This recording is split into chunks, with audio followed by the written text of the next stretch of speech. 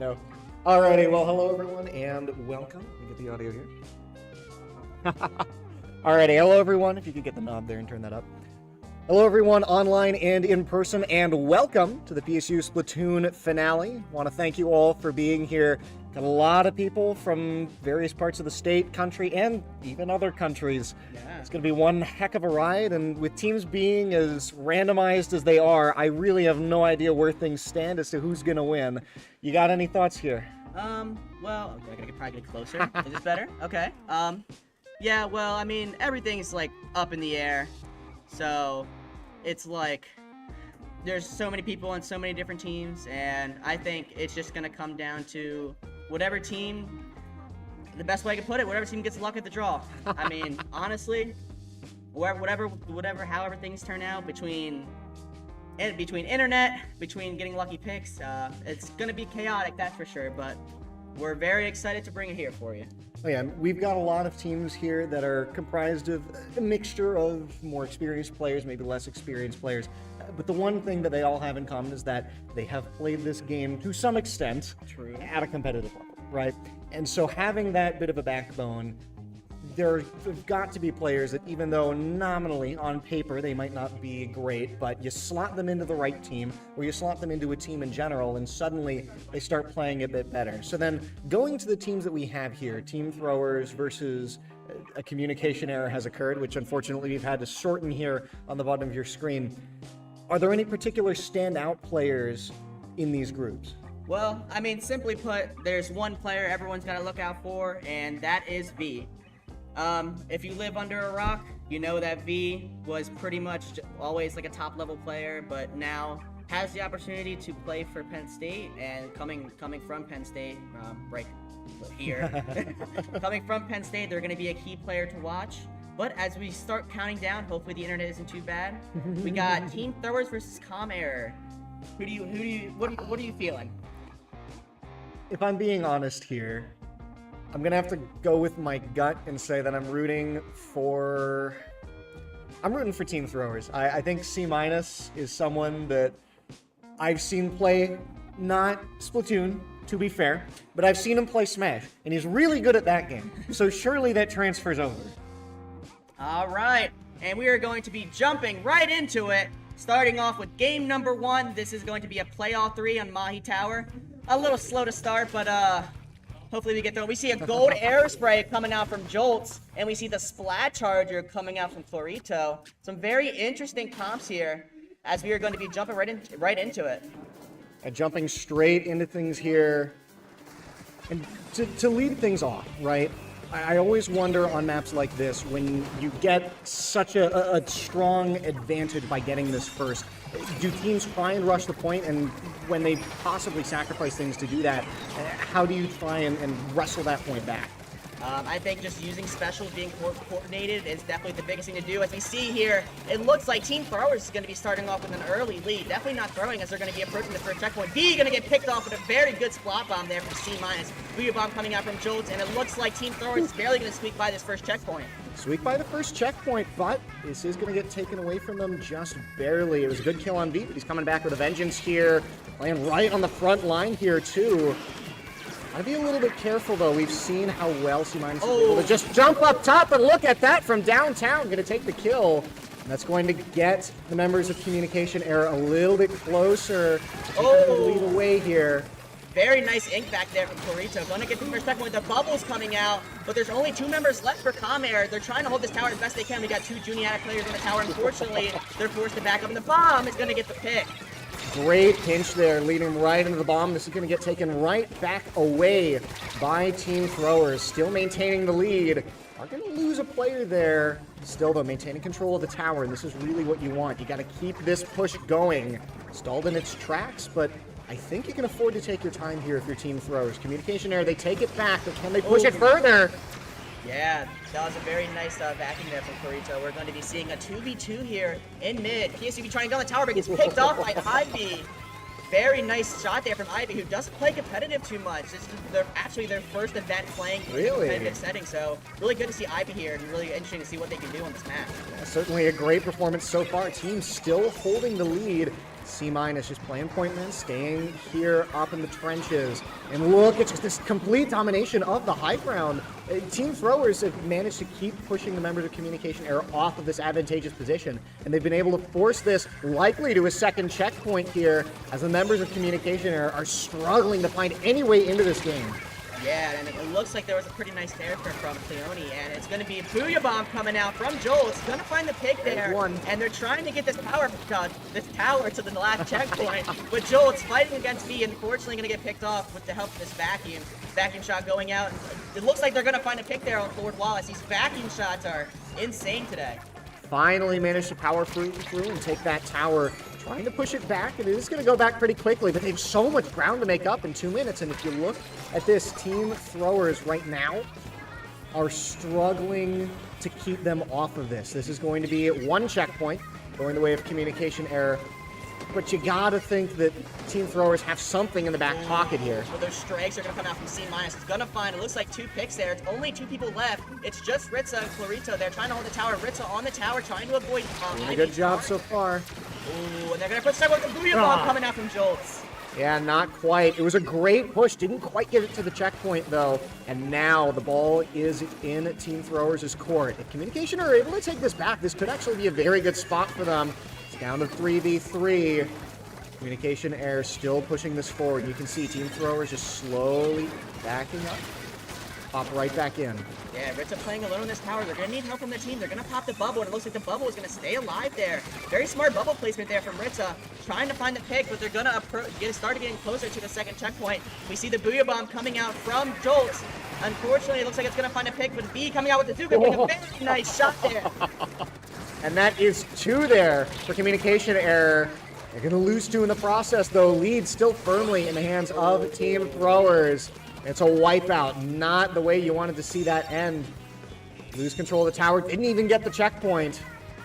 Yeah, and now with Team Throwers in the driver's seat with only 45 seconds left. There's a very nice snipe there coming out from Clarito. Ritza trying to play aggressive, trying to get this tower from Ivy, but Ivy holding on to it as best they can. They're going to get Ritza with an ink mine, but now Team Com Error is back on the move.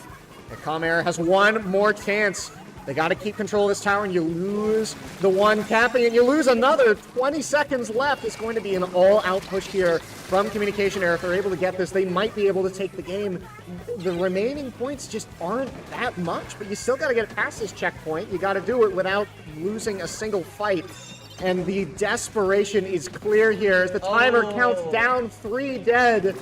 Communication Error, unfortunately, going to be disconnected from this point. Yeah, Ivy's going to get on that tower, and it looks like that Team Throwers not throwing. They're going to be taking the first game of this set.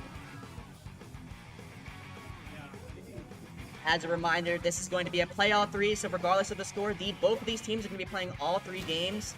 Glad to not see any disconnects, but Team Throwers starting off with a very strong 1-0. Very strong 1-0, and we saw a bit there, right? Some performance from V that was really driving things forward, but you had mentioned a lot of the time, this wasn't just those star players that we talk about, right? It's the coordination between the rest of the members. The amount of times where an important team member would go down to a snipe from someone else and just completely stop a push in its tracks. That's really what you want to be seeing more of. And I mean, the control that Team Throwers have managed to have on a lot of these points just can't go understated. And it's actually very interesting because I actually talked with a few of the members on Team Throwers, and I quote, what Team Throwers said before this was that we're cooked, we're not beating V. But despite that, they have taken the first game of the set, and they're 1 game away from taking the set. Yeah, and if you're 1 game away, you might even have a little bit of room to play with you, right? Maybe we're not going to see outright trolling, but it gives you a little more comfort, and sometimes it can let you play a little bit more aggressively, right?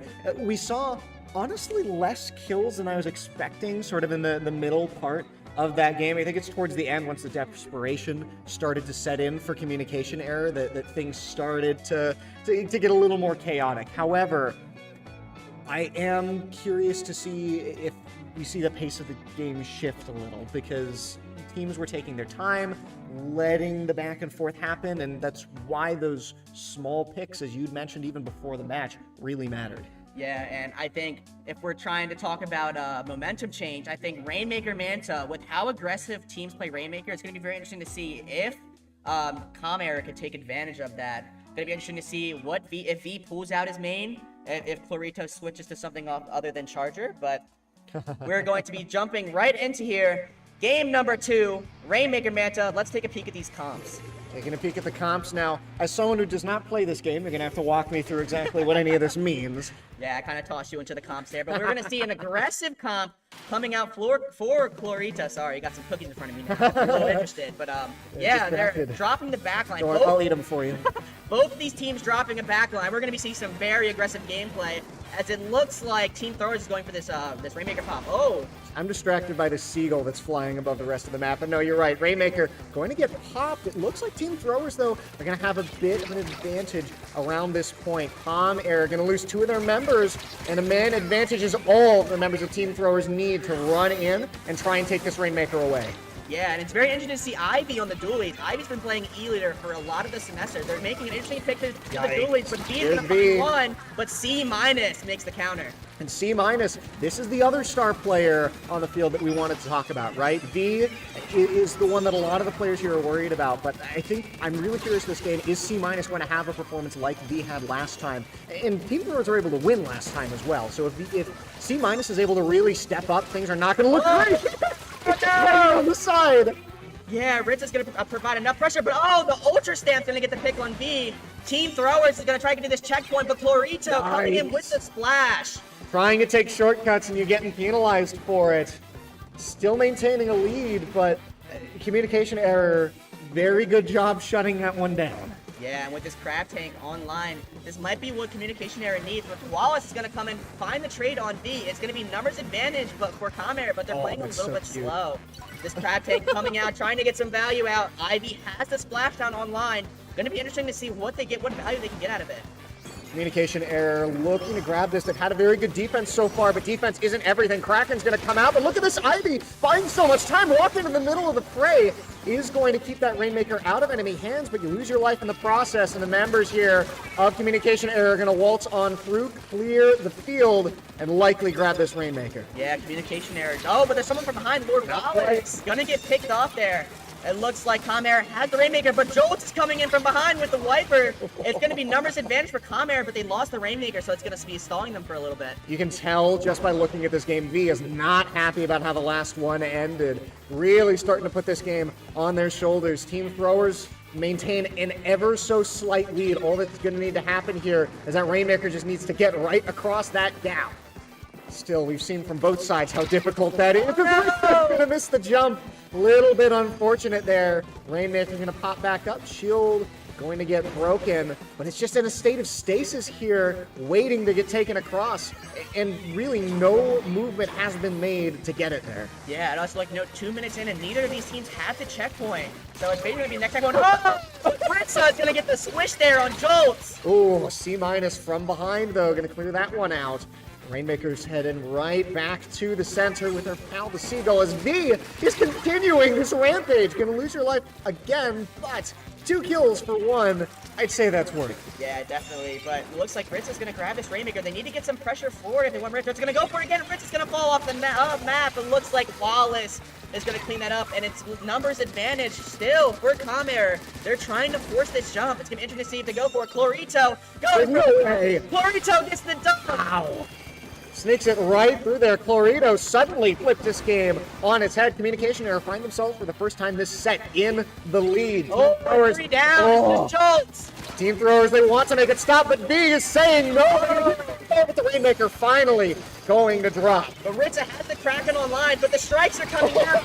Everyone's going to get picked off. It's just V left on top of what it is best they can. Trying to find anything, but they're going to get picked off. That's still a great push there from Comair, and it's going to be a wipeout. Well, V's good, but a 1v4 not going to go your way. Unfortunate there, but still 11 away from the finish line. And with just a minute left, this is a tall mountain to climb here for the members of Team Throwers. Communication error, put themselves in an immaculate spot. As look at this, grabs the Rainmaker right off the Kraken. Unfortunately, not going to get too much value out of it. Yeah, now Ivy in a really good position with this splashdown. They're going to try to pop it to get a pick. They're Right, going to find one, though. And it looks like Ritz is calling out Ivy trying to get a push. double. Oh, no. Gonna lose the Rainmaker here. Clarito, the one who got it in, the one who's gonna keep it out, keeping a hold on this point in the Crab Tank. All you really need to hold the point here. This Rainmaker just going to stay here. In fact, gonna go back into the hands here of Communication Errors. Team Thrower at 20 seconds. It's just a splash left for Error. It looks like Team Throwers is going to try to go for this easy checkpoint, but there's a lot of pressure still coming in. They're going to get the dunk, and with only 10 seconds left, it's just V. Just V. This is it for Team Throwers. This is their chance. They have to get this all the way over. Got to get it past 11. The members of Communication Error are here. It's just one fight that they need to win, but no, they lost. Team Throwers is going to sneak by, and they're going to take the set. Goodness gracious. Right at the buzzer. Oh, man. Wouldn't have it any other way. It's got to be a heartbreaker here for Communication Error. You came so close, but at the very end, the game slips away from you. Yeah. Yeah, Communication Error played a really strong match there, but unfortunately, it's going to come down to the last second, and Team Throwers is going to put the icing on the cake. They're not going to be the Throwers anymore, and they're going to start Pool A with 2-0. There's still one more game left, so that's going to affect tiebreakers. They can still, Error can still make this 2-1, but to potentially affect their seed in the elimination bracket. But just insanity here as we're going to be moving to Clam Blitz Mahi Resort. Ooh. So Clam Blitz has always been the curious game mode to me, right? It's the least traditional of them. It feels a little more arcadey. However, that does make for some very fun strategies and I think some unique interactions. Considering what we've seen so far, sort of the solo carry elements coming out from V, do you think that lends itself to these Clam Blitz games? Yeah, like when the objective is a little more flexible, I think that's where V thrives. Like I think V is going to be able to move around left and right. However, I also want to give a shout out to Clarito there with that very strong dunk and using the Crab Tank to stall. I think them switching from Charger to Splash was a good decision and it allowed them to get all the way down to 11.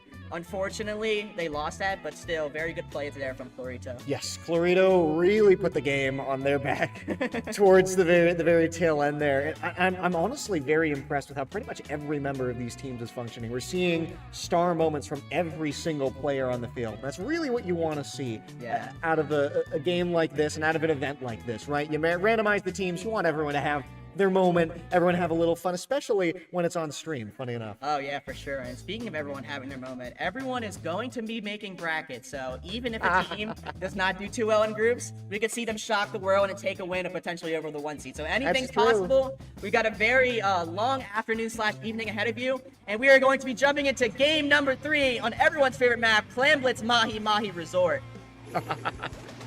Here we come. Now, we saw dualies coming out from Ivy last time. Do we think we're going to see that be run back here, or does this lend itself a little bit more to that low methodical play? I'm honestly surprised. This is one of Ivy's favorite maps for E-Leader, but they're going to be running the M-Parry dualies. Really? Trying to stick to that aggression, as we see both teams. No range here on Clam Blitz Mahi, as it looks like the beacons are going to be set up there from Ritza. Yeah, trying to just take this middle ground, get that slightly advantageous positioning. The Team Throwers already off to a very good start here. 2 kills off the bat. You're going to get control of this middle zone. That's going to be a very great boon as they collect the clams, about 10 in their pockets. Off to a good start. Yeah, but it looks like Error is going to be defending it pretty well. We see the Crab Tank coming out from online from Pluto. Already? Yeah, Crab Tank already coming out. How fast is that? I mean, it's a splash. You get it like every 2 seconds. They're going to find a pick there, trying to find another there, but that's going to create the opening for Ritza, but unfortunately, they're going to get picked off. Gonna get picked off. However, Throwers still, well, okay, I said everything crashed down. It's a wipeout. Communication Error taken completely off the board as Team Throwers hold on to every single clam on the map and they make their way over, trying to get over to the barrier. They break it, and look, 57 remaining. That's an incredible start. A very strong early push there as we see Clarito trying to take matters into their own hands, but V trying to get some position. And the bomb is going to call out Ivy's jump. Yeah, well, Team Throwers aren't the only ones who can throw here, I think we're learning. Yeah, Team Throwers off to a good start. Communication Error, though, they have been able to fight back. But this game is not off to a great start. Looking for picks here, but I think we've seen Ivy with these dualies, and that's enabled Team Throwers to really play a lot more aggressively, right?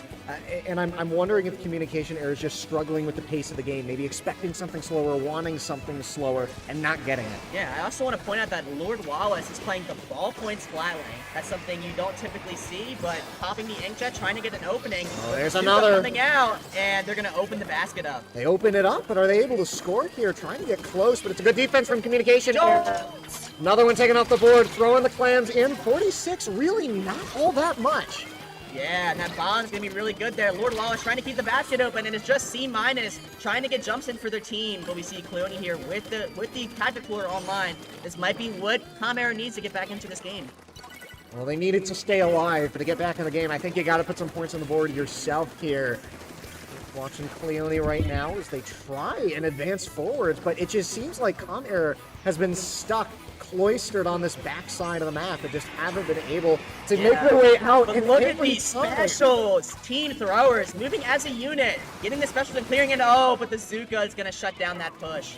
I'm constantly impressed by Team Throwers' zone control here, just able to completely control an area when they choose to do so, and I think the build's really leaning into that. Is that potentially why you choose something like the dualies as well? Does it bring with it a special that does that? I think with the zone control that both the T-Tech and the Gold Airspray provides, if you can get the dualies in there, it can, with the splashdown, it's going to be a lot of value. But Ritza is going to be getting called out by two players. Oh no, they don't get the trade there.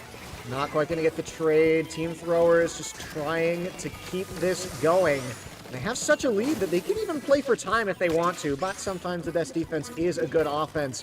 Football in hand, looking for an avenue. Going to lose one member, though, so likely going to need to wait a little bit. Double kill from downtown by V. Yeah, that's going to be what Comair needs to get in, but they don't have that many clans. Cleone has 7, but they need to toss it to the teammates. Oh, but Ritza stole the clan from Cleone! Yikes, and that's a double kill. You hate to see it happen, but that's just how teamwork works, right? You come into things, Team Throwers, just a little bit more on the same page here in communication error, having some communication errors themselves. Yeah, but V here trying to make something happen, but it looks like, was that Jolt? Right. Jolt with the aerospray? Insane. Jolt's finding the pick there on V. Looks like Team Throwers going to be playing a little more safe with only 55 seconds remaining. You can see here Jolt's just trying to paint the town orange, moving around, collecting these clams. Really been the point man this game, right? Your job is to collect seashells by the seashore and get our team points. Oh man, what do you think you are, Dr. Seuss? Holy moly. But yeah, we're going to be seeing Comair trying to have these specials. Look, they got Kraken too. Oh no, but 2 of them go down. It's V getting the pick there on C-, but trying to help their teammate. Oh my goodness, I can't talk. Oh, V getting picked off. Oh my god, 20 seconds left, pure insanity. 20 seconds left, and this is looking like it is slowly receding out of the realm of possibility here for the members of Communication Air. 15 seconds left. They have one chance to score 69 nice points on this goal, and I don't think, Jay, that they're going to be able to do so. 5 seconds remain, and as the timer counts down, Wait a second, they got the pity clam. Now they could. Crack and cheese. Overtime waiting for it. V trying to keep this claim alive. There's going to be one down. Make that. Oh no, Joel stays alive there. V trying to make something happen, but the strike's coming out. This coordination from Team Throwers. And with only about 2 seconds left, Clarito trying to make a play. He grabs it and he goes down. The Team Throwers is going to take a dominant 3-0 there. A dominant 3-0. Unfortunately, my attempt at a climactic ending is foiled. However, either way, Team Throwers really proved themselves to be a very strong team here. And like you said earlier, they came into this expecting that they were the ones who were going to get 3-0'd.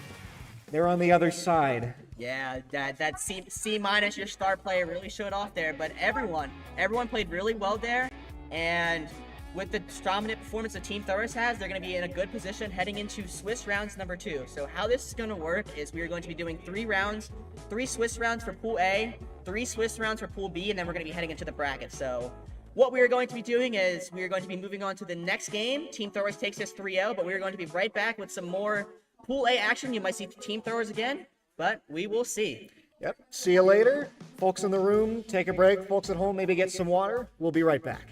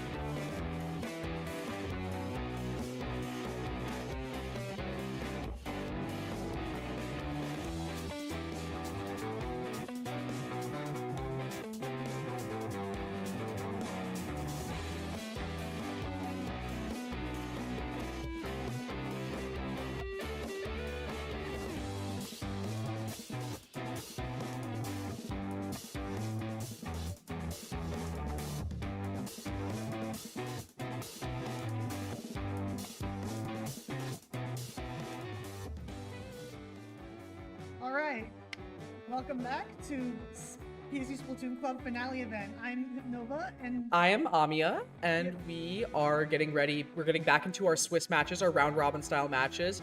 We got coming in hot as their name suggests, into the new match, and we got Comair back in the game, ready for another round of games. So let's tune in and see how they're doing. yeah, Comair trying to run it back. Since they had a bit of a rough set last time with team throwers who were not throwing. They were not throwing, no. Quite yeah. misleading. Very misleading. So, you know, they're hopefully right now they're going to be like, you know what, may have lost our first set, we'll run it back here. It's coming in hot.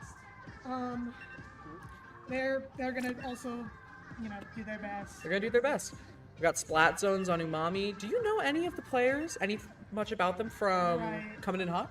So, I know two of them, Sonic and Nokia. I've personally been on a team with both of them. Sonic, very aggressive. They mostly play, you know, swords like Mint Decab, Stamper, and they play very aggressively. And actually, Nokia, who, spoilers, is his sister, plays mostly Flinger Roller. She may play Splatana Wiper Deco on occasion. She likes missiles. All right. But she's like the opposite of Sonic. She's very passive. And then of course we've seen on Comair, we've seen V before. Very aggressive shot player. Also plays Squeezer. So yeah, we're gonna go right into it. Sounds like it's gonna be a really, really aggressive game coming out. We got rollers, we got Splatanas, we got shots, and we got dualies. It looks like it's gonna be a very, very mid to close range fight going on here. Oh yeah, with the coming in hot does have a range advantage with that pencil. So, Gotta love that pencil. Yeah, so as long as Comair is able to work around that, they should be. As long as they got that pencil range, they should be able to hold the zone pretty strong. Yeah, B playing very aggressively, going immediately into the other team's dome, although falling back. Falling back, looks like they couldn't pick up a kill there. But Blue is still maintaining. Comair is still maintaining really good control over these zones. You know, they've got their base set up, and coming in hot is struggling to get onto that zone and get some good turf coming. Oh yeah, because while they may have a range advantage, sometimes you know having that extra aggression is helpful, especially on such a lockout heavy map. We got Sonic. Looks like Sonic's going. Oh, Sonic gets one. Ritza. Poor Ritza. Another one. Two down. Having the jump. A third. Oh, Sonic's coming in hot. They're just warming up. Sonic is coming in hot. Oh, misses the crab. But he gets the crab. Is he gonna get the jump? Oh my god, He is coming in hot. God. Sonic picks up 6 kills in less than 30 seconds. That is insane. He is Just tearing through their backline. Yeah, like I said earlier, he is probably the most aggressive player on this team. He will hold forward and just kill anyone within his line of sight. God, that's terrifying. I mean, but he goes down. Goes down to a bomb. Although they are going to take the lead here. Cooler coming out on the side of Comair. Wonder if that Cooler will make a difference. With that one down, they are going to be able to cap the zone here. Oh no, Ritza goes down. Alright. Ritza goes down. Sonic once again. Sonic back at their front line. Oh, with the Zuka! Zuka coming in with a trade, able to slow them down a little bit. Comair able to reclaim the missile. It's just going back and forth right now. No one really able to get a clear advantage. One goes down. Those penalties are not going anywhere. Sonic going in again. Coming in hot! Coming in hot! Will they pick up a kill? Getting a trade. It's just V left on the shot. Getting pressured by this pencil. Jumps coming in. They got their Zuko. Will it make a difference? Maybe? They don't pick up a kill, but they do get some good pressure with it. It looks like their team is starting to move in. Yeah. Ritza with the Kraken. Looks like they're going to be able to neutralize the zone. And Cooler coming Cooler out along with the crab. Crab, Kraken, Drinks. That's 3 down instead of coming in hot. That's going to allow Comair to get that zone back. They managed to cap the zone, but they did use 3 of their specials to do so. Ritza popped Kraken. We got the crab tank from Flora. We got Drinks as well. So it'll be interesting to see if they can hold off, and especially with Sonic coming in hot. Oh, but they go down. Yeah, looks like the penalty is running out on the side of Calm Air. All of a sudden, it's going to be neutralized by these strikes and missiles. But do they take it? Do they claim it back, or are the penalty gonna? Oh, the trade numbers even as it's just trench warfare here. As they just fight over the zone, although it looks like coming in hot. we've been getting some good turfing, but does go down to the pencil Yeah. on orange, unfortunately. Looks like coming in hot. Oh, Sonic's going in. Oh. Oh, we just missed that wonderful play of his. And the penalty going right back up on the side of Calm Air as coming in hot is able to take the zone back. It does look like Calm Air is doing a pretty good job of holding the zone for long periods of time, but just not enough to get rid of that penalty and then take the lead. Yeah, although since they do have a decent lead of around, like That's 12 points, so while it's not like the best lead, as long as they're able to just Oh, Sonic's coming in hot, making sure that lead stays in their control. Yeah. I mean, as long as they just slowly wind down that lead, insane. They call it a decapitator. That was a decapitation. Hit the crab tank with the French imperialism technique. To the guillotine. To the guillotine with you. Alright. Seeing Nokia on the flinger roller with the missiles. Was she popping this? Oh, Zuka no. coming out from B. Zuka is pretty nutty. He's really good at getting in. Zone, finding one. Every time we switch to Kasonic, someone on the peanut blue gallery team just dies. coming in hot. And someone Ritza dies. picks up the kill on Sonic. Ritza getting a kill. That's my comfort character. Yes. Yes, Ritza. Oh, the missiles coming out. Oh no. Oh, 7 seconds. Can Blue take it back? Calm Air is gonna have to retake the zone here if they want to keep this lead. Oh, they got overtime. Oh. And Calm Air takes the win. That was an insane match. It was coming in Hot's favor the entire time with that last minute loss. They were just able to take it back. I mean, it was a neutral the entire time, and even though they did have the lead, it wasn't big enough where, like, once Calm Air was able to get rid of that penalty, it didn't take that long for them to just get the lead back. Exactly, yeah. Once they were able to whittle that penalty just down and down, that was it. They were able to get that lead back and just get a win out over Coming in Hot. Yeah. Looks like we will be going into our second game soon of Ship-Shape Cargo Company Tower Control. What do you feel about this map and mode combination? First of all, I don't think I've ever heard someone say company when referring to the stage name. Sorry for being proper. No, it's funny in a good way. But what do you think of this map and mode combination? I'm curious. So this map, so the thing about this map is that it is fairly snowbally, especially once you get past that first checkpoint. It's like each checkpoint is a bit of a choke position. Yeah. So like it'll just be probably just a bit of a bloodbath, people dying left and right unless one team has just an obvious advantage. Once you get past that first checkpoint though, it is very easy to just snowball get a very easy lead. And then once you get to that second checkpoint, again, it'll be really hard to get past it, but once you get past that, it'll be really hard for the other team to be able to make a comeback from that. So getting that second those two checkpoints will be key. With Kasonic tearing through the backline the way they do, I think that Coming in Hot might be able to take that first checkpoint pretty quickly.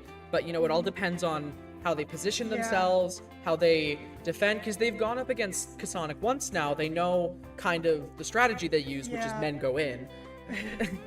But they make it work, and we're gonna head into our second game right here. Especially since what we saw with Kasonic specifically is like, yeah, he can get those like 8 kills in like within the span of like a minute, but then like he also has the potential to get shut down fairly easily. So it's just about making sure that you get those picks, even if you do go down in the process. Any changes in their comp? Looks like there's a ZNF charger coming out on the side of Calm Air. Ooh, that'll be fun to is see. not changing their comp, which makes sense. It worked well for them last round.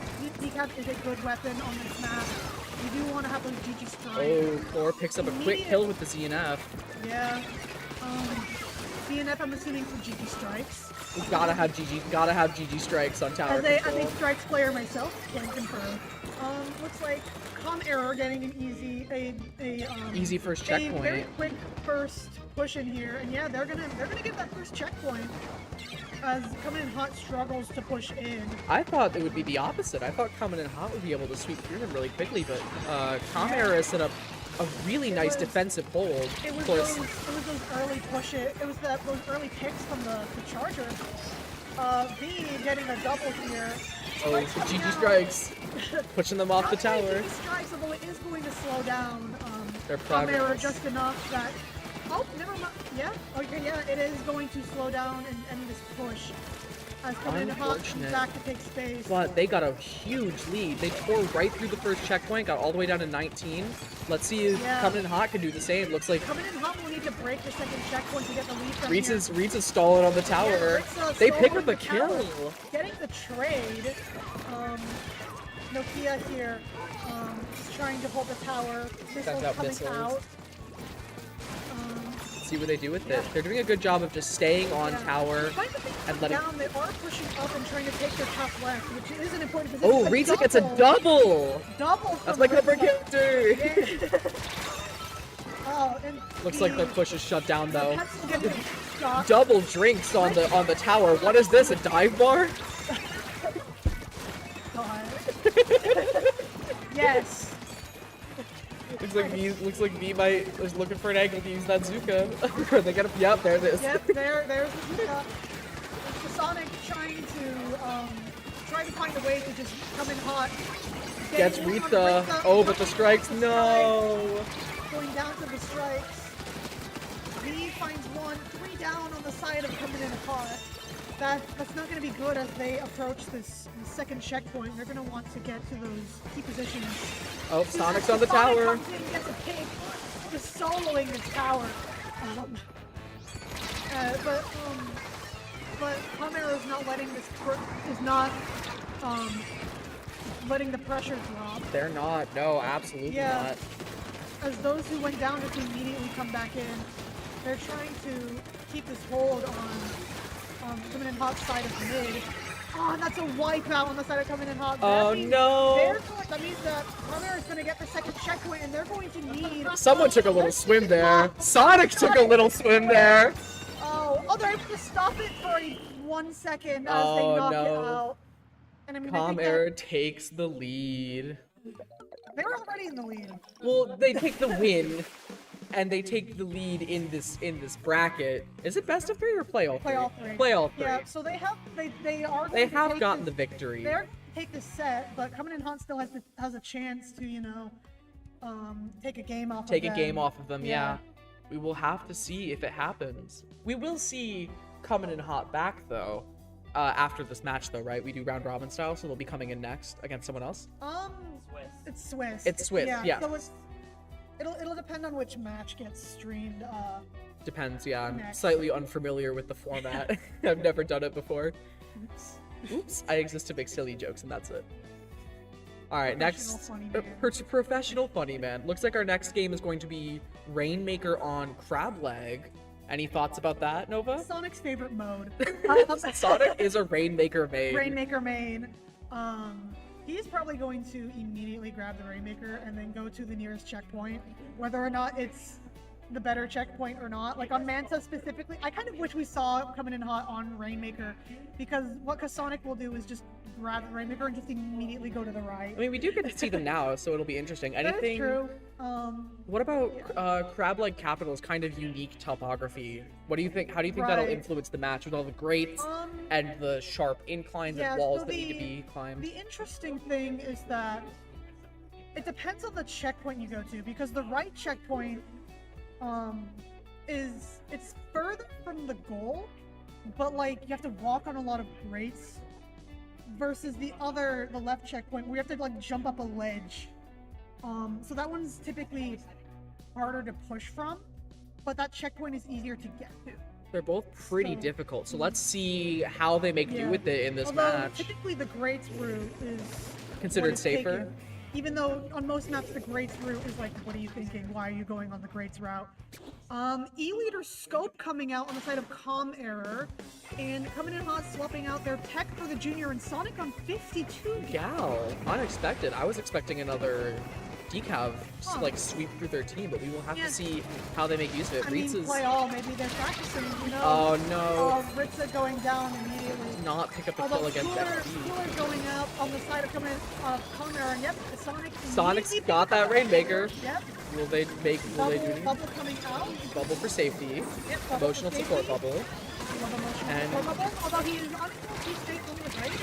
Oh, he goes down on the grade. Yeah, it goes down to the Zap, although there was also the roller trade. Roller trade. Unfortunately, Yeah, Flings or- that just although outranges the Flings Kraken. Seems to going down to the shot, actually. Actually, And interesting. then the shot going down to the pencil.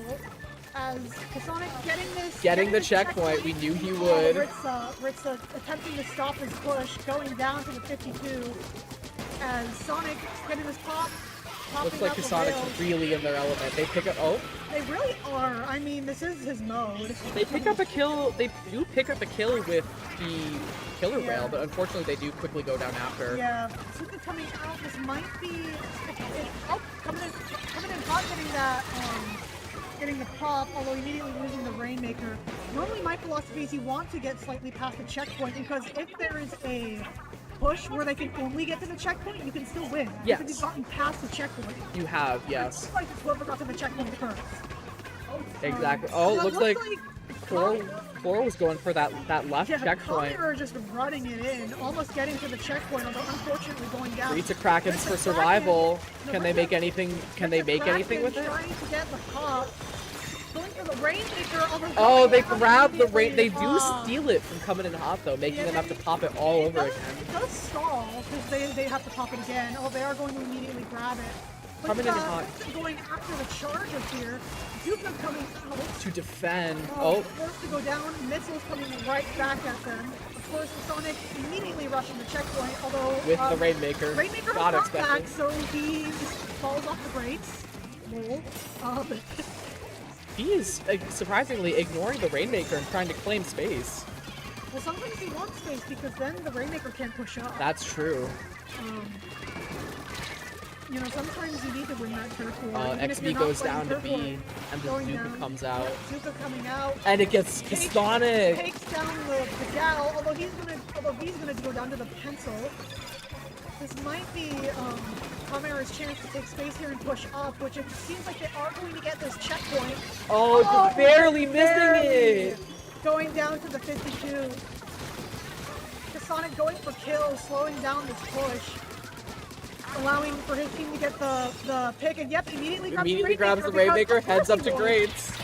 Yep, Oh, that is what he does. Just barely doesn't make it over that lip and dies. Although he is moving the Rainmaker to a more forward position for his He team, is. which will at least make it'll take longer for Kamera to actually To be claim a able to, lead, yeah. Oh, but yeah, Palmer. trying to go for the checkpoint again, going down. Oh, again. wipe that's a out. wipe out on the side of Com Error. This will be really bad for them as if Team coming in hot is able to utilize this to win points. Looks like Com Error is coming in pretty quickly though. Me getting forced down, although getting a bomb pick on the Rainmaker. He tries to go for that jump, but doesn't make it in time. Looks like Com Air is doing a pretty good job of getting this Rainmaker though, and it looks like they're gonna maybe learn from their mistakes and try and go for the right checkpoint. Yeah, the right checkpoint is typically easier to get to because it's harder for the other team to defend it. Or slipping People and coming out. Flora's Yeah, slipping and fighting sliding all over that checkpoint, but they do claim it. Yeah. Trying to rush the Rainmaker again for a lead. The timer ticks down on only 45 seconds left. At a 5-point lead Yeah. for coming in hot. It really could be Coming in anyone's hot, game. just trying to stall here. It seems like with the Sonic just dropping into the pit, getting shot at by the entire other team as he goes down to the leader. The leader finding another. So this Rainmaker's in a really bad spot for them as they're going to have to try and get it all the way back up onto the grates. Looks like Core is doing a good job of covering them though. Trying to get rid of any threats. Yeah, trying to aim at this pencil here, which is probably the biggest threat on that team for the cooler and the paint pressure. Gotta Although love. they're gonna have to get this top here, which it looks like they are, as much as coming in hot trying to slow it down. They're gonna have to grab the Rainmaker here, though. They As don't. coming in hot grabs it, giving the win. Takes the win. Giving the game win to coming in hot. What a set. Yeah, you know, coming in hot, showing like, hey, you know, we may have lost this set, but you know what? They're gonna we're not- come back with a ferocity. Yeah, They're gonna. we're gonna show you that we're not pushovers, you know. And like their name, they're gonna come in hot. They did come in They hot. did come in hot. I am excited to hopefully see more Yeah. of them. Especially because Rainmaker is seemingly their best mode. It is their best mode, so I'm hoping to get to mean- see. I mean, Sonic. Yeah, gotta love Kasonic on Rainmaker. Yeah, Sonic, Rainmaker. Yeah. So with that, we will close out this set. We will be right back with our next Swiss match in Group 1 with the even Yeah. teams. All right, we will be back shortly. Bye.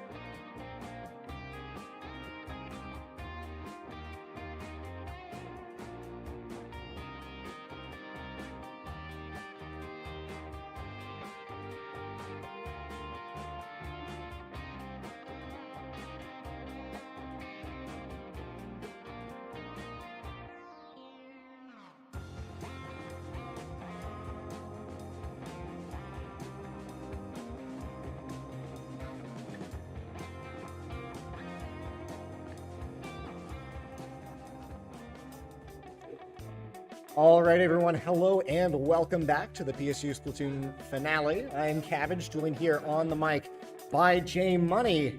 We've got a pretty good game here between Team Friendship and Team Throwers. Now, J Money, give me a little bit of an update here. How are these two teams doing right now? All right, so both of these teams are 2-0. So this is going to be the battle for 3-0. The winner of this game is 99.9% sure they are going to be the 1 seed coming out of this pool. So we got two 2-0 teams. We got a new team in Team Friendship, a team you've already seen in Team Throwers, and it's going to be very interesting to see what both these teams bring to the table. Very curious, especially considering that we only have 2 groups as far as I understand, Yes. right? So you win this, you've guaranteed yourself either first or second seed in the whole event. Yeah. Seems pretty good. Yeah. And looking a little more into this team, so you got Team okay, then one's gone. Oh, we can boy. still look into the team. No Yeah, we worries. can look into the teams. Taking a little bit of time. We got on Team Friendship. Wait we a second. Hold on. Something's not right here. It's nervous. I was gonna say Yeah. 3v4.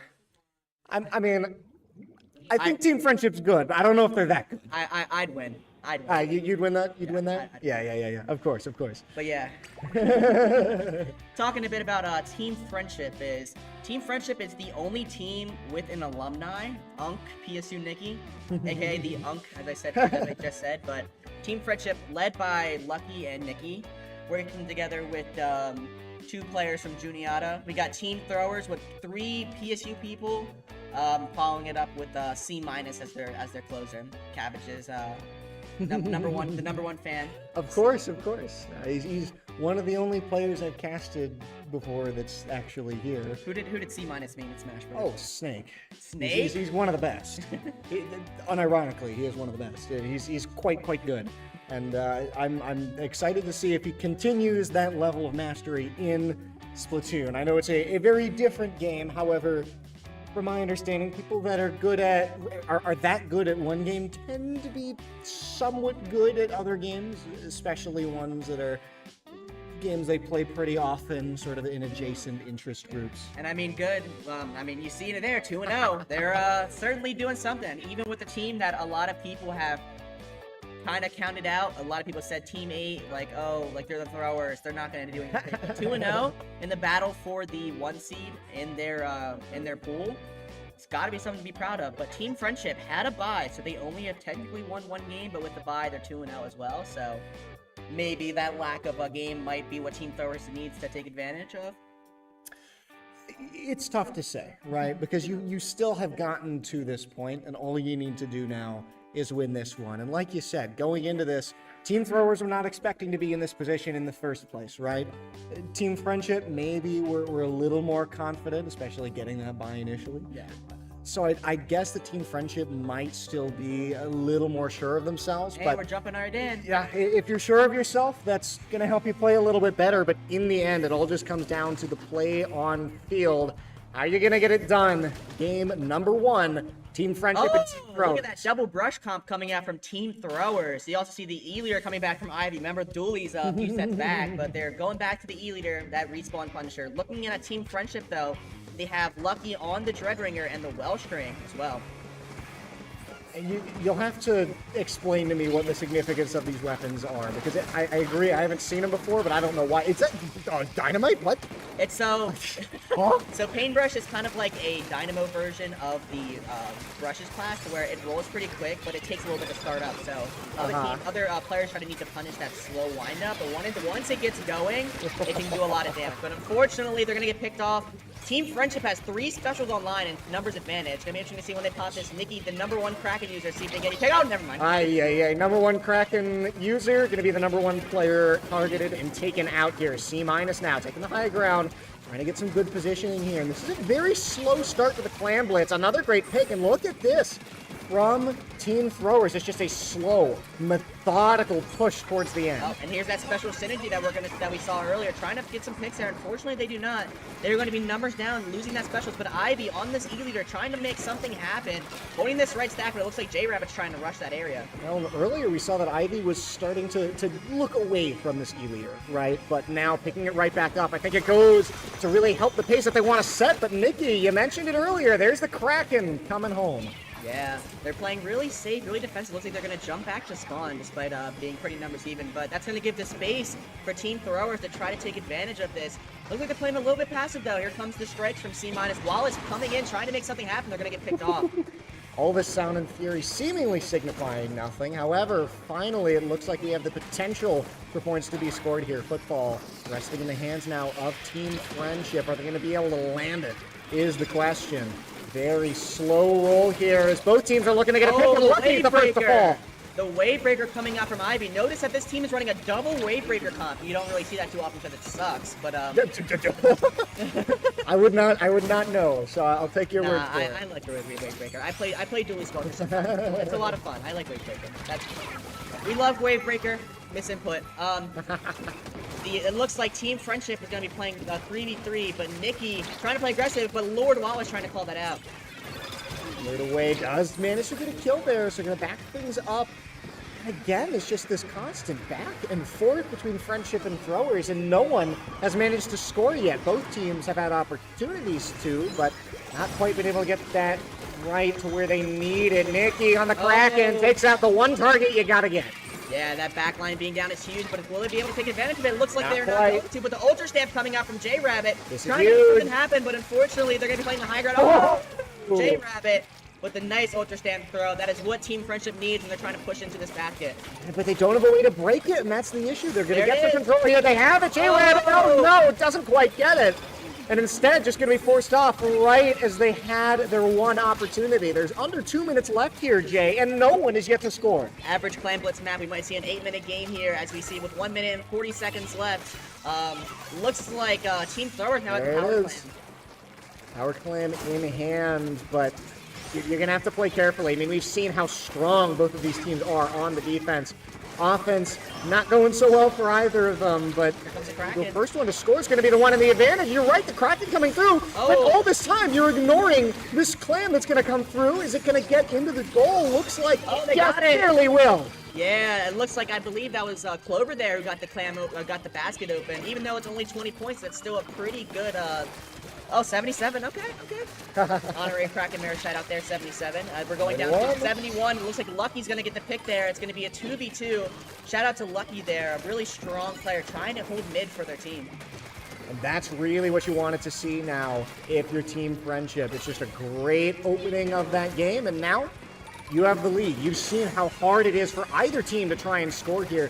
You just need to maintain a stranglehold on this lead like you have just this entire time till now.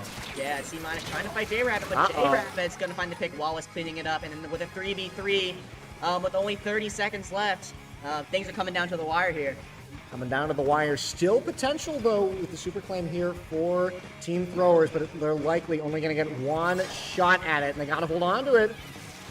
Keeping a hold, Jolts moving back and forth, but he has to stay back.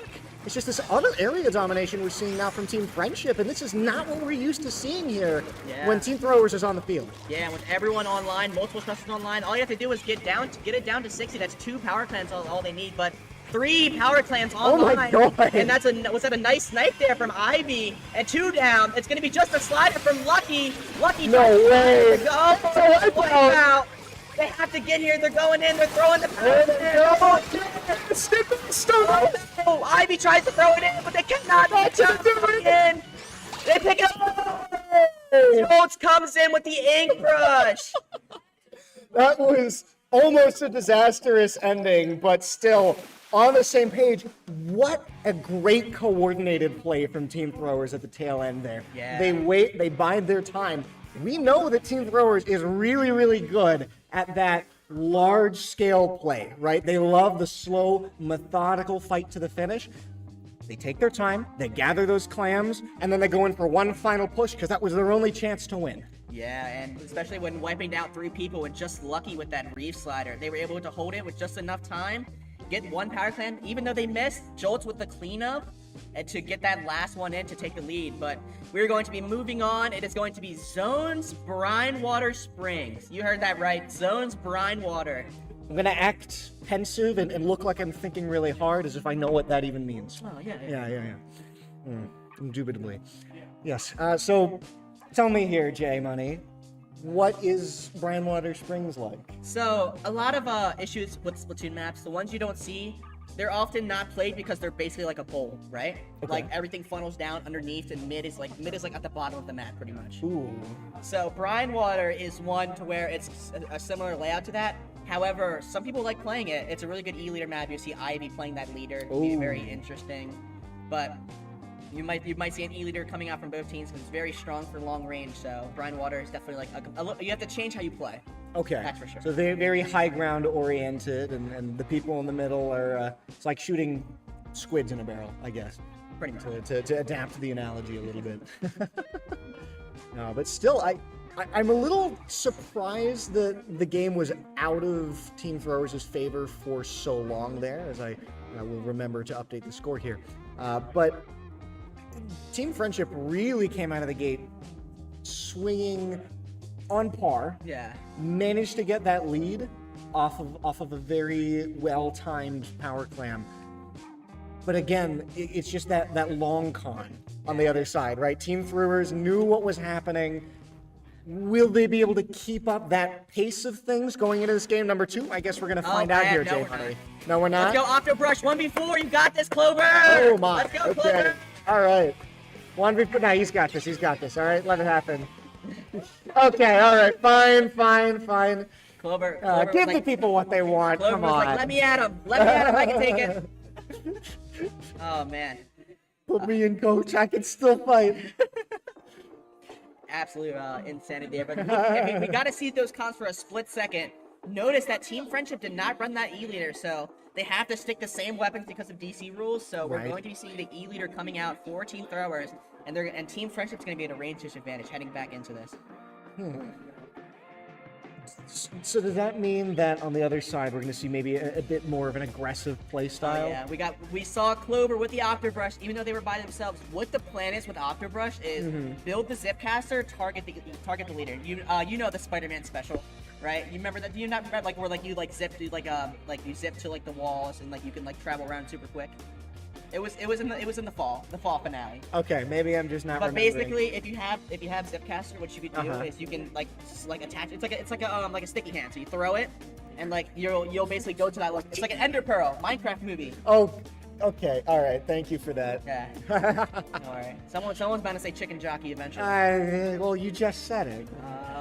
All right. But I think I see what you mean. And the curious thing to me is whether or not this is playing too much into Team Throwers' hands, because now you're ceding the long game to them.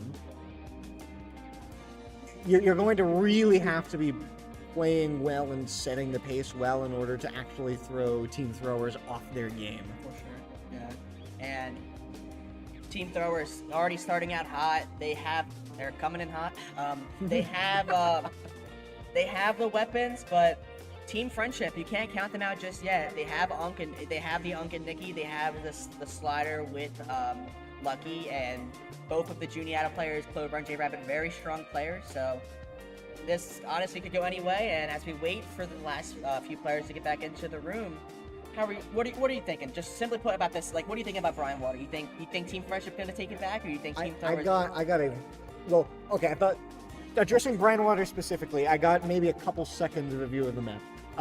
In terms of who's going to take the map, I think that combined with what you're saying about how the map likes to play out, right? You want to go for that longer range play style, starts to lend itself maybe to less aggressive weaponry, some of the longer range things. Yeah. The fact that Team Friendship hasn't brought as much of that, and the fact that Team Throwers does better within that kind of a paradigm, I think this game is really going to come down to, is Team Friendship able to get in and stay in and play the game at their pace, or is Team Throwers just going to utilize that high ground, lay down fire from on high, use those specials to clear out the point whenever things get too hairy?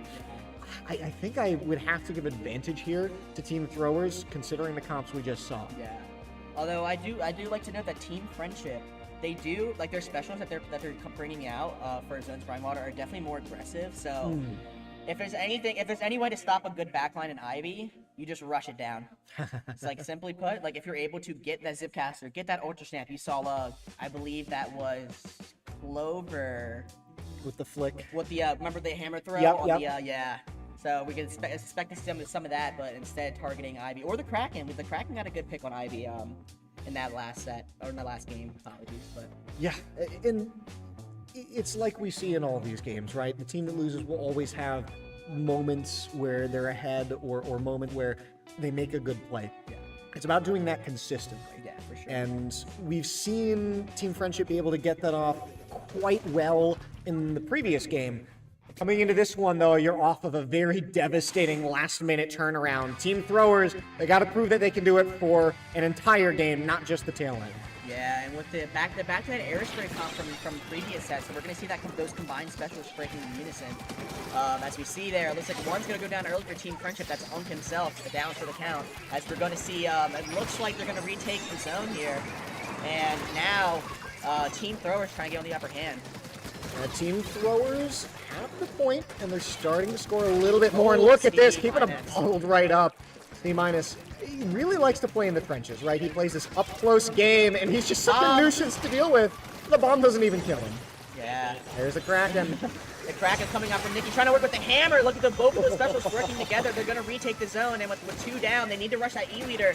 Looks like Lucky's trying to do so, and with the Reslider online, but 2 going down, Team Throwers going to get the zone back. Excellent usage of the specials there from Team Friendship, able to completely wipe that point clean of enemy presence. However, Team Throwers, they're the ones who are going to have to respond here. Looks like specials are in line for both teams, though, so advantage is in the hands of Team Friendship. Team Throwers, gotta see some of that flash in the pan. Team play, Clover, not quite getting what they wished for. Team Throwers is knocking this points remaining down to 50. C- leading it for Team Throwers, but Lord Wallace gets a trade there with the Ultra Snap. Team Throwers up front. Gets a trade there, and I think more importantly, buys so much time there for the members of Team Throwers to keep scoring on this point. And here's Clover using that Spider-Man combo like you talked about, trying to get to the back line. Yeah. It does manage to get here, and that does take the attention away. Great interception there from Jolts. Yeah, with Lucky being the only one left, trying to work with that Ultra Stamp. They need to cap this zone soon. They need to cap it quick, but Ivy Plush making 1 down. Ivy Plush make it 2. Oh my Ivy goodness. Plush getting that double, and they're going to take that dominantly. That was an extremely quick game. That was what, under 2 minutes? Yeah. Goodness gracious. Team Throwers came out the gate swinging.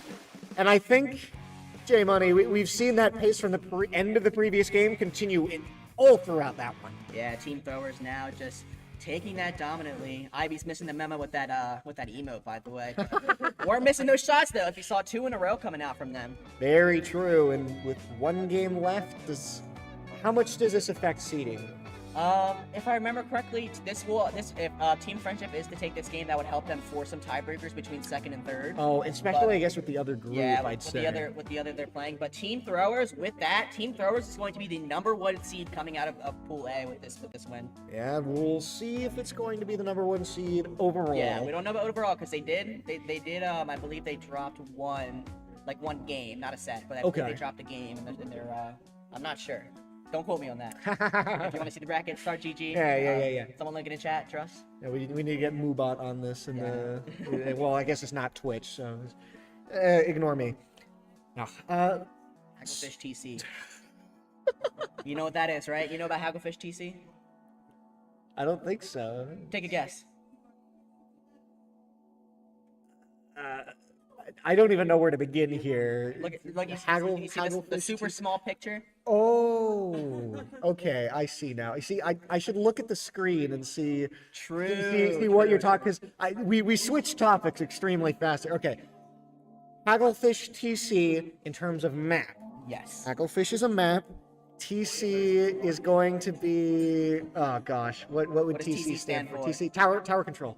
Hey, all right. I'm not that old, okay?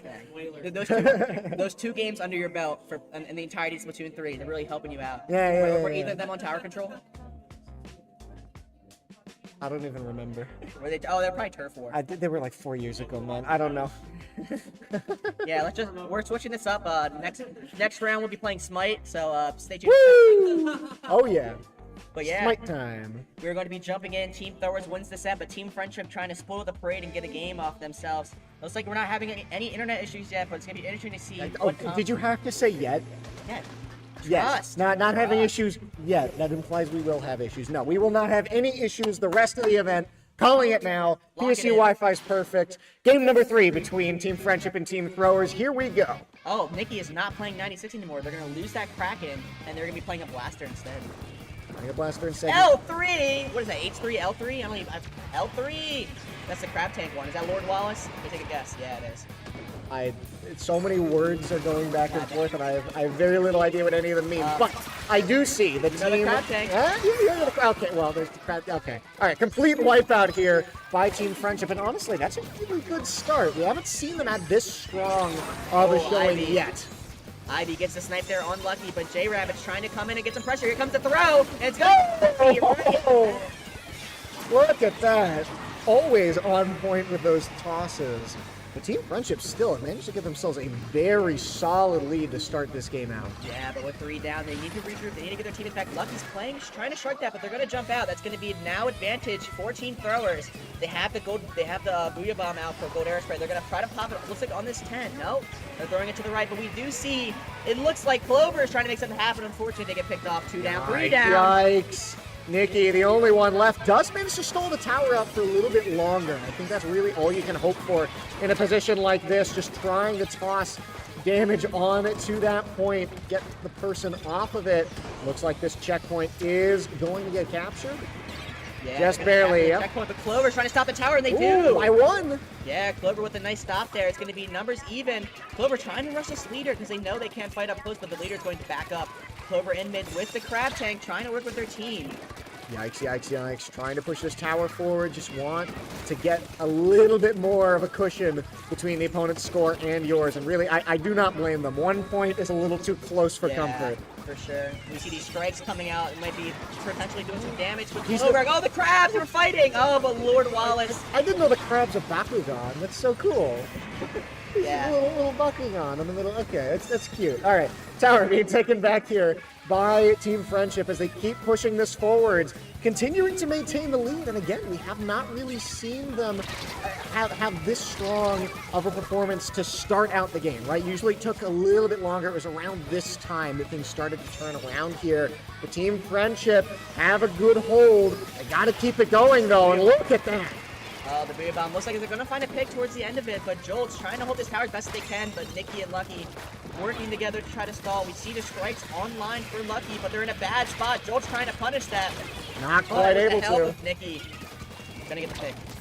Gets the pick here, Lucky, trying to hold down the point, gets one, and they keep pushing this tower forwards, pushing it all the way towards this 58 mark. Want to push it even farther, push this lead and make things a lot more difficult here for the member of Team Throwers. But there's 2 specials online for Team Friendship that Crab Tank's out, but I don't know where they're at to provide, but I think they're on the tower.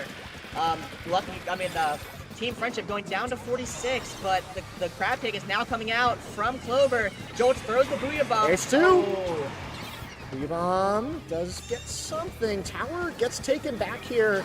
You lost 2 members, so it's going to take a little bit of time, but it seems like Team Friendship isn't able to capitalize on this as well as they've wanted to. Finally, going to push this in to the point. The hammer is going to come on down. Rabbit going to get a kill. The toss not going to come through, but still, this is a very solid lead now for the members of Team Friendship. They're going to keep this going. That's a kill on his way out. Wow, really good flick there. Oh! That's huge here. Going to keep pushing this tower through. Team Friendship starting to look like they might be able to win this, pushing towards the last checkpoint. J-Rabbit on the tower by themselves, trying to hold it for as long as they can. They're getting to the checkpoint. Oh, but they're going to get it down to 13. Very strong push there from Team Friendship. Very strong push, and it's a lot of ground now that needs to be made up by the members of Team Throwers. Certainly not an insurmountable wall, but they've not been this far behind yet this set. Yeah, with Lucky being called out, they're forced to jump out, but this might be what Team Throwers needs to get back into the game. Oh, but There's 2 2. go down. Nikki's trying to hold the left, J-Rabbit trying to hold the right, but Team Throwers is going to start moving this tower. Hold your horses here, J-Money. This could end up happening slowly but surely, but you gotta do it all in one push. Only 25 seconds left. Things are going to get interesting, They're but it gonna be looks tight. like one's going down. One member goes down, but you gotta hang on a little bit longer. And look at that, 3 specials in the pocket here, J-Money. You lose a member though, and another special isn't gonna get anything done. Down to 1, 2 members down. Oh, but they have these GG strikes. If they use it at the right moment, that'll save their team. But going down, going to 50 and counting, they need to get their team back. They need to get these respawns. Lucky this is popping the close. strike on the tower, and J-Rabbit with the help of Lucky. There it is. This game. We see it happen every time here. Those map-wide control specials this time are going to nail a win here for Team Friendship. However, really something to look at going later into the day, how teams are able to leverage that, because when you're newer to working together, might be a little bit harder to come up with a cohesive strategy like that. Yeah, for sure. And I think it really started to come together for Team Friendship. I like to give a shout out to Lucky and J-Rabbit working together to collapse on that tower, which was good enough for them to get a game on the set. So Team Friendship's going to finish 2-1. Throwers is going to be 3-0, and with that, we're going to be moving to the second pool. We're going to see a lot of new teams, and I think coming up first, we're going to be seeing Sonic and Sega All-Stars Racing versus name. Hey, I can't help you here. Wait. TMI. Sonic and Sega All-Stars Racing versus TMI coming up next. We'll be right back in just a moment. Don't go anywhere.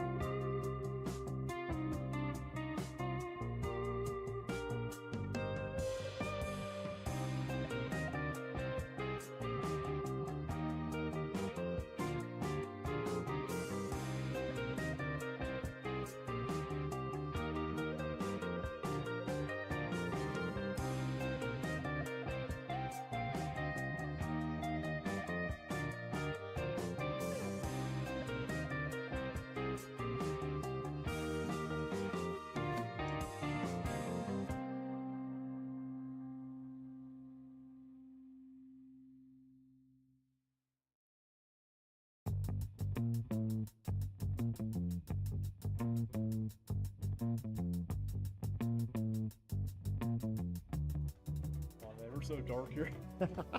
All right, everyone. Hello and welcome to the PSU Splatoon Finale in the dark as our camera starts to adjust to the fact that there are now people in front of it. Welcome back. I'm Cabbage, joined here on the cast by Wallace. We've got a match for you in the second group of pools, a match between Extended Warranty and... I don't... Is it just Shadow Spiral Fish? Is that the full name? No, Shadow Spiral Fish. There's like 5 fishes in there. Of course there is. All right, yeah, because people can never make short names, right? They have to be really long and complicated, and I always have to shorten them. Yeah, so your car's extended warranties expire versus Shadow Spiral Fish. See, I'm not saying those full No. names during the cast. That's not... You We could not... have the fish and warranty. You could pay me to do that, but I'm not being paid, so I'm not going to do that. Okay? I think that we can agree on that here. As our teams load in, I'm not again familiar with the rosters here. Looks like we are going to be in tower control on Mako. Okay. Mako? Yeah. Mako Mart. Mako Mart. Okay. Guess Already off to a great start with pronunciation. Mako Mart is a very, I guess, AOE weapon favored map. Okay. You see a lot of fry sloshers, buckets, weapons that can shoot over ledges easily, like rollers. Urban warfare kind of. Yeah, because a big thing to note here, this is a very strong sword map. And Andrew on the Shadow Spiral Fish is a sword player. Okay. So That would be an advantage to their team. didn't we see Sonic in the previous pool? I guess you were playing in the previous pool. But I remember we saw Sonic in the previous pool really making some great plays on the sword here. I'm curious to see that if we're going to see something similar, especially because it's on a map that really favors the weapon. I didn't get to see them because my yeah. team won all 3 of our matches. Oh, well, my team we was didn't good. run. I didn't get to encounter him anyways. Goodness gracious. Alrighty, well, teams are getting ready. Between the two of these teams then, you say that there's a particular advantage because of the fact that you have a sword player and a sword map. Is there anything else that really jumps out to you? Well, I guess this is tower control. And on the other team, J13 primarily plays Neo Splash. If you know anything like Splatoon 3, it's like Neo Splash gets a lot of strikes. And strikes are really good in tower because before the strikes at the tower, the other teams need to get off or they die. Okay. You just stop the enemy team's push if you have strikes. I think we saw that at the very end of the previous set as well, right? Yes, indeed. Strikes happening on the tower just completely clears it off. Strikes on tower, you just need your push is dead. When it comes to the way these teams like to work together, then, Wallace, when you think about they're relatively new, these are going to be the first sets of the entire day, they've had a bit of time to warm up. If you're relying on something like that that requires it to be used at the proper time, in the proper place, do you think these teams are going to have the coordination to be able to get that done and make it happen? It really depends how much they practice together. Like some teams before this events were practicing together every single day. And you have other teams like Team Throwers where we met like twice and got cooked in both of our Oh boy. Yeah, well, you're still doing pretty well, so Yeah. practice only gets you so far, right? True, it Some does. of it is just how you perform on the day. And that is something else to discuss, right? Because you're coming into a LAN event, everything's in person. One, you have to deal with a situation that's different from where you are when you're at home, right? It's live, playing in a different room, playing maybe even with a different dock and a different monitor, right?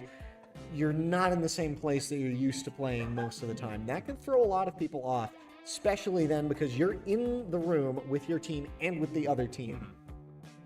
Yeah, because I guess part 2 is that when you're in the same room, you know, everyone's just yelling over each other. There's a lot of noise. Yes. The noise is a big, Huge issue. big It is issue. very loud. You got to be able to still stay focused here on the game, and that's one of the things that we see the longer the tournament goes on, right? People get a little bit better at settling in. They become more comfortable both in their play and just in the pace at which things are going, right? Yeah. Because we're waiting on Solid right now. They made a comment as soon as they started the match. So now we're stalling for time as we wait. Oh, yes. Them to get back in the room Well, that's all we really can do, right? Is just Yeah. try and provide some sort of entertaining banter for the folks at home and the folks here in person in the audience as we wait to get everyone back into this lobby. Going back, Wallace, you mentioned the map, right? Being that urban warfare, you really like those AoEs when people are funneled into those tiny areas, right? If we're looking at a map like this, I don't know how well you know the players particularly, but I know are there I know any- the Penn State players, but not these other school players. okay. Because another player I know here is Keelan. Keelan primarily plays, I guess, Jet Squelcher, which is a very long, it's a long-range weapon, but I don't really think this is Jet Squelcher's best map. And the question at that point is then, do you play the thing you're comfortable with? Or do you play the thing that on paper is better, but you might not necessarily know how to use as Is well? that, again, it really depends on the map. Because, this isn't the worst Jet Squelcher map. There are worse maps. I think you can make it work here, but I'm not a fan of Jet Squelcher on this map. Square peg in a round hole. Yeah, mostly. Jet Squelcher, he wants to take advantage of long, flat terrain. And the terrain here is very bumpy. You can make it work, but again, cost benefits. You switch over to a weapon that's better here, like a slosher or sword, or do you stick with the weapon that you're comfortable playing? My opinion is always play comfort, especially when you're on land. Because that's the other thing. There's so many extra variables that have been added to this equation where now you're more stressed, you're in a different environment, maybe your monitor's different, you're not able to communicate as well with your teammates. You're on PSU guest Wi-Fi. Yes, exactly. And so now trying to take that and then also add in the fact that now you need to play with an additional handicap, which is you're playing with a weapon you're not as good at. Yeah. Even if it's on paper worse, I think it's usually better just to go with something that you're more comfortable with. Because the rule of the question in this map, is not the most lookout heavy. But given, in the center of the map, there's two stacks, one on each side. Holding those stacks is crucial. They're the only base of high ground in the middle of the map. If you take the enemy team's stack, they'll have a hard time pushing up until they retake their stack. Alrighty, things are starting to take a bit, so we're going to send things to a quick break, but don't go anywhere. We'll be right back with this set. Break. Other wreck. I got that.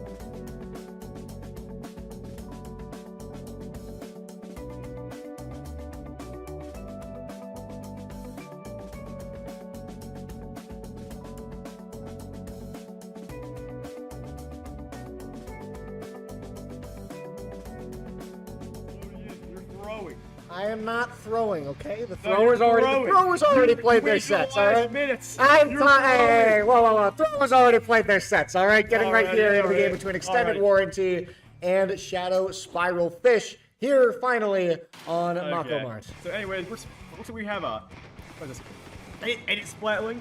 What is it? Neo Splash. Force Pro and Carbon. Carbon really nice here. A classic red shooting weapon, very sneaky. I just saw Pancake on the Carbon just got a pick. That gets a pick immediately, and this is a great way of just gathering space for the team, right? Comes from Oh, behind, and and a DC. unfortunately, Yes, we have a you get. DC. As we absolutely love the Penn State Wi-Fi. We can't- apologize as we're trying to get things figured out here. This is the football game, man. They're gonna get a whole bandwidth. Has to be. It's all the Smash players, trust. All the people playing without Wi-Fi There's in the sweaty other side of the building. players playing without any Wi-Fi. They're killing the bandwidth. They're gonna need to tell them to get off the Wi-Fi.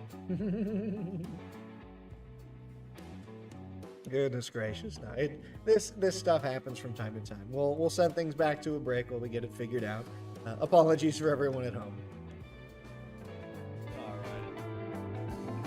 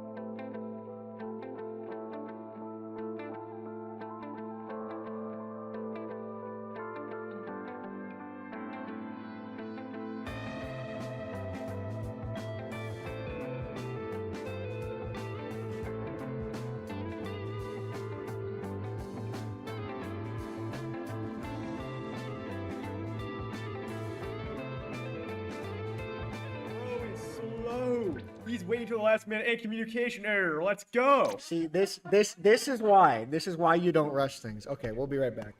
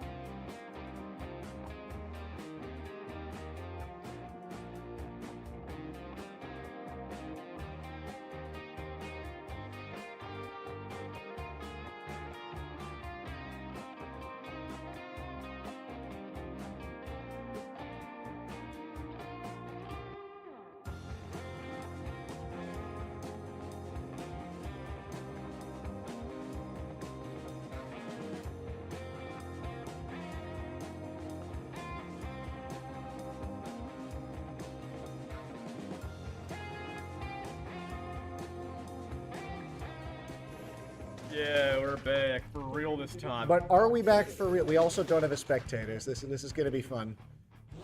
Does anyone here know how to use spectator controls? Because I certainly don't. We're just going to get the top-down view. Oh, no, he's here. He's here. Alrighty. We are so back. We are finally actually into the game. No DC. No DC. Look at this. It only took a half an hour. Time is relative. Anyways, we're here. The fish are one down right now. Ooh, and it's just the pencil. The question is, will Extended Wolf be able to capitalize off this? Look for the brigade to push up and to put the cooler down. That's not usually where you want to put the cooler. Because cooler has a 10-second cooldown. You want to place it forward so the tower runs over it. Reset the cooldown. Now Shadow Spiral still maintaining their lead. They're going to push us a little bit further. Extended Warranty maintaining their lead over Shadow Spiral. Going to push us a little bit further. Shadow Spiral try and fight back. Take the point back away. However, it is locked right now at the checkpoint. Control taken back, but stolen right back away. they're help their push a bit more. And it's freed on the fish stack. Still, though, lead in the hands of Extended Warranty. Members of Shadow Spiral are going to start scoring points themselves, though. Keep pushing this forward, and with 2 kills now, on to the members of Extended Warranty. They have a lot of room to go here. There is going to be a DC. But we're going to keep on playing them. This is a huge disadvantage for Shadow Spiral Fish. This honestly might just spell the end of the game, especially considering that there were a lot of problems that have been happening pretty much the entire set here. Slow push forward, and honestly, I really don't think the members of Extended Warranty can do all that much to stop them, as the battle is going to be ended. Well, my guess... Calm error is the story of today. Why don't the calm error stop? Why when the football game starts? Look, I'm gonna guess here that, as unfortunate as it is, if this continues to be a single player who keeps disconnecting, unfortunately the game's gonna have to end. Yeah. Not quite sure though. We'll send things to a break and we'll be right back. For real.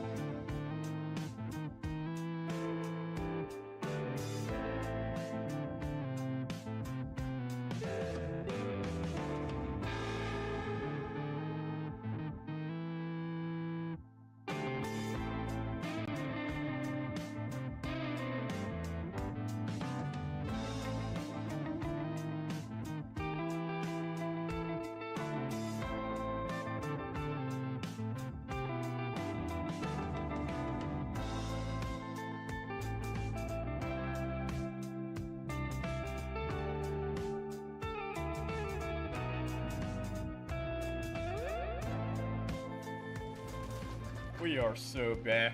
This time, there will be no DC, trust. Well, even if there is, they just got to play it out, Yeah. unfortunately. We only have 2 DCs per sets, and they've used both theirs a long time ago. Yep. Now, you will notice that Vapor is technically, well, no, this is Vapor's account that's playing. One of the players is on a different Switch now, simply because their Switch was the one that kept disconnecting, and we're hoping that in this case now we should not have any DC issues the rest of the set. So finally, we should be able to get into this pretty and easily. It would appear that it's numbers equal right now. Both teams are down with very few players. But it would appear that the fish are pushing up. Yeah, Shadow Spiral Fish immediately get a great start here. Push this all the way up to the first checkpoint. Are going to lose control of the tower, though. The question is whether or not Extended Warranty is going to be able to start pushing this back. And it doesn't look like you're going to lose 3 members right off the bat. Fish is up by like 3 players. That's a huge advantage. Yes. The question is, will they be able to capitalize on this? And they're probably going to clear the first checkpoint here easily. Yeah, there it goes. Checkpoint number 1 goes down. And out comes Strike with Extended Warranty. That's where to end their push a bit right now. The question is, will Extended Warranty be able to push back in the middle? They get 2 kills. That's a great opening. They're going to get a third. Oh, and the last jumps out. This is just what Extended Warranty needed to neutralize the situation, you know? The Shadow Spiral Fish, look at that, coming in with a vengeance. And you mentioned on the extremely long little desk segment that we had there how good these zone control specials were going to be, and that stops this push dead in its tracks. Extended Warranty are looking to try and get back on top here. It's just very risky. Out come the strikes. That's the start of their push. Now get the booyah ball. That's huge. That's just one way to throw it. They throw it at the pencil. That's big here. The pencil is the longest range weapon on this field. Look at this, though. Extended Warranty managed to push up to the checkpoint. They lost the tower, though, despite getting 2 kills there. A little bit unfortunate. Looks like they will be able to get the checkpoint. However, can they push this beyond 62? Members of Shadow Spiral Fish got to do something to stop it. They take the lead. The question is, will they be able to push past the second checkpoint? That second checkpoint is in a nice little ditch there, you see. Very hard to defend the tower when it's there. Extended Warranty, look at this. In a run and gun, very close quarters fight there. Somehow everyone makes it out of that alive.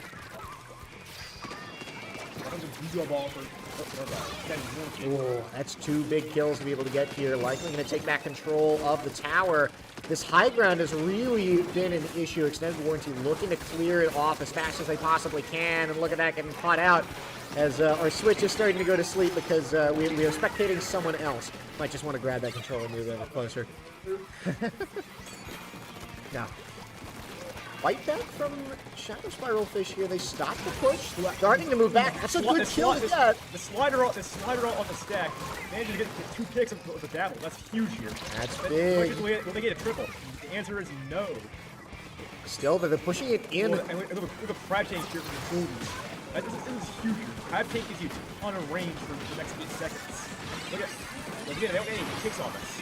Don't get any picks, and in fact, the tower starts pushing the other direction, which is really not what you want to happen when you use a special like that. Let's get some no picks. Let's get some very bad for that slot. Yeah, still, though, manages to get a kill off the back end, trying to push this further into the enemy base, because in 1 minute 20, we're starting to come up on what could be the final pushes of the game. The Fish are numbers up. The thing is, they need to get that lead. They're so close, yet so far away. Very close here, Wallace. Patient play. Keyline going for the flank. Is he going to get it? Re-slider right now. On the tower. Now, you don't really see that. Zone, doesn't work on tower control. Still, though, going to keep pushing this. 49, 48. It's going. 44. Not going to get the lead. Just barely 1 point away, and that could be big here. Only 49 seconds remain. Members of Shadow Spiral Fish, they have to be able to wrestle back control and get one final push to get to that checkpoint. Crab tank for Fish. There is. You get one kill. They need to push up in this crab. They probably have 1 chance left to win this round. 1 chance left. Ball's in their court. They have possession of the tower. Trying to move up in order to push this past that one little bit. They can reef slide. The question is, will they be able to get beat out of this? Not quite. Look on top of the point, just getting completely cleared off. That is a huge loss. That is a huge loss for Shadow Spiral Fish to Fish. This is going to be a There's very... 10 seconds left on the clock. They need to go all in to take this tower back. It's a desperate last-minute play here as the members They- of and Shadow they do Spiral this. Fish claim it back, get a kill. They lose one in the process. The problem is they don't have any map control. Flanks from the tower Ay, are all ay, ay. still held by the war team. So this is probably a dead push here. Trades are still even, but not quite. And the extended warranty picks up the first game. Not quite able to get that final push. Unfortunate loss by just one there. So many other ways that could have gone had they stayed on just a second longer at the very end. However, game's still going to go the way of extended warranty. After that game number 1, extraordinarily close here, Wallace. It went down the wire. I can see this going either way. Now, given the Fish should not run their sword here.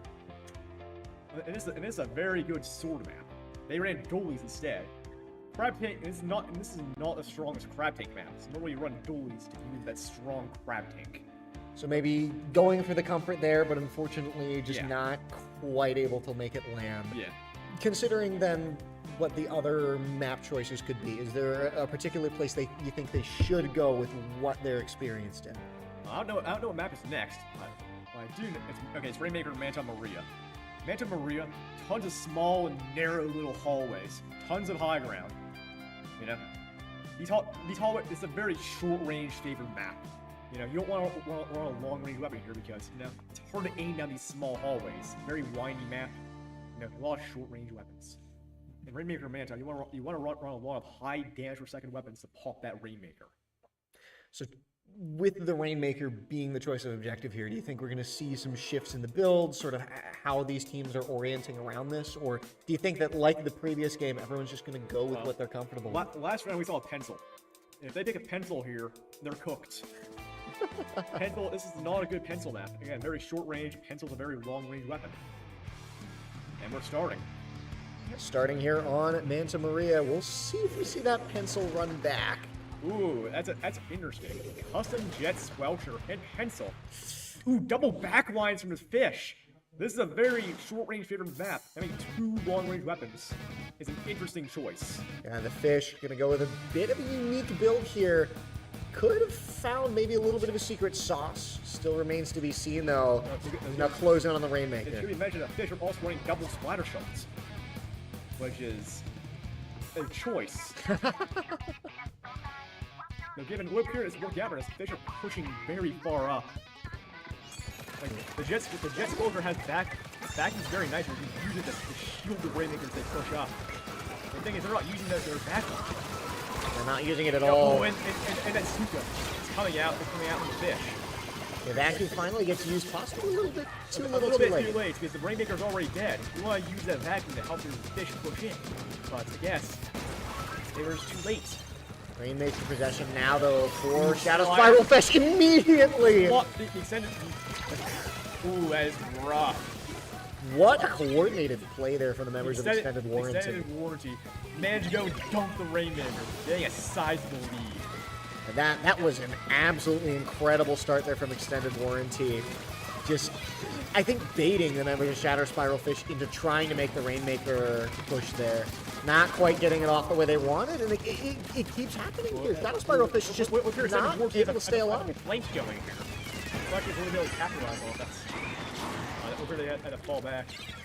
Oh, and look here at Extended Warranty. You managed to get the push back. You gotta push it up, and you're just gonna lose it right off the bat. Man, Extended Warranty really putting the pedal to the metal this game. Look here, Shadow Spiral Fish have a vacuum. They can try and push up again their vacuum. This is where you want to use your vacuum to help push the tower. But again, they're not using the vacuum until it's too late. That would be a crucial mistake on their part. Rainmaker in possession here for the members of Extended Warranty.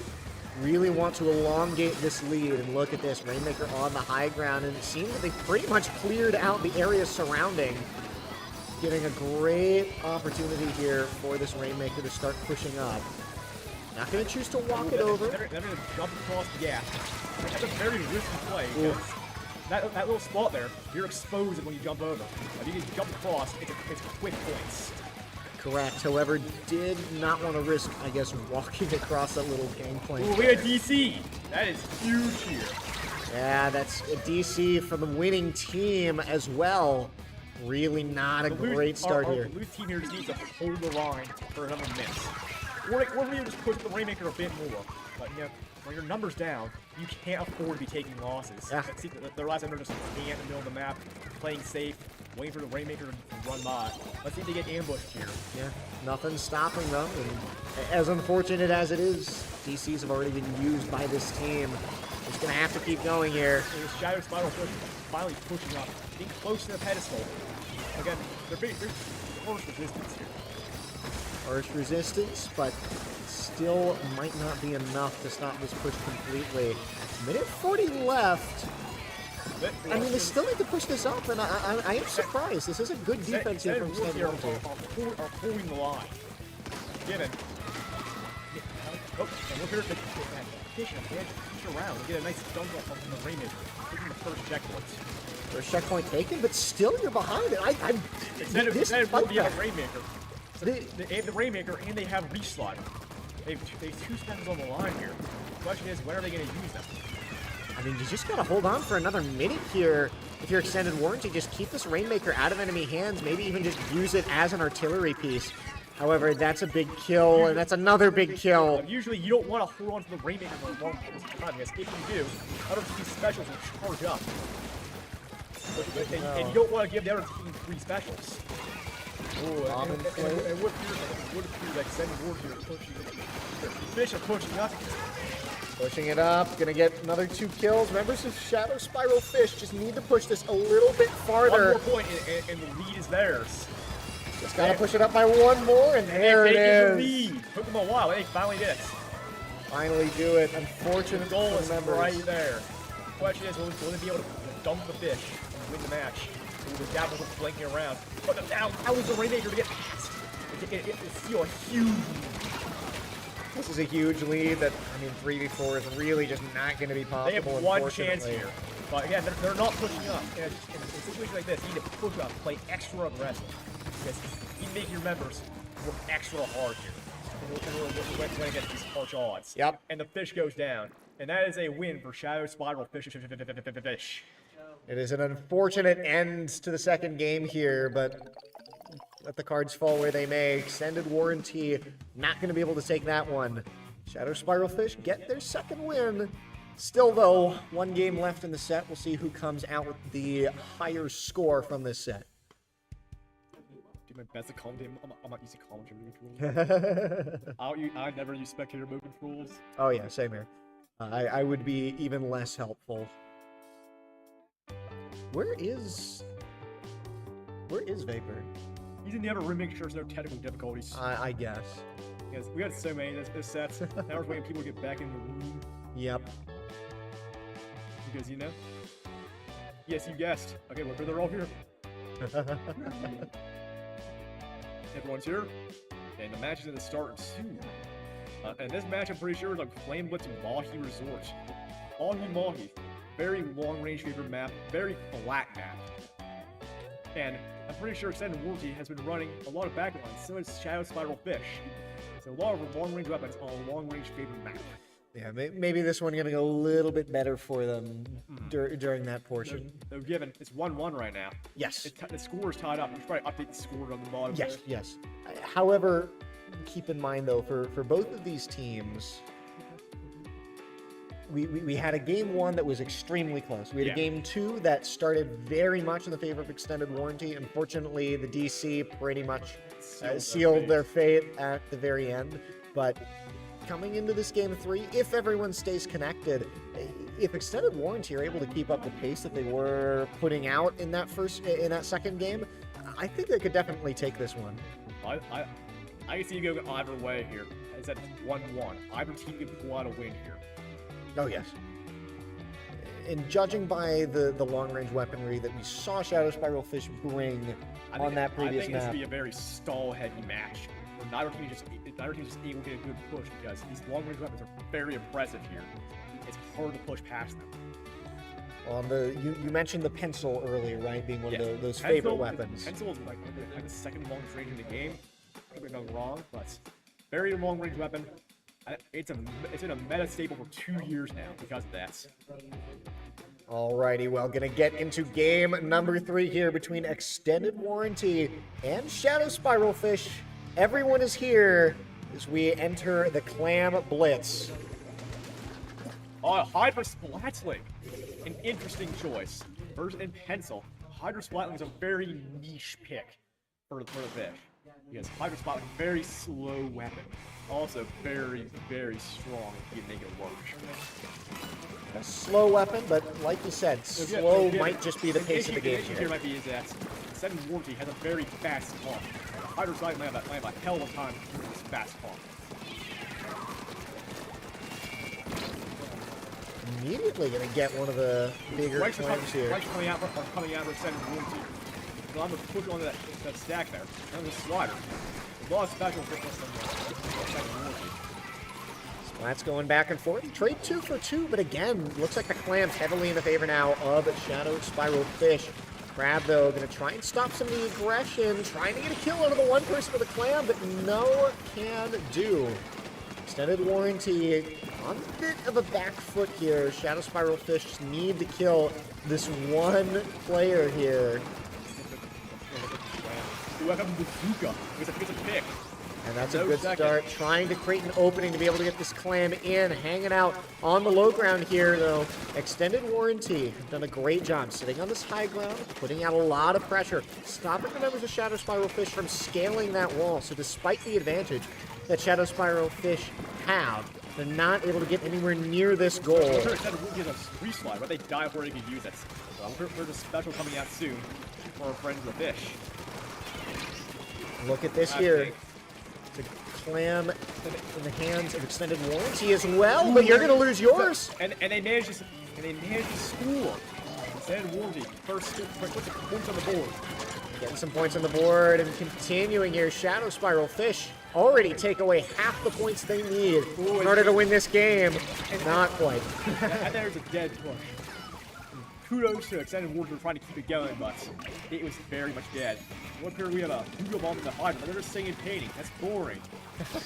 There was someone hiding behind that little alcove there. Not quite able to get him though. Suppressing fire did a decent job, but right now, Extended Warranty, they have the Clam advantage.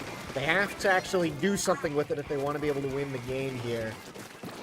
It's been a bit faster pace of a game than I expected. Just some slow training back and forth, both teams building up their strength until someone can make a breakout play, right? And last time it was Shadow Spiral Fish, able to break the stalemate, get 50 points, but now with 25 penalty points to get through, I mean, the members of Extended Warranty, they certainly have their work cut out for them, but it's definitely possible to come back. Here, go for a long flank. So again, he's trying, but the Crab fell back. And this Crab is doing a very good job of trying to keep the members. The Shadow Spiral Fish have a cool out right now, boosting all their speed. They're trying to get switch of points. Yikes! Leaf slider comes out. Fortunately, rolls right into that one. It's very good here for Shadow Spiral Fish, who's slowly now beginning to make their way up. They get one splat. Can they get another one? Extended Warrior pushing up hard right now. Yikes! Double kill. Great defense. Their push is planted. Ooh, look at this strikes online. Ooh, shut down. But either way here, Wallace, the trading back and forth, while it is fun to watch, unfortunately for the members of Extended Warranty, means that they're not scoring. It would appear a fish if finally managed to break the baskets and scored some plans of their own. That looks like I stand corrected. Again, they don't have enough plans to keep this going. They got some more from mid, but again, it's a long way to that basket. Long way to the basket. Again, they need 4 more clams in order to take the lead here. And if no more clams, that's a dead push. Yeah, no one able to quite get them in. Pushing takes a long time on clam blitz. Looks like we're likely only going to have time for one more push from either of these teams. Is it going to be Extended Warranty or Shadow Spiral Fish? Whoever it is, it's going to decide exactly who wins. All the members of Shadow Spiral Fish need to do is just stall for time. Fish having Zuka here. Ooh, and they got a huge pick there. If they could push up here, that'd be massive score change. And that's one huge pick. You also have 2. plans here. Looks like the bombs are also doing a great job of creating space. They're going to lose 2 members here on the side of Shadow Spiral Fish, but they're going to lose 2 members from Extended Warranty. 3 down and a total wipeout as the push started so well. But on the tail end, Extended Warranty just not able to see it through. Shadow Spiral Fish going to walk this one right home. Shadow Spiral Fish are losing right now. What? Shadow Spiral Fish No, are losing. they're blue. No, the colors change between matches. Oh, the colors changed? You're kidding. Yeah, Fish are losing right now. All right, okay, cool. Yeah, ooh. So Extended Warranty is actually going to be the one who wins. Ignore my gravitas. Yeah, the Fish were getting so close here, yet so far. Their last push, they would have gotten in 4 more clams, they would have won. But alas, they lost. Extended Warranty going to be the ones who take that 2-1. Little bit of a rough time in the middle there, but they see it through in the very end. It would appear their Extended Warranty has not expired. Contrary to what their name had said. Alrighty, well, we're going to prepare the next match for you. I know we're on a bit of a wacky schedule. We'll get right back here pretty soon. No telling exactly what's going to happen, but we're going to have an entertaining show for you either way.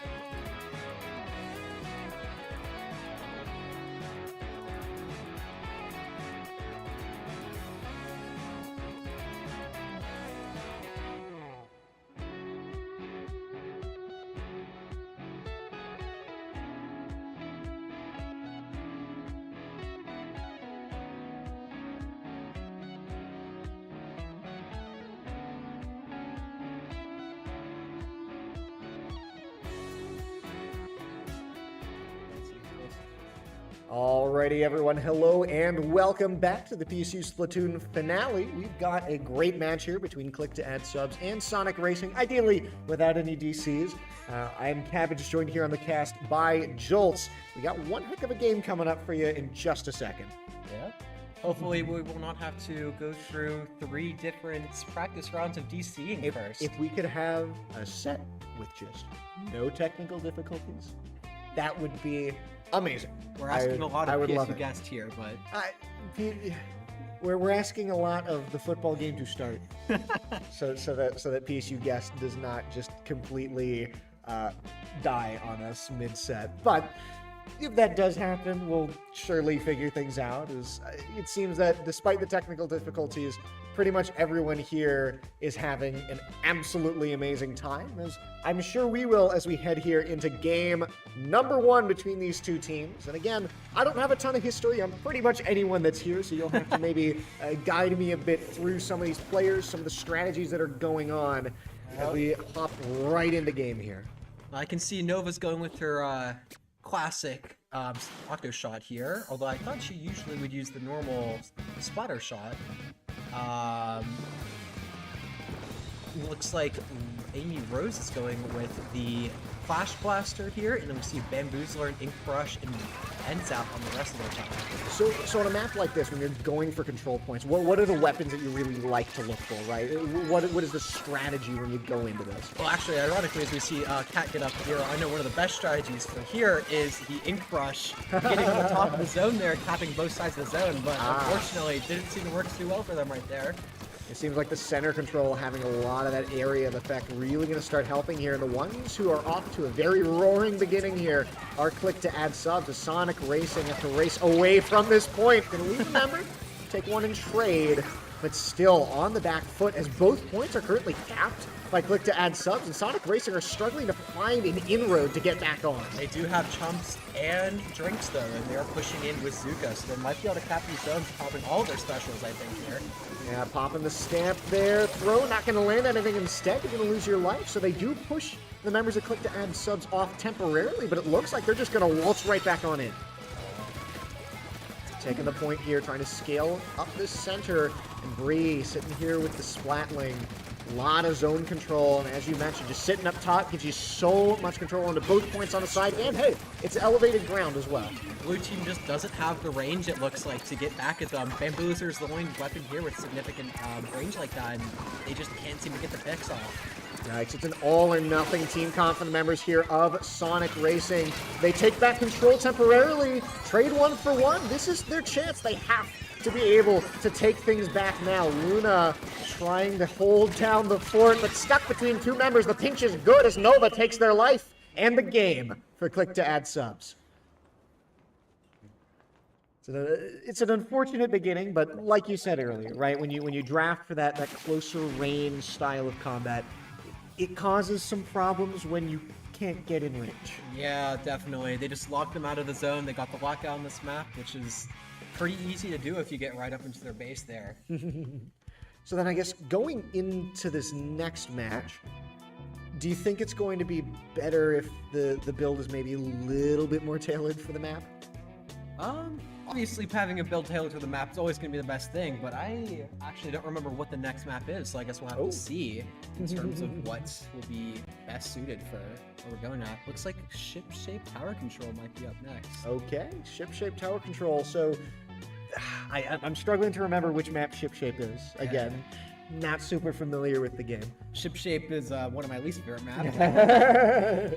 So you're very familiar with it then. Very, very wide open area with two, there's like almost 4 different like podiums for the different like players to stand on almost, because there's the 2 in the mid and then there's 2 back towards each base, because that's how just big the map is that they need multiple stacks to utilize. So this seems like it would then be another map that would significantly benefit that longer range playstyle, right? If you're in a much more open area, just a slow, methodical pick kind of comp where you're running those longer range weapons. I guess we'll see what either of these teams wants to play. We'll see maybe a shift in the builds here from Sonic Racing, and if we'll see Click to Add Subs go with something similar to the previous game.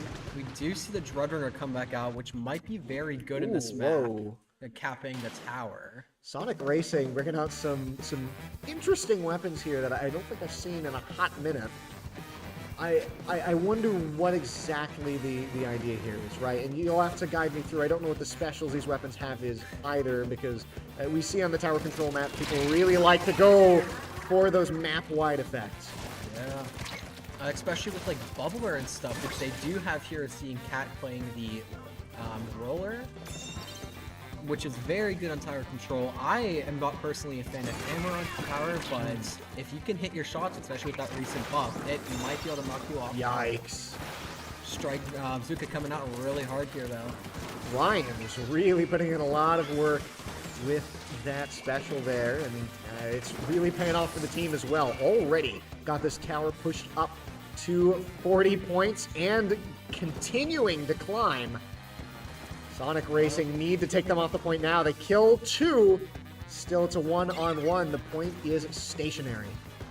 Rose taking back. Oh, no, she got pushed out of mid. Now, blue team might be pushing up here. The Gray is still holding it with the Dreadrunner coming over here, trying to take back the tower.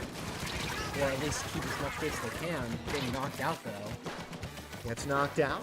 This is getting pushed closer and closer to the center here. Sonic Racing finally in possession of the point for once, but look at this. Ryan, 1 HP, just comes in straight from the side, manages to take out 2 members. The tower control going to go right away from Sonic Racing. Click to Add Subs. They're going to try and elongate this lead. Still, though, you lose a member, it's going to stall your push out a little bit. We do see Amy Rose almost with Kraken, which would help a lot capping the tower here, but Reslider comes in, securing mid for yellow team. Look at this. Point cleared off by the manager of Sonic Racing. But to Add Subs, just trying to keep this push up. 3 minutes left. 3 people dead here on Sonic Racing. As Click to Add Subs now take back control of the tower, and Sonic Racing's on the back foot. It's a pinch here onto Shark, who is going to take one out on their way to the grave. There's a lot of game left, but it's a very, very hard lead in terms of yellow team over here. Yikes. Checkpoint number 2 already pushed up this far. Look to Add Subs have had a stranglehold on this game. Sonic Racing not even able to push this past the center point. Shark in a duel here with Ryan. Gonna lose that duel. And look at this pinch here on to the 2 members in the middle. Looks like Luna and Tigercat, though, are going to take one out. A little surprised they were able to fight out of that position there. This could be the opportunity that they need, though. Luna coming in with the stamp is going to die instead, and that's 3 members dead on Sonic Racing as Click to Add Subs continue to dominate this game. Pushing harder into their base and coming out with another Zuka is going to make it very Yikes. hard for Sonic Racing to push back. Oh my gosh.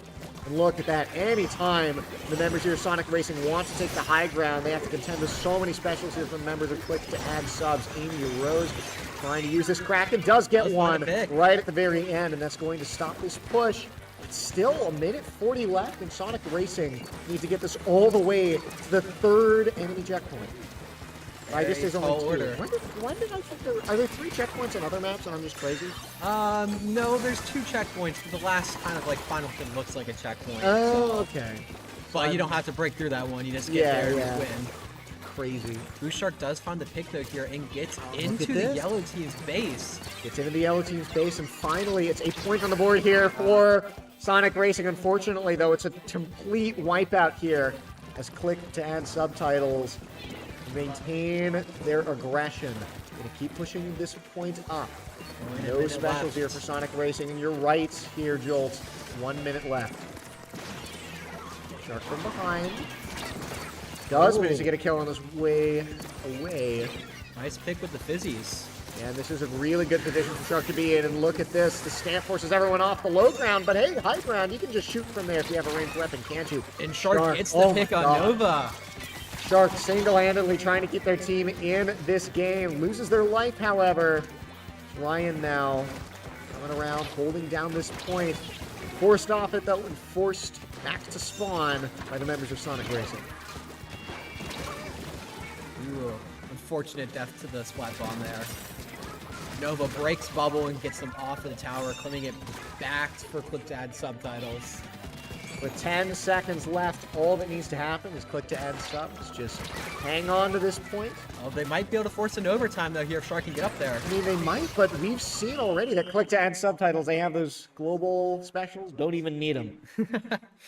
You're going to take this game in pretty convincing fashion. Really did not look like Sonic Racing had a very good inroad into that game. Yeah. And considering how those first two games have been pretty dominant, what do you think that Sonic Racing needs to change here going into game number 3? Well, they already have lost the set, unfortunately, it looks like, but they can help their seed a lot. Wallace over here telling us that they need more turf control, which does make sense. They have been getting locked out and pushed back to their base consistently and time again, as they just do not have the range or the aggression to get out of there.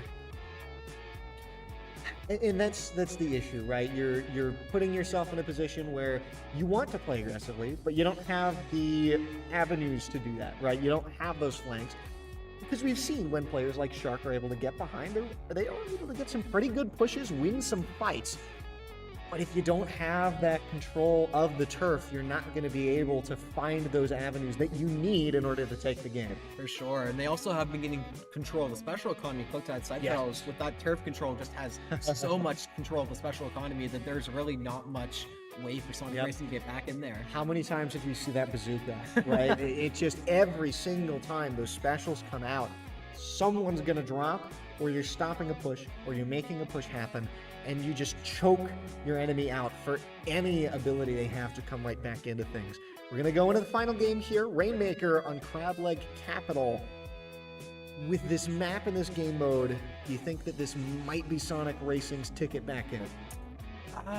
I unfortunately a very bad memory. I can't remember which team was using the Dreadringer, but if they do bring Dreadringer back out here, Pretty sure it was Quick to add subs. It's Quick to add subs. That's going to be a hard playoff because I know buckets are very good on this map with all the greats.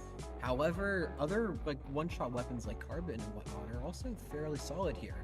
So with their current comp, I don't know how well they could do, but Team Sonic Racing does have the blaster that could put in some work. Well, here we go. Battle time. Game number 3. Sonic Racing. One game left to try and prove yourselves here in the pools phase. Click to add subtitles. Really? Oh my! Is that 4 buckets? Am I crazy? That is in fact 4 buckets. There's no way. I did say bucket was good. I did not expect him to go full into it though. This has to be BM, right? Okay. So, did a spectator just give us the controller because he doesn't want to watch 4 buckets? Goodness gracious. Okay. You see, I don't know how to spectate this game, so we're just gonna watch 4 buckets from the spectator view, I guess. Rainmaker immediately going to come through, though. This time for Sonic Racing, though. So Sonic Racing off to a pretty good start. Looks like the 4 buckets not going great, which I'm sure that everyone in the audience and on the members of Sonic Racing are very enthused about. Probably. This might be exactly what they need. The wide variety in Team Sonic Racing's comp right now is definitely putting in work as they take first podium. Oh no, it's over. It's over. They have the bucket. They're pushing the Rainmaker forward. They do have to climb up that wall and across the grates though to get to podium. Team Sonic Racing might still have a chance to make this push ahead. All right, here come the buckets. Rainmaker going to come through onto the first checkpoint. Only about 21 more points worth of distance to make up, but you're going to lose 2 members now. And look at that, 2 specials as well here for Sonic Racing. Definitely have the potential to take control of this Rainmaker and make a push back. Trying to go for a kill here, not quite able to hit the money. Team Sonic Racing, I believe, has actually added a splat link to the team, giving them more range. Although it doesn't really matter if you get picked off by a slosher from the bottom rail. And I think that the longer this game goes on, the more we're starting to see the problem that you had pointed out in that previous game, the turf. Yeah. These sloshers are just claiming so much turf that you saw when the flank maneuver did not succeed there. It is because it was orange paint all around. Yeah, for sure. Click that Sidles here is obviously very paint positive comp over here, whereas with the Blaster and Bamboozler, Team Sonic Racing just has oh my gosh. Yeah, these sloshers, I mean, they're they're behind or they're even until they aren't, right? Because all it takes is just one hit to kill someone, and it just takes a little bit of good positioning. Rainmaker, though, going to get lost here. They got stopped 1 at right point away. taking lead. Yeah, and that's a very, very great spot to be able to take that away. And Rainmaker now in the possession here of Sonic Racing. They lose it immediately, though, alongside 2 members. You can see Click to Add Subs. They want control of this Rainmaker. They want to take that lead back. Slosher's not the most... okay, yeah, this one's not great when someone's directly in front of you like that, is it? For sure. There's the delayed wipe there, but they do get the pick on the Rainmaker again. And that's a big pick to get here. Just keep stalling out these players because all they need to do is push this a little bit further. And if you can keep them away with your superior range, that's all you gotta do. Shark, did he grab it and then just immediately die? I think he did. 2 members now of of Sonic Racing go down. Click to Add Subs. Continue to try pushing forward. They can't make it over this high ground, can they? Team Sonic Racing does have the splashdown and hammer coming out. Yeah, but they use both. And look at that! Oh! Oh, not quite. That would have been so good if they got it. Very nice try by Click to Add Subs there, though. Still, the pace that Click to Add Subs are setting here, I think it is what I want to bring attention to, because they are every time this close to taking that lead, right? Sonic Racing, they're fighting for their lives right now just to stay in the lead. But what they want to do is they want to take this and they need to elongate their existing lead. And that's proving hard to even get started. And so the longer this goes on, the more chances that Click to Add Subs have of finally getting that little bit of extra distance that they need. Yeah, I mean, despite the fact that Sonic Racing is in the lead here, they have been playing, like, pickup this entire game. They have been playing defensively, trying to stop every single push by Click to Add side titles. It seems like they might be going for the left route again. Trying to push some space here, and they do finally manage to find a foothold. This could be what they need. This might be it. Might be it, trying to get up top, and he does manage to take the lead. Rainmaker now on point, and look at this choke point here. The Rainmaker, he's trying to make it flat through, still 8 away. And Sonic Racing now, they've been playing on the back foot this entire time, finally end up losing that lead. Click to Add Subtitles, just need to buy time on this clock and stop a single push, and none of the members of Sonic Racing can get to this Rainmaker. Jump coming on through here. Click to Add Subs coming in hot as he rolls up top here. And the Rainmaker. 10 seconds left for Team Sonic Racing to stop this Rainmaker, which I don't think they're going to be able to do with how much range. Oh, the jukes! The jukes! He got it! He got it! And there you go. 3-0 cleanly here for Click to Add Subtitles. They had us in the first half, not going to lie. Very well fought by Sonic Racing, but unfortunately, the turf from all those buckets just was a little too much for them, I think. The utter confidence to go 4 buckets on this map. Oh, and they all match emotes too, of course. No. All the bucket spins. Alrighty, well, we have officially had our daily dose of buckets today. We can calm down. We've seen enough one-shot kills to last a lifetime. We're going to send things to a quick break. Thank you, Jolt, for coming on. Of course. Don't know who's up next, but they'll be up pretty soon either way, so don't go anywhere.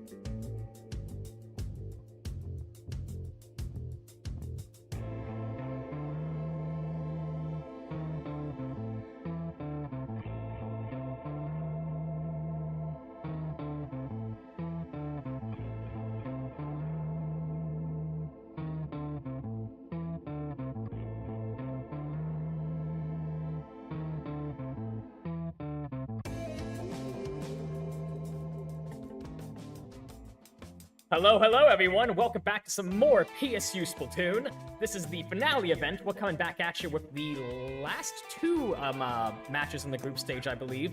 My name is Kevin. I'm here joined by Nikki. Yep. And I believe this next match we have McDonald's Magica going up against TMI. I believe they are both 2-0. Going to game. Oh shoot, it seems like our teams are starting very soon. Yeah. Excuse me. No time for hesitation. Yeah, we're looking at Brinewater Springs on Splat Zones. And also, by the way, because of time constraints, both of these teams have decided to gentlemen's to a best-of-1 set. So the winner of this game will determine the #1 seed of this group. And they decided Splat Zone's Brinewater was the map they wanted to do it on out of the three. Certainly a berserk choice. I definitely would have gone with TC Haggle, but you know, Yeah. there's a lot of filthy meme lords in this community, so I can't say I blame them. Oh, Anyways, he's getting run over by the crowd. yeah, big play by the decap. They're not quite going to find anything. Looks like McDonald's Magica, that's actually TMI in blue. They're going to go 2 down early, resulting in a nice, easy flip for McDonald's Magica. But if them going 2 down themselves, it seems to be an absolute bloodbath. Picks trading on both sides. Big Slider going to come in, going to find one, but going to get picked off by the pencil. But they're still pushed back in their spawn, and this is a very lockout-heavy map, For sure. so they can get big points here. Looking at the comps, I do notice the pencil on the side of TMI, I think that is. They definitely have the stronger of the two backlines, and as I'm sure we all know, Brinewater is a very backline-heavy map. So if TMI gets an opportunity to set up, which it looks like they might have here with McDonald's Magica basically being in a delayed white situation, that pencil sets up in mid, which they seem to be now. Gonna get taken out by the mine. This is a really dangerous situation for McDonald's Magica. Yeah. As the zone just keeps ticking down, they're about to take lead, which they just did, and they're starting to get them in lockout, but the undercover is going to go down. And a big crab tank on the side of McDonald's Magica. This would be their chance to get back And in. a wipeout. Great wipeout. Definitely going to secure the zone here. And if they play this well, they could easily set up into the enemy's choke area, try to set up for a strong lockout. Looks to be exactly what they're doing. They're moving very quickly, and the specials online. This is a great situation to be in. They can just hold this lockout and take away the zone, get the lead. Finding 3 down yet again. That's aside from the Vunder, that's basically another wipe for McDonald's Magica. So they're really going to begin the Vunder wave this game, flipping the lead. And like every point from here on out, it's just gravy for them. The So Bunder's just looking for a spot to use that Reef Slider, which is right now. Talking the Got pop early one. though, not Yeah. gonna use it for cheese. TMI really needs to make something happen sooner rather than later. They're 2 down against a full team of enemies.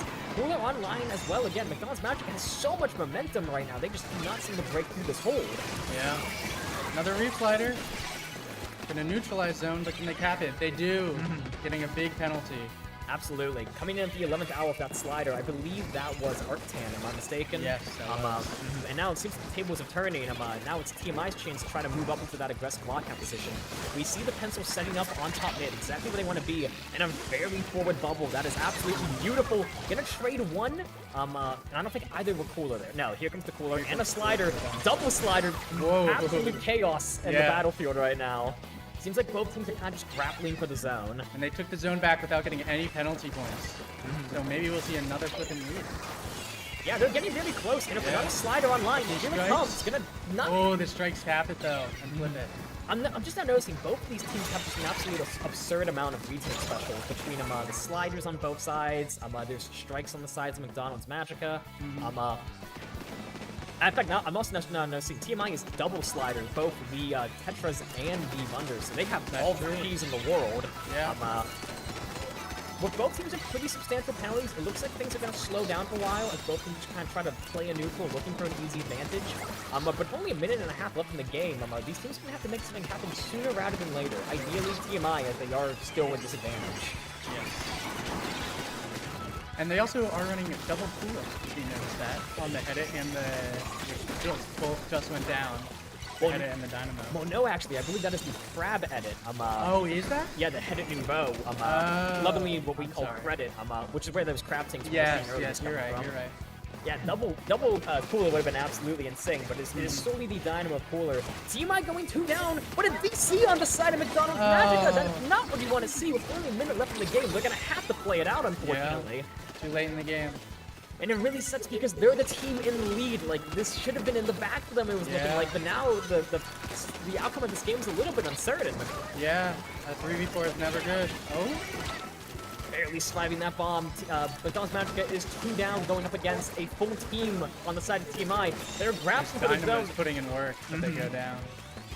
Basically a delayed wipe for McDonald's Magica. And again, they're down an entire player, so this is going to be an uphill battle for them. They have the lead, but this is by no means a set game for them, especially with Cooler coming out on the side. Slider pushing deep into the enemy spawn. TMI is... Need to get those strikes which are coming out now. They're gonna have to use them wisely. I thought they were. They're not. Here they come. They're forced to throw them out, but if no team support, they're probably not gonna get much. They did, but ooh, and it's going into overtime.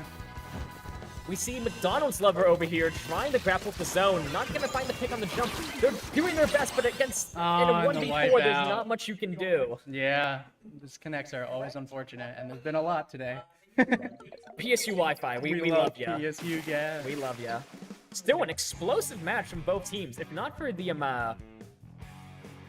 disconnect, I really could have seen that game going either way. But hey, congrats to... I already forgot which team. TMI. Well, what an explosive match. I lost track of who was who. But yeah, kudos to TMI on their set win. Again, both of those teams decided to gentlemen's to a best of 1. So that is going to be TMI taking the #1 seed spot in their group.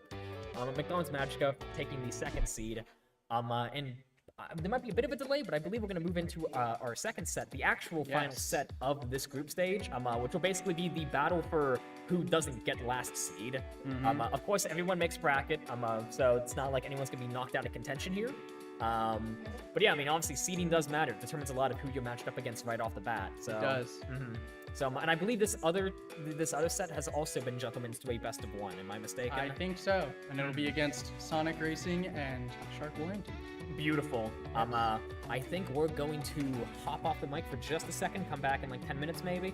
So if you're watching... Maybe not even that long. Maybe not even that long, we don't know. But there's only 1 set left, so there's not a lot to coordinate. But regardless, we're gonna take off for like 5 minutes probably.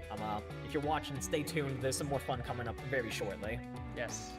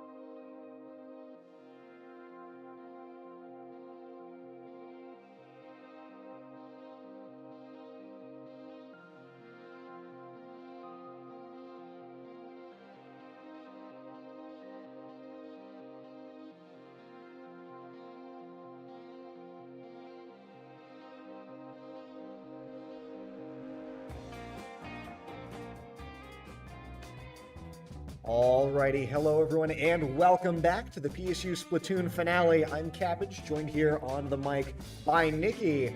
We've got quite a set for you here now in the playoffs. If you lose and you're out, Bait and Splash and Extended Warranty fighting for their lives in this final bracket. Absolutely. Both teams have fought long and hard to be here, grinding all the way through the group stage. And as you just said, the stakes are suddenly a lot higher. One loss, and you're sent packing for the night.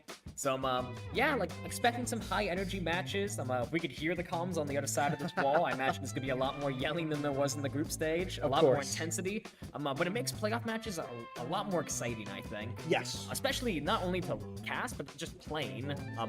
Like the energy is so much higher than what you're used to. But anyways, looks like we're rolling into the game, or the set right away. Going to game one on Rainmaker Scorch Gorge, which I would call a certified classic. You see this one played a lot in comp. And when you go into these playoff matches, right, you're looking at teams that have already warmed up, right? You've played your way in. You know what the day is holding in store for you, right?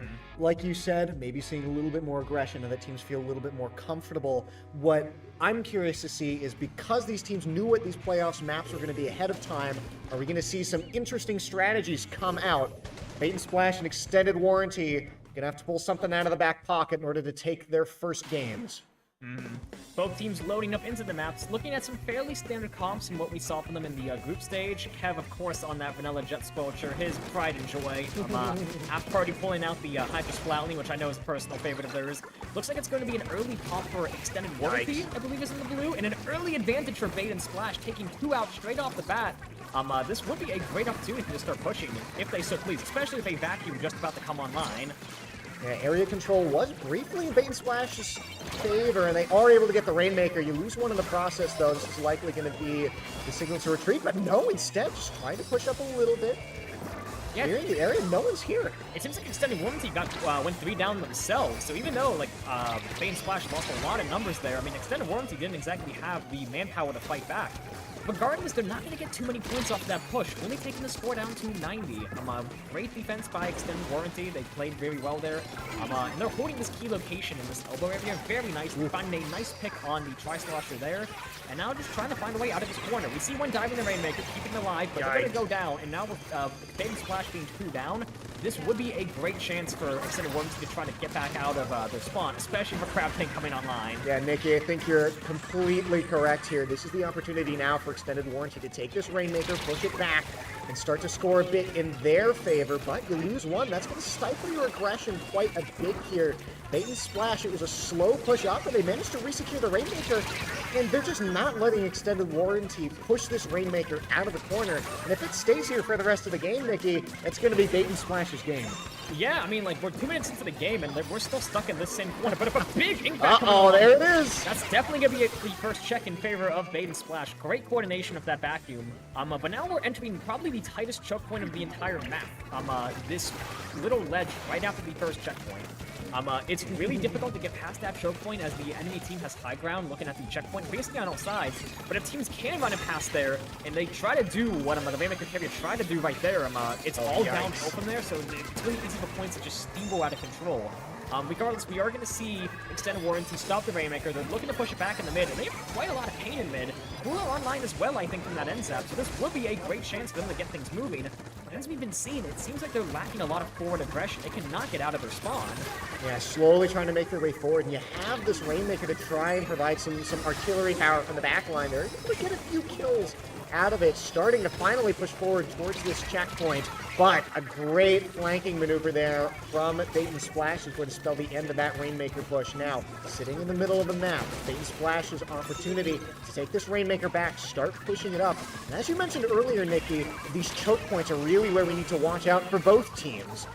But looks like they're not even going to manage to get there as this Rainmaker push is going to get stifled by a great pinch here by Extended Warranty. It seems to be an absolute bloodbath mid. Every time we change the camera to someone new, someone else dies. Very fast pace. Commentators curse, or the curse of the camera, as they say. Looks like Extended Warranty slowly beginning to push things more and more towards Bait and Splash's side of the map. A big move up to clear a lot of space. That's probably going to be the first check. We have a tie game here. A really big impact from Kevin. That's going to slow them down, and it's probably going to do a lot of damage when they pop it off. As they did, secured an easy pop to them, forcing them all of a sudden warming team far back. I really want to highlight Kevin on this Jet Squelcher, just being such an amazing defensive core for Bait and Splash's team. Extended warranty can they're really struggling to break through it. Even in a situation like this, I mean, Kevin's fighting a 1v2, but I mean, like, Extended Warranty really can't do much to get past him. They're just going to pick the Rainmaker yet again, and also halfway to another vacuum, which is basically just a free answer to any push Extended Warranty tries to get going. Kevin holds the fort there and gives Bait and Splash a chance to hold on to this lead. And you mentioned earlier just the defensive play from Kevin, both in terms of aggression, but like this, also using the vacuum, really making it a lot easier for his team to push up. However, Rainmaker going to go down, and this is a big three-man wipe here for the members of Extended Warranty. They can now push this up and I think take the lead pretty easily. You lose the Rainmaker, but you get the lead with 40 seconds left. Bait and Splash now are the ones who are going to need to pick up this Rainmaker and take it all the way. Yeah, that was actually really crucial for Extended Warranty. Bait and Splash, Kevin with the ink back, I think was trying to cancel the crab tank, but it seems like he whipped, and that crab just picked off everyone from there. So now we're seeing just a huge push from the side of Extended Warranty, pushing it all the way down to 32. And as you said, 20 seconds up on the clock, and the Rainmaker is deep into enemy territory. Yeah, It's definitely going to be an uphill battle for Bait and Splash. But I mean, God knows, I mean, Rainmaker's the mode where anything can happen, so by no means is this an open and shut game. You are completely right here, Nikki, and that might just spell the end of it. Rainmaker down on the field, but that's a great kill to seal the game here. Extended Warranty going to take game number one game away from moving on in this bracket. Bait and Slash, excuse me. I was thinking Hack and Slash, maybe, I don't know. Bait and Splash, got to make some changes if they want to be able to win this one. It was a close game, but close is not winning. Absolutely. I mean, Bait and the half splash and I messed it up. I saw the vision. I saw the vision. There we go. There we go. Yeah, I mean, like, it was a valiant effort. A really hard-fought game on both ends for most of it. I mean, we saw it. Like, Bait and Splash, they had the Rainmaker basically on the other side of the map for the first half of the game, but it seems like they were getting worn down just bit by bit. Extended Warranty was just creeping that Rainmaker ever so slightly further to enemy territory, and so they finally got that big, crucial delayed wipe they needed, and then they just ran it all the way down past that brutal choke point. And once the Rainmaker gets past that brutal choke point, it's all downhill for them, so it's really easy just to run it from 60 points all the way down to 30 or 20, which is basically what we saw. Yep, the levee broke. Exactly. And that's all it really was. So coming into the second game. What is the second game? Well, we'll see. Yeah, you think I'm the one holding the controller. I think it should be on that's right, I took a screenshot of it. As we get the map ready here. We got CB Barnacle next. Interesting. The Coldest One Classic is probably a bit of a stretch, but you do see this played in comp quite a bit. Key locations are really the name of the game here. We got all the same teams, so it's just boop. Key locations really are the name of the game on this one, I find.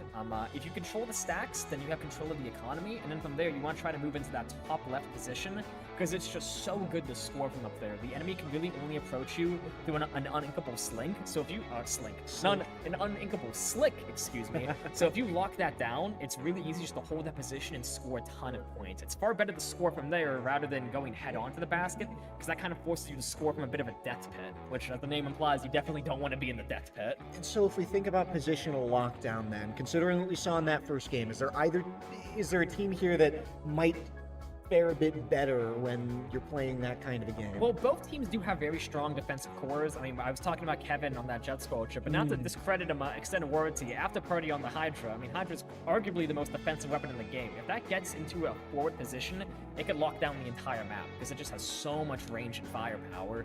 But then again, Kevin's back is a phenomenal special for moving a team into that key location up on the top left. So if they coordinate their specials well, it's difficult to say who might be able to lock it down better. And of course, we might just see another stall fest in mid, both of these teams seeming to prefer more defensive comps. But I mean, we'll have to wait and see. It seems like Bait and Splash is a little bit nervous. They're having a hard time figuring out what that last player is going to be pulling out. And I don't blame them. Again, like, it's a best of 3 set. Extended Warranty is already up 1 game. Bait and Splash, another loss, they are sent home packing for the night. So they really needed this win.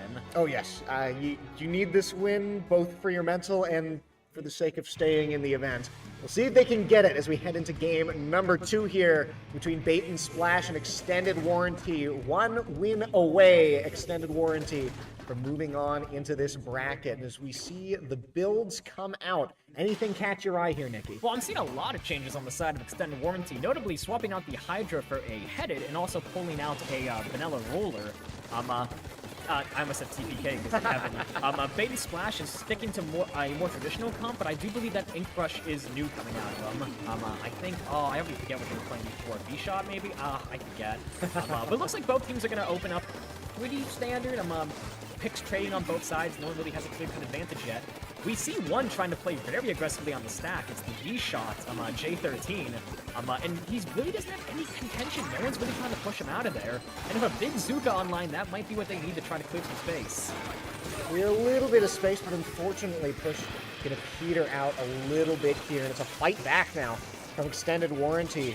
And when I look at the builds here for Extended Warranty, it's a lot more up close and personal, right? So you're trying to maybe find a good position and get a flank some way to just get onto the back line. The stamp coming through, are you gonna hit anyone? Unfortunately not, and that's a bit of a waste of a special here from Extended Warranty as Bait and Splash still maintain a strong control over these clamps.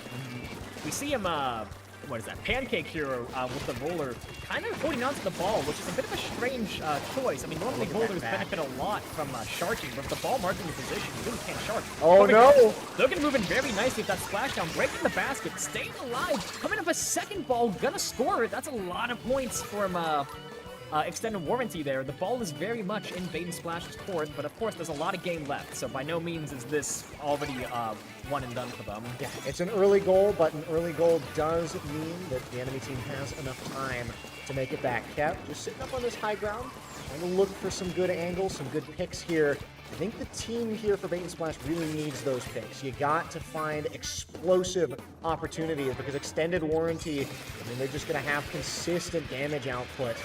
Bait and Splash have a little bit of an inroad here. They're going to get 3, making their way over, but I don't think they have enough clams here in order to break the shell.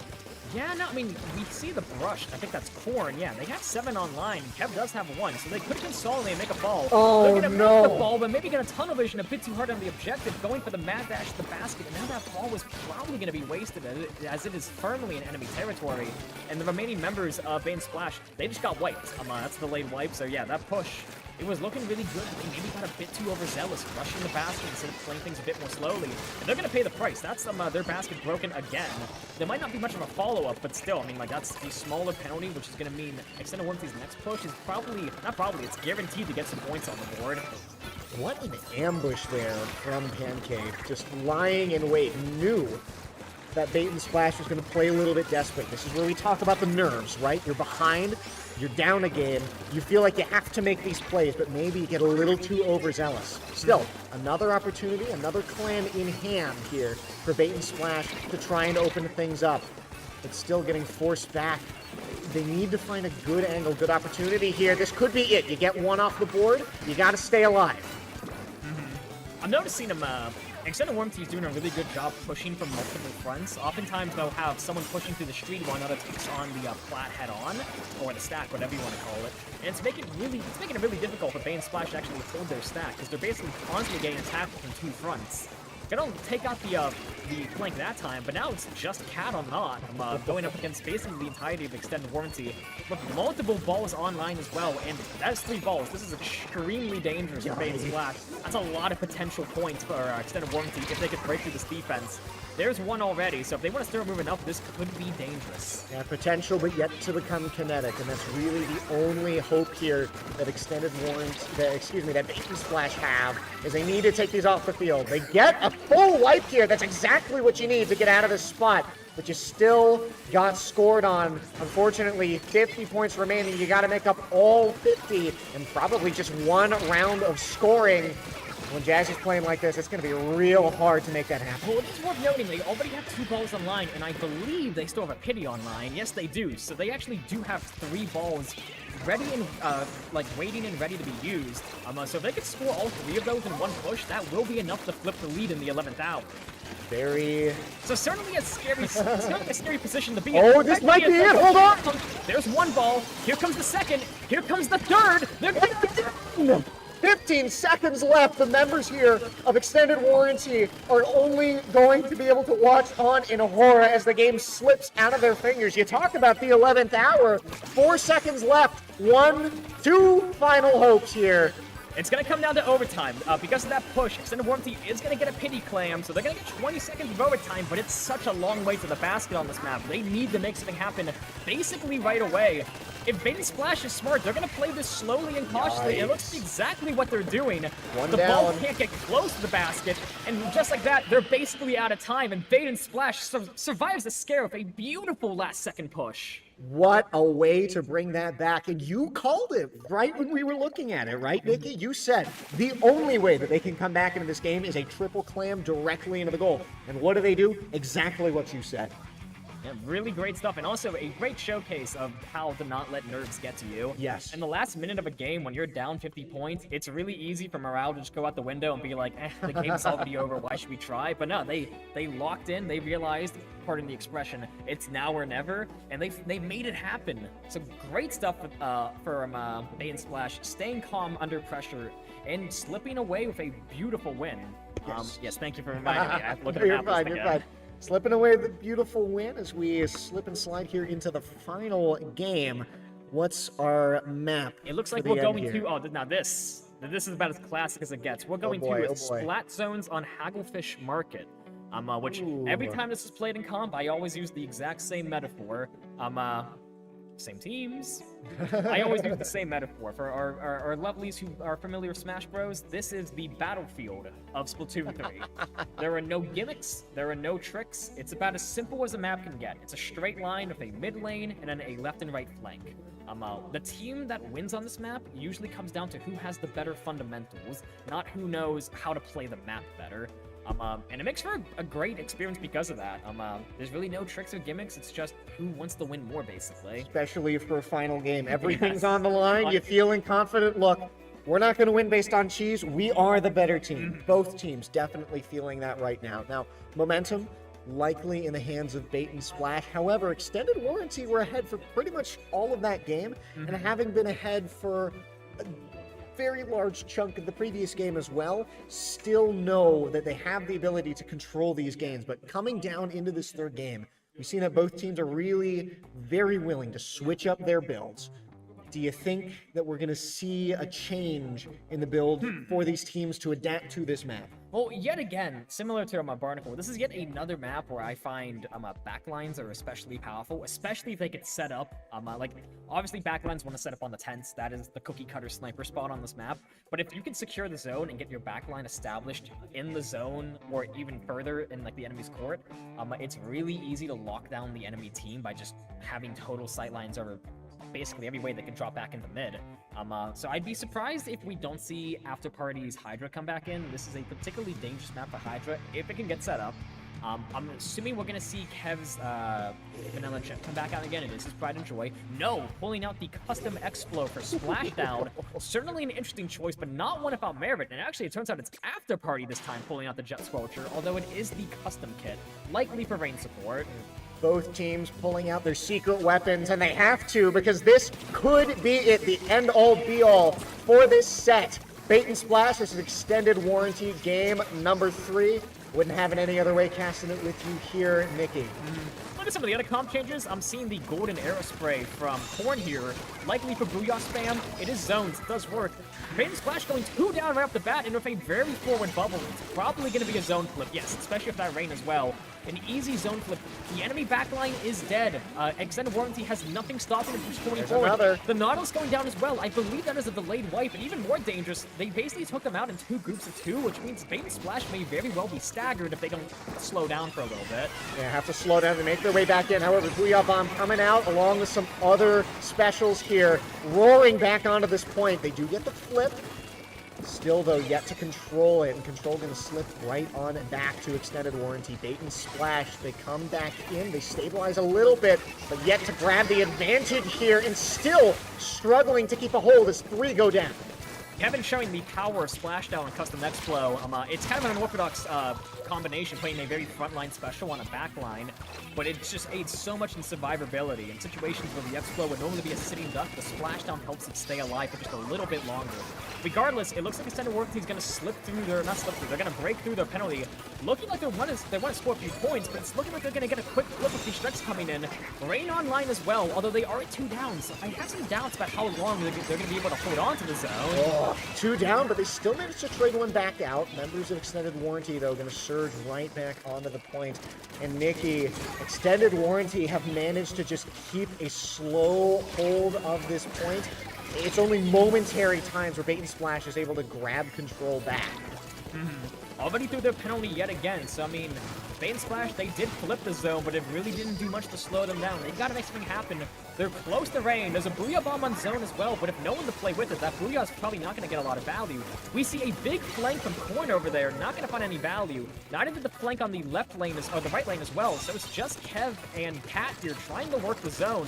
They're going to flip it yet again, but by now it kind of just feels like attrition warfare. They keep flipping the zone, but they're not really holding on to it. Yeah, and how many times have we seen that so far, right? Bait and Splash, I guess, get baited into taking the point. Extended Warranty, seed ground, kill off half their team, and then kill the rest with a man advantage. And this is just incredible map play here by the members of Extended Warranty as this score continues to tick in their favor. Bait and Splash, with 2 minutes left, though, still have time, although Extended Warranty is going to be scoring for most of those 2 minutes unless they can change something. I would really like to highlight the dualies here. Jazzy Ghost, I think it is. They have been just the rat that cannot get out of Bait and Splash's walls, always attacking from odd angles. Here they go again with a big flank. Yikes! A pick on the knot. Despite being marked, the knot was ready, and they still out-mechanic them. Critical! Splashdown, going to find another one. Bait and Splash, they really need to be paying more attention to these dualies. Every time they think they have a good hold on the zone, the dualies come out of nowhere and just say, hey, that lead you guys were about to get? Nah, not anymore. Finally, though, Bait and Splash managed to get a somewhat solid hold on the point. They're going to lose it immediately. Instead, they bait Extended Warranty into hopping onto this point, and they're going to get control again. And hold on here, Nikki. The score is actually pretty darn close. And if no specials online on the side of Extended Warranty, they really don't have anything to flip the zone easily. The dualies are going to try to rush through, but they're not going to find much. Strikes coming in desperately, but a Booyah Bomb to cancel it. It's on the zone. They managed to hold it all. 3, 2, 1, they have lead. Splashdown just to get it. They're going to hold on to it and flip the lead. Beautiful play by Kev.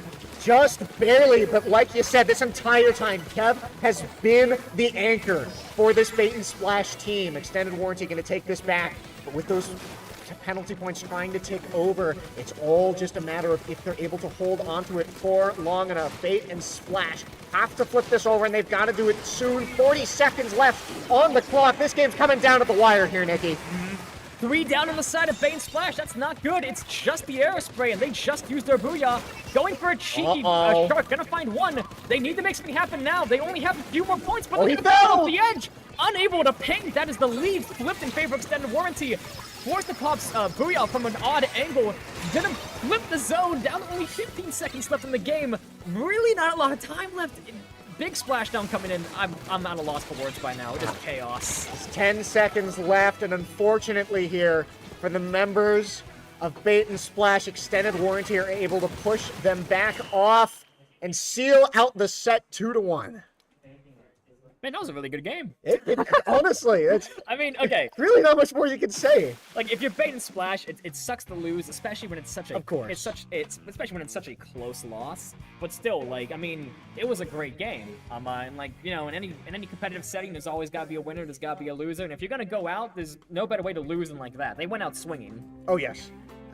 Whenever you have a game like that, right, you always want it to end in a fashion that's satisfying for both teams. I think both teams know that they fought long and hard in order to bring it to that point.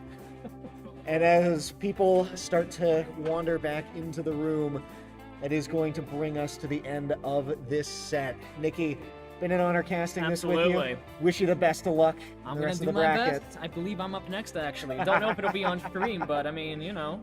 You never know. You never know. Alrighty, well, For those of you at home and in the room right now, we're going to send things to a quick break, and when we're back, we're going to have the next round of bracket here. Congratulations to Extended Warranty, Bait and Splash. Hope you guys had a good one, and you can feel free to watch this VOD back and watch from the audience. For everyone else, don't go anywhere.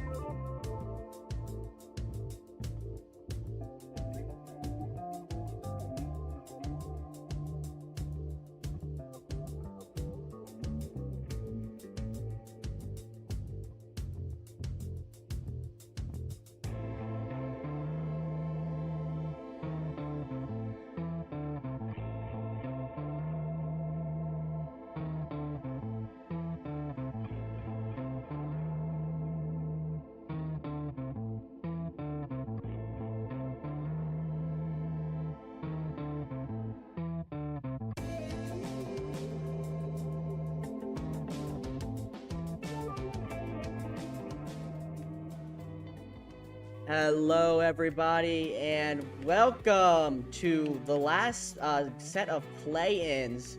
So we are going to be having Com Air versus Sonic and Sega All-Stars Racing. As a reminder, the loser is eliminated, and this is going to be the last round of play-ins before we move into before we move into quarterfinals. My name is Jay. I'm joined by Kevin. Kevin, how was your last set? It was good. You know, it was fun. I mean, we got eliminated, but you know, still had fun today. Yeah, that's what it's all about. And with both of these teams here, Com Air 2-1, but unfortunately, due to how the bracket was set up, they're 2-1. They were going to be playing an 0-3 team for play-in. So interesting to see these two very drastic records coming together for this play-in match. But it's going to be very interesting to see what these star players can do. Looking at V, Amy Rose, Bouchard, Clorito, those are the four to look out for, but it's going to be very interesting to see what everyone can do, as we are going to be starting with Rainmaker Scorch. How do you feel about Rainmaker Scorch? I like it, honestly. It's pretty open, good for backlines, you know, and I love back, yeah, so good for pushing with back. But as we get into the game, we'll see what comps they're running. Yeah, I'm going to be interesting to see if Clorito is going to pull out the Splat Charger again for that vacuum. Maybe. If V's going to pull out the Squeezer, I assume we're going to see some pretty normal stuff. Splash. No backline for Com Air. Looks like Sonic and Sega are going to be running the Bamboo as a pseudo backline, but not a lot of range for either of these teams. Yeah, which is surprising on a map so open as this, I feel. Is that, what's it called? What's Ritza? Oh, Luna's dead. And thank you, PSG guest. What was Ritza running? What was that that gear? That was Tenacity, right? That's nasty. Yeah. Pretty sure that's Tenacity. W Tenacity pick. W Tenacity. Well, yeah. Internet moment, as to be expected, but good thing it's only one person. We don't have to remake the whole room. Yeah. But yeah, should be rejoining just shortly. But yeah, as we got this good look at those comps, what did you think about what both of the teams were running? Quite aggressive for both teams. Yeah. Yeah, without really a true backline on either of them. Nah, Bamboo can be backline. True. Well, yeah, a little bit, but it's definitely more aggressive than other backlines. Well, with the way that Bouchard has been playing Bamboo, they've as I was watching, commentating, every time I've seen Bouchard, they've been in the enemy base playing Bamboo. Yes. So it's a backline, but not the way they're using it. True. But yeah, we are going to be waiting for, I believe, Luna to get back in the room. But other than that, yep, there they are. Yep. Everyone should be readying up rather quickly, and hopefully we can jump right back in with no more issues. But everyone's hopefully going to be chacking up rather quick, jacking up their tacticooler. But yeah, we are going to be jumping back in, play in, best of 3. The winner is going to be moving on to the quarterfinals. Let's hope for no DCs, as we're going to see likely the same comps. Yep, there's the roller, zap. They're a triple shooter and a roller, by the way. Yes, both of them with cooler as well on that Yeah. zap. So this seems like it's going to be both kind of holding forward. And V's running opening gambit. So is Amy Rose. 2 opening gambits. Yeah. We'll see who can make the most of it. As you see here, it looks like yellow team's going to get the first pop, but it appears here that they're going to go 1 down. Yes, splash.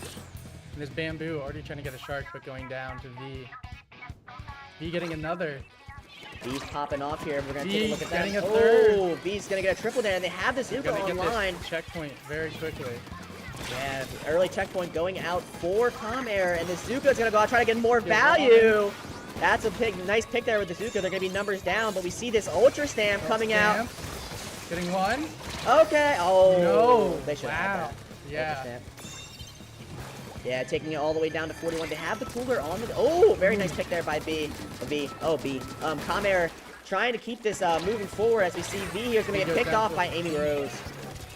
Or regular, or custom blaster. Sorry. Yeah. Oh, but they just took the fish underneath them. Wow. Very smart play there from Clorito, getting it all the way down to 18. Very good push in less than a minute of the game.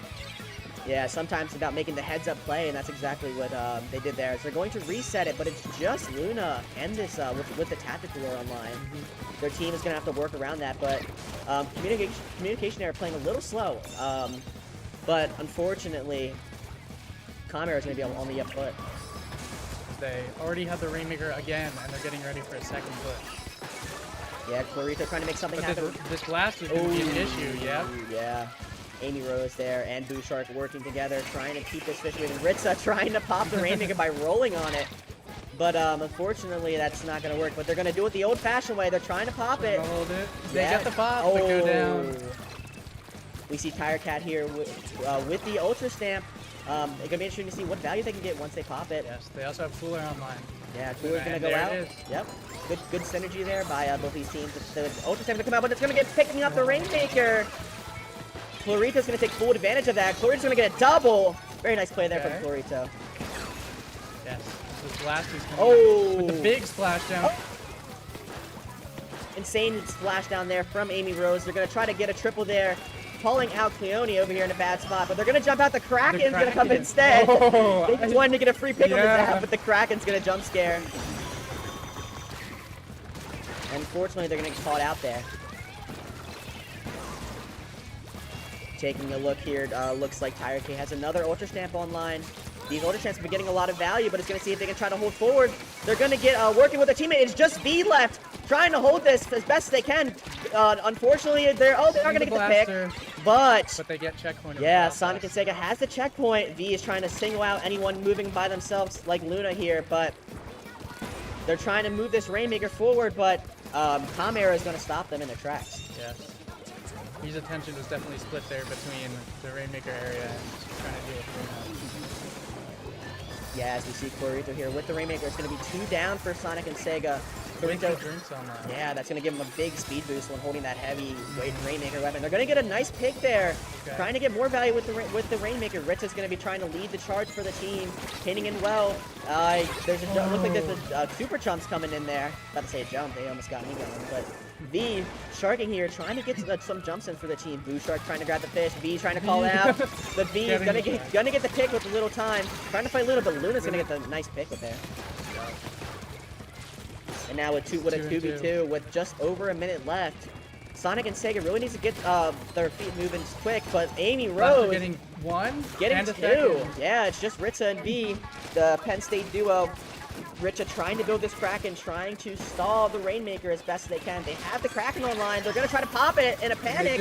And they do, trying to find this pick on Tire Cat, but it's going to be 2 down for communication errors. Ritza is trying to make the Kraken happen. It's just Ritza.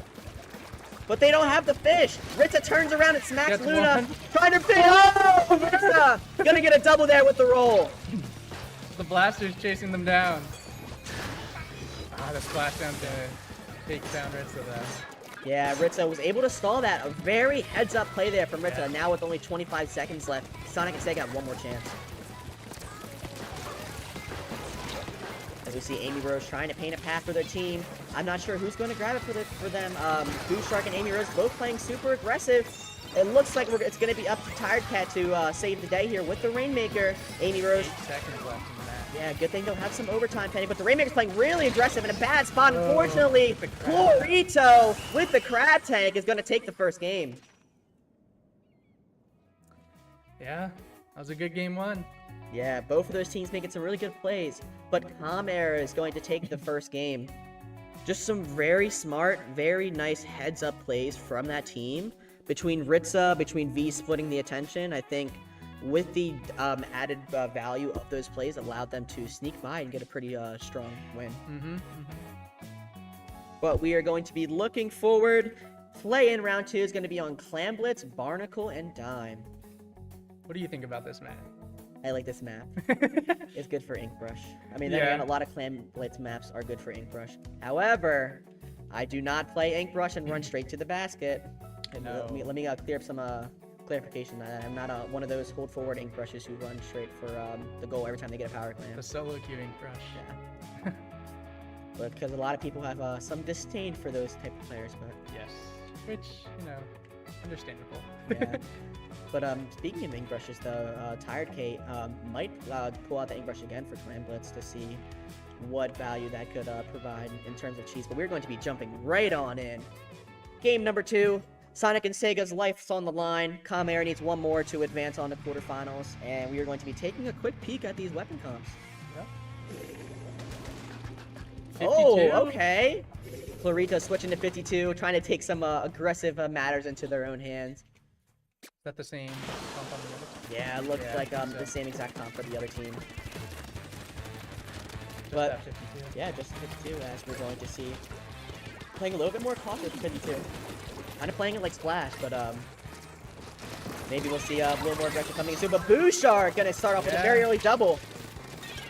Still living up. Oh my god! Oh wow! Very strong showing there from Sonic and Sega, but they need to move these power clams up forward. The super chumps are coming out. They're going to get one power clam And in. they have a second. Yep, Tired Kate's gonna try to get this in, but unfortunately they're gonna get picked off. They're already down to 59 though already. Yeah, with the first 40 seconds, that's a very strong push. Luna's going to get jumps in for their team, very smart there, as the other team is going to try to retake mid. Boo Shark. I want to give a special shout out to that trail on the top, right underneath the Inkbrush logo. That's a very funny trail. You see V throwing the Zuka shots out, trying to get any value. It's going to be numbers advantage for Comair, but Boo Shark is behind them again. Yeah, V opting not to take the drinks and go more aggressive in the waves. And there, V is going to get the pick with that. As we see, V and Clarito trying to work ahead, working together, finding that one pick. It's going to be two. It's going to be two down for Sonic and Sega. And now with only Luna there to defend up front, they're going to get picked off. It looks like by the splash wall. The splash Let's wall. go, Clarito. Clarito sweep, as we are going to be seeing the ball going into the basket. Unfortunately, they're going to get picked off. They need to get this down. It looks like it's going to be Cleone taking it all the way down, but it's going to be tied 59 to 59. Can V get one more clam? No. Looks like someone was trying to jump in there. Then unfortunately, they are going to be getting picked off as Blue Shark is going to try to hold mid, but working together with their team. Amy Rose and Boo Shark trying to work together. They've got a pick, but V's popped out, but there's going to be a DC. Oh. This technically qualifies for DC rules, but I'm going to let them make the choice to DC. It's not up to me, it's up to them. Unless it's at the start of the match, it's a different story, but looks like they're going to be playing it out. They have 15 more seconds. Looks like the V is stopped. Are they going to call the D? Yep, there's a DC. Yep, Okay. yep. I wasn't gonna call that, but it's a DC rule still applied there. 2 minutes and 40 seconds, above 230, and neither team was below 50, so DC rules will be allowed, and both these teams are gonna have a fresh start, rotating back in. But I mean, we got a lot of valuable information from that. I think Boo Shark just taking matters into their own hands, playing pretty much a frontline Bamboo, and it was working. They had the lead. It was working. Yeah, I think it was Ritza who DC, correct? I think so. Yeah, I'm gonna go with that. But yeah, barely qualifying for DC rules, I believe. That is, I think that's both DCs for this team for Comair. No, one for each. Luna DC'd, so each team will have one more DC. Otherwise, it's just gonna be up to fate to decide. But yeah, we're going to be jumping back in. Okay, no. So like Really? Yeah. That was a host DC though. Yeah. It was a host DC. Yeah. I love when PSU guessed. Was there a password on this? I think so. Okay. Hopefully it won't be too long for them to join. Yeah.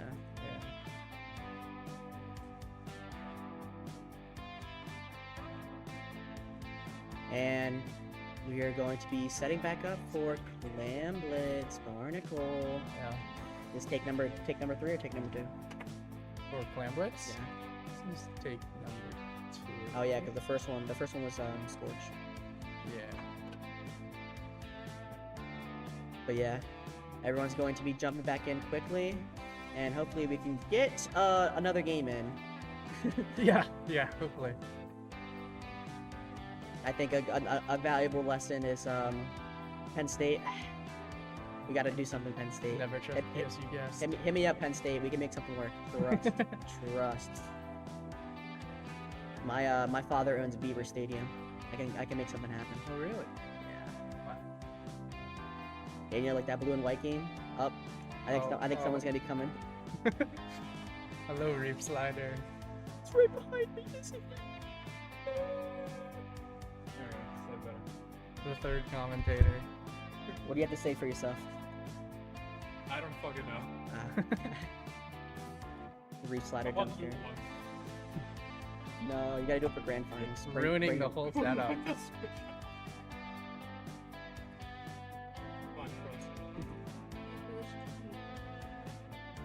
Hello.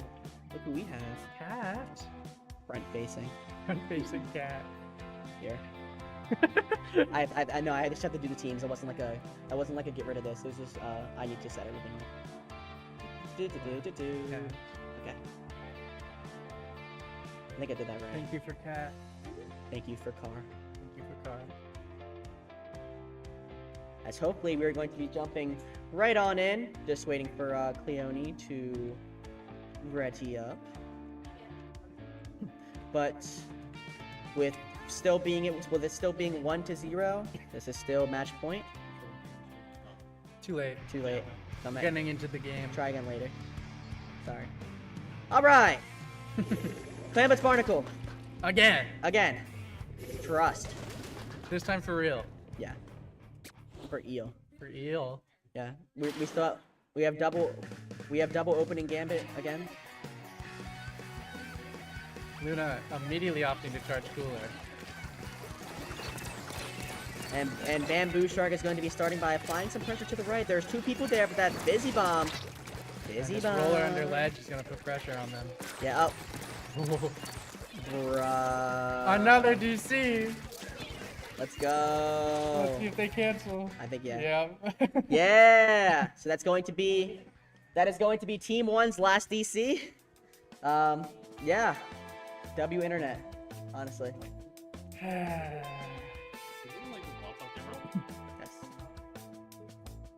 Do it.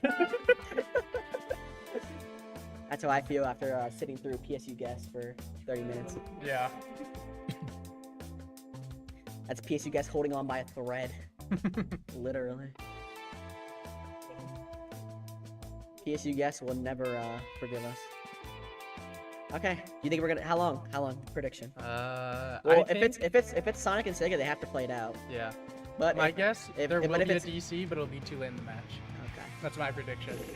And that's the fun part. You can't predict the DCs. No, they just happen. If they happen, they happen. Sometimes there's not even that much lag, and then you're just gone. Oh yeah, no, I didn't even notice that much lag. Yeah. But we're going to be getting. Uh-oh. Oh. Someone didn't launch. No. So they have to play it out, No, right? they're gonna end it, I No? guess. Can they end Nope, it? nope. Yeah, they stopped. Okay. Yep. They're going to have to They play it already out. have their two? Yeah. It's gonna be Lulu Luna and the DC. That's gonna be an early 2 down.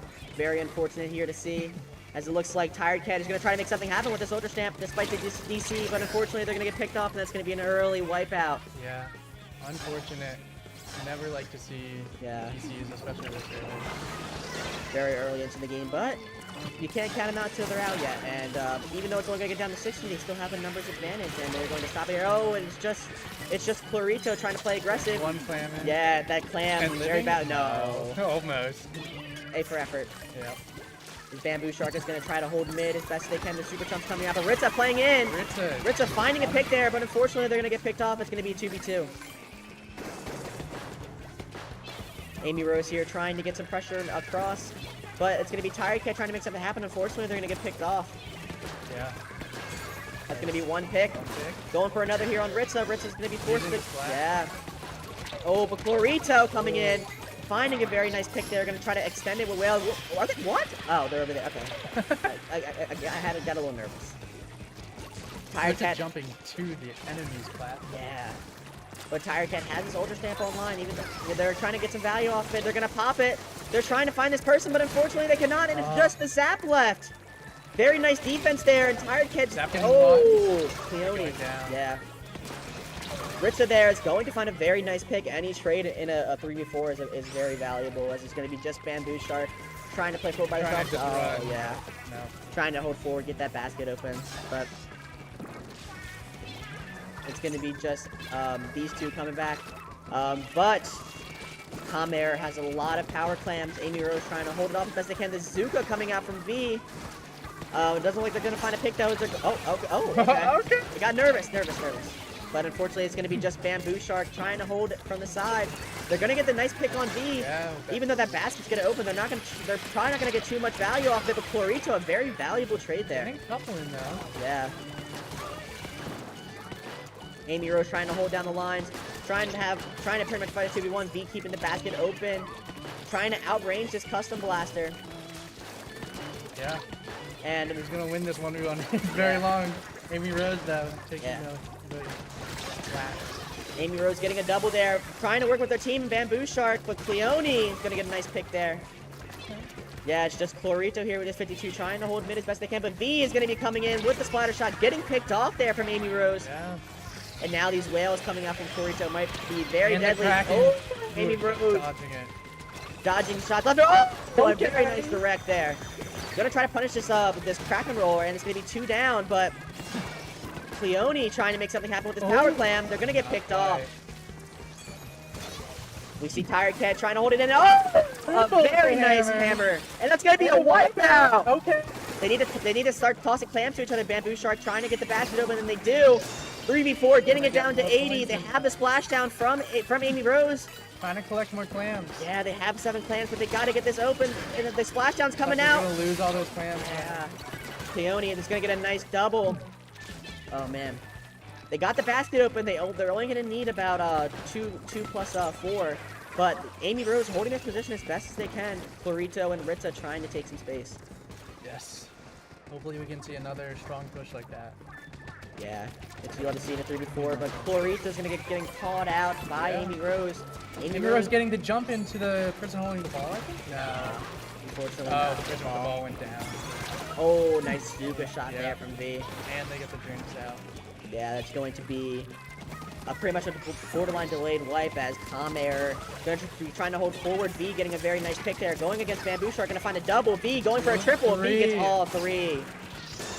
And they're getting more points off of it. Yeah, it's going to Could be be very quite a few. Yeah, Clorito's going to be scoring the the power clam. There's going to be 13 left.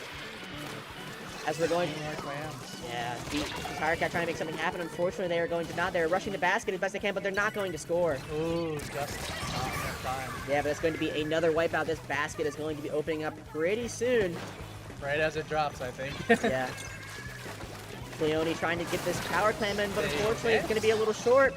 It's just Bamboo Shark trying to make a miracle out of a 1v4, and they're going to open the barrier, and Calm Error is going to take the set, moving on to quarterfinals. Yes.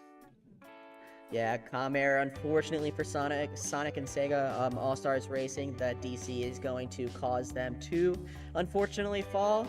But very strong strike from them despite the 3v4. Yes, it really was. Yeah, able to get a wipeout in 3v4 is pretty crazy. But Calm Error is going to be the one taking this home. That's going to be Calm Error advancing to the quarterfinals.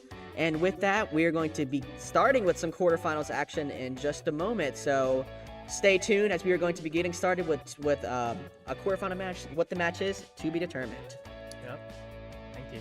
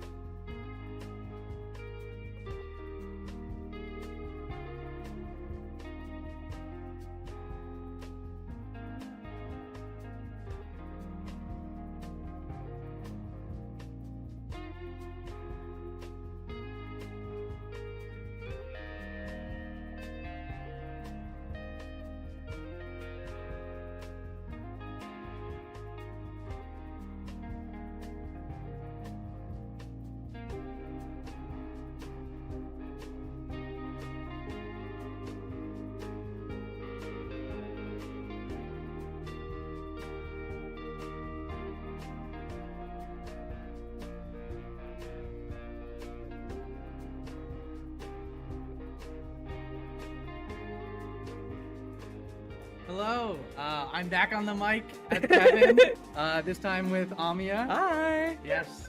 We are Jay, quiet. We are here back for some more lovely PSU Splatoon LAN finale Yes. extravaganza, eleganza drag race terms that I'm gonna throw in here. And you know, we got the TPK buddies on the mic. Yes. We were teammates this past season for CCA. Div 6. Yep. I don't remember what we placed, but we did it. I don't know, it doesn't matter. So we are going to be back. We have Team Friendship versus Shadow Spiral Fish. Did I get that right? There's only 3 fishes. Oh, there's only 3 fishes. Great. Well, they'll have a little extra F thrown in there for flavor. Flair. For flair, yes. Perfect. All right. And I don't know much about these teams. Do you know anything about the players? Nikki loves his 96 gal. He also plays Rapid Pro, I think. There's PSU people I know. Andrew, Wiper, Doolies. Keyline might pull out the Jet Sculpture. Love a good I Jet always Sculpture. love the vanilla Jet Sculpture, but she also plays other stuff like Doolies. So yeah, it could Is be the interesting to Andrew see what is they the play. Andrew in here the V under truther Andrew, or is this a different one? Different Andrew. Different This is Andrew. Penn State Okay. Andrew. Might not be seeing some V under gameplay. We're gonna hop right into this first game, which is Tower Control on Undertow Spillway. Yes. How do you feel about this map mode combination? It's okay. Yeah, it's not the worst, but Holding back your thoughts, I see. well, I don't like Undertow that much to begin with. I can 100% get behind that. Undertow just has so many interesting ridges that you have to like really think about how to get up and around. It's very movement based. So if you definitely play a more passive style like backline, you might not like Undertow just Spillway. awkward It's just terrain. awkward, yeah. But for someone who's really inclined with movement, I can see it being a great map combination. Kind of Yeah. like Kimberly, who we see going in with Andrew, who's Zukaing their team. Andrew is on shot. On shot, damn. Yeah, and Nick is on 52 gal. Just as you predicted, yep. And we got V-Jet. Keyline V-Jet. Falling off because of the scary sword, yeah. Scary Sword. Ink back is such a valuable special in tower control. It can be It can be. Would you Unless like they to have- elaborate on that? a sword or strikes That's- or roller or any melee damage. It is hard to deal with GG strikes, unfortunately. But I don't know. I obviously still very much so enjoy Zac, especially on tower. Looks like Clover's. Oh, never mind. Clover goes down there. I was gonna say it looks like Clover's running the dedicated tower carrier. Oh, but it looks like the entirety of Team Friendship goes down. Yes. Unless I have it the backwards. Justin Nicky Okay. trying to call out Andrew, which he does. He does. He does get the pick on Andrew, and Team Friendship is slowly starting to come back, but with such a lead. Oh, they have the lead. Never mind. Team Friendship has the lead. So they're just That holding was a the valuable turf at this pick point. Nicky got. There. Prevented held them them from back pushing from, yeah. forward. Yeah. Got Keelan going up towards that Getting high position- ground. Getting trying some to get damage on position. Nicky. They got back. I wonder how they'll use it. Yeah. Could use it to push in, or they might be saving it for later, especially with the hammer Oh, that hammer's a little bit risky. Yeah. throw. Not getting anyone. Team Friendship just has so much turfing power. It's gonna be interesting to see how Shadow Spiral Fish deals with it. Yes. And they're bringing it down to third checkpoint. Third With checkpoint. Drinks online. Weeks. Gotta love a good drink game Here player. comes the back, Oh, but going go down. Jeez. Can they run away with it here? Just one. And the jump's coming in. Jumps Are they coming gonna in. get it? They Yup, got they it. got it. The knockout. Good first game. Good first game for Team Friendship right there. Yes. You know, playing strong, pushing even stronger. It was a very quick victory for Team Friendship here. Gotta see if the emotes are synced up. They're not. Unfortunate. I love a good synced emote. It's great. Alright. So just a great first game overall for Team Friendship. Yeah. No. Let's see if they can carry it on. This is best of 3. Yeah. Best of 3, and if you're out, you're out. That's it for Yes. you. Single Time it is. elim. We do know what time Oh, it is. Rainmaker eel tail time. Oh, Rainmaker Eeltail time. What do we think about this combination? This is another one that's like a little weird. I It's an off pick. I personally am not a fan of Eeltail Alley in the slightest. I do not like it. I think it's too long. You know what's good on this map though? What? V-Jet with that. Is Key Lime gonna break it out? We'll have to see. She might. I It's know. a long, narrow map. Good for those markers and just the main weapon. Yeah, I And know then this was a classic map for you back in CCA. Yeah, It's when yeah. you'd run V Squelcher. Yep. Wonder how their comps will change. Looks like Team Shadow Spiral Fish is definitely thinking about it. As Friendship is already locked in. with They're all their locked in. picks. They're ready to go. Yes. They're ready to run it. They're ready to go down the long hallway with the Rainmaker. The hallway with the little bridges. Yeah. If you had to pick a mode to play Eeltail Alley on, which one would it be? Not zones. No, that's so fair. Um, The zone is huge. That's a rough one. Yeah. Might be Rainmaker. It might be Rainmaker? Jeez, that's rough. Rough for Eeltail Alley that if it might be Rainmaker. Might be Rainmaker. God.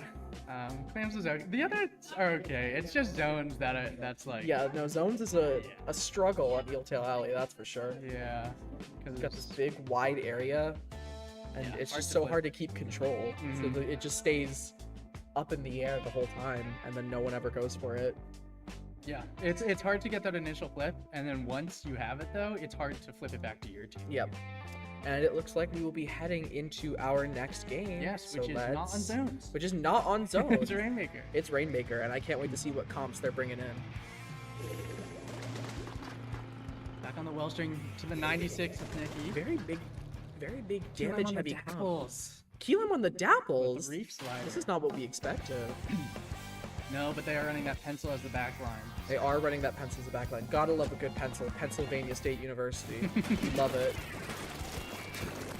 Let's see this starting. Who gets Who pops? They both have pretty equal damage output, but it Yeah. looks like Team Friendship pops first.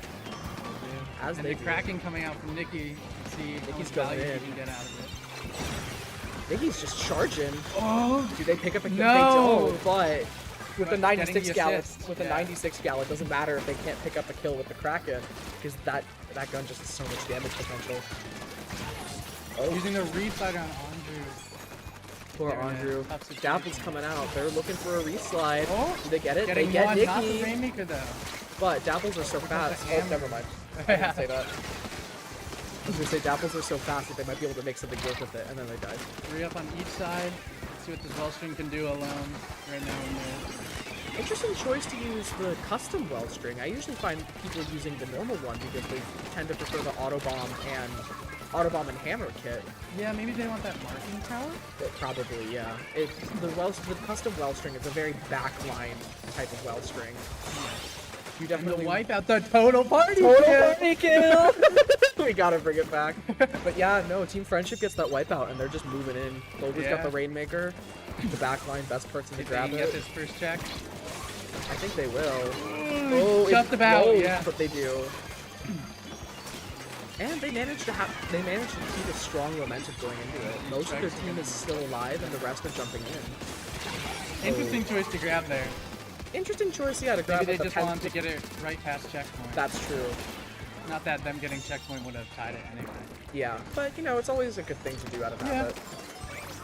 Looks like it gives Team Shadow Spiral Fish the chance to bring that Rainmaker forward, though. But the Rainmaker's just gonna get collapsed on by multiple men. Oh my god, Team Friendship has such, like, turfing and kill potential.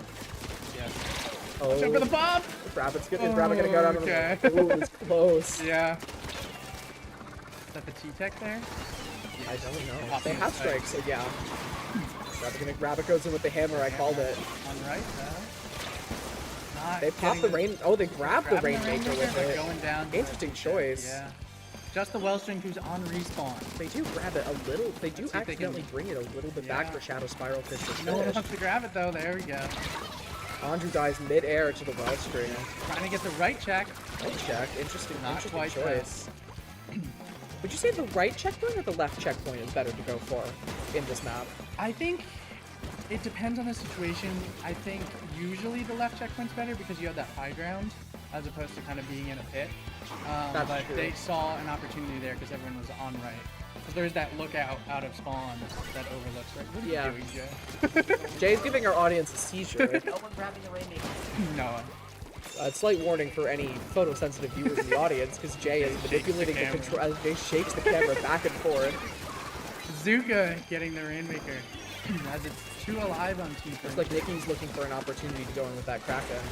Maybe Maybe. Nope, they're backing up. I'm wrong. trying to live this pencil. This pencil's just too good at claiming space. And they pick up a kill on Rabbit. Yeah. There goes their And main Cooler out finisher. immediately. Cooler out and taking a high ground. Andrew's I'm just pushing trying to in. push this Rainmaker. Not painted. Can you Not get back painted, up? they're You can. backing up.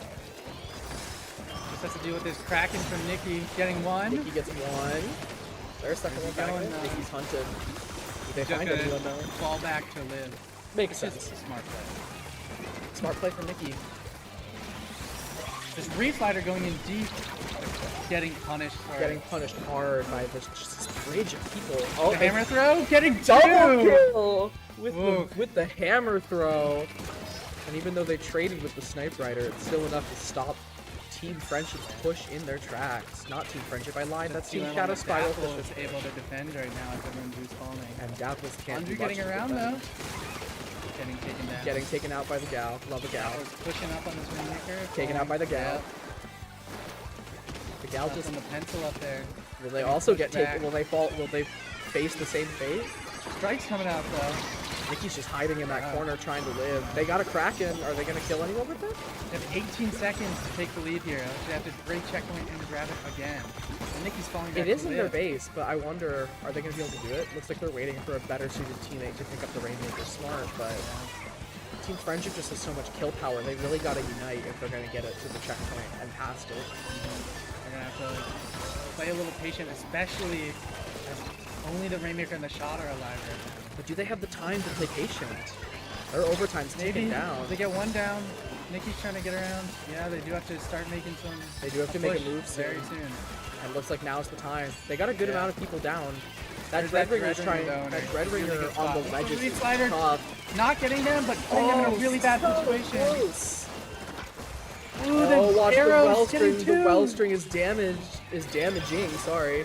The Welshman pushing up and the. Oh, there it is. And Yeah. there it is. That's the set closed out for Team Friendship. It was close, but they just couldn't get it. They just couldn't get it. It's unfortunate. Unfortunate round for Team Shadow Spiral Fish. A name with, I'm guessing, quite a lot of history in the PSU Splatoon Club. Well, Fish has a lot of Fish history. has a lot of history. That's for sure. Ooh, and a fist bump. Gotta love Nice, sticking the around fist for the bump. fist bump. Yeah. All right. Well, what a set. Yeah, we say congratulations to Team Friendship Looks as like- they're gonna continue on in this tournament. Yeah, Maybe semifinals. Moving on to the semifinals. Yeah. It will be exciting to see what comes next. Mm-hmm. So with that in mind, we will be back with some new commentators and some new games as we continue on with our PSU LAN quarterfinals. Yes, very soon. Bye. Bye.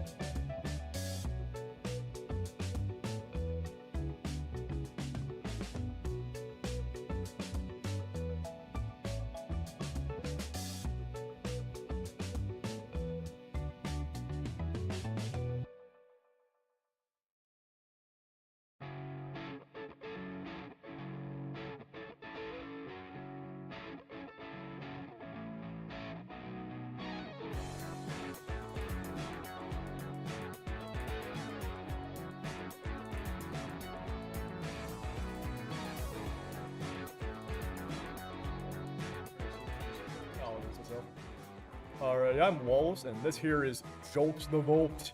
We're copying this great match between Team Friendship and TMI. No one knows what TMI stands for. It's it's an open mystery, you know. But anyways, time to go into the in-game and see what is going to happen here. So up here, both teams are in the training room training. Waiting on a few people to pick their weapons yet. It looks like Dreamer. Oh no, it's just Dreamer now. Clover's picked. What is this first map anyway? I know it's something whack. We're on Mako Zones, which is a rare good map for this map pool. Most of these maps have been kind of bad, to put it bluntly. It is true. However, I think Mako is by far my least favorite map in existence. So, I'm glad it's not me playing on it. I'm glad it's them. Let's go, Team Throwers. Live up to our name. We threw. We're no longer in the tournaments. Alright. Now we're waiting on Dreamore pick their weapon. Dreamore is being slow. They gotta think it through. They gotta think it through. Nah. You just pick Arrow Slay and throw Booyah Bombs.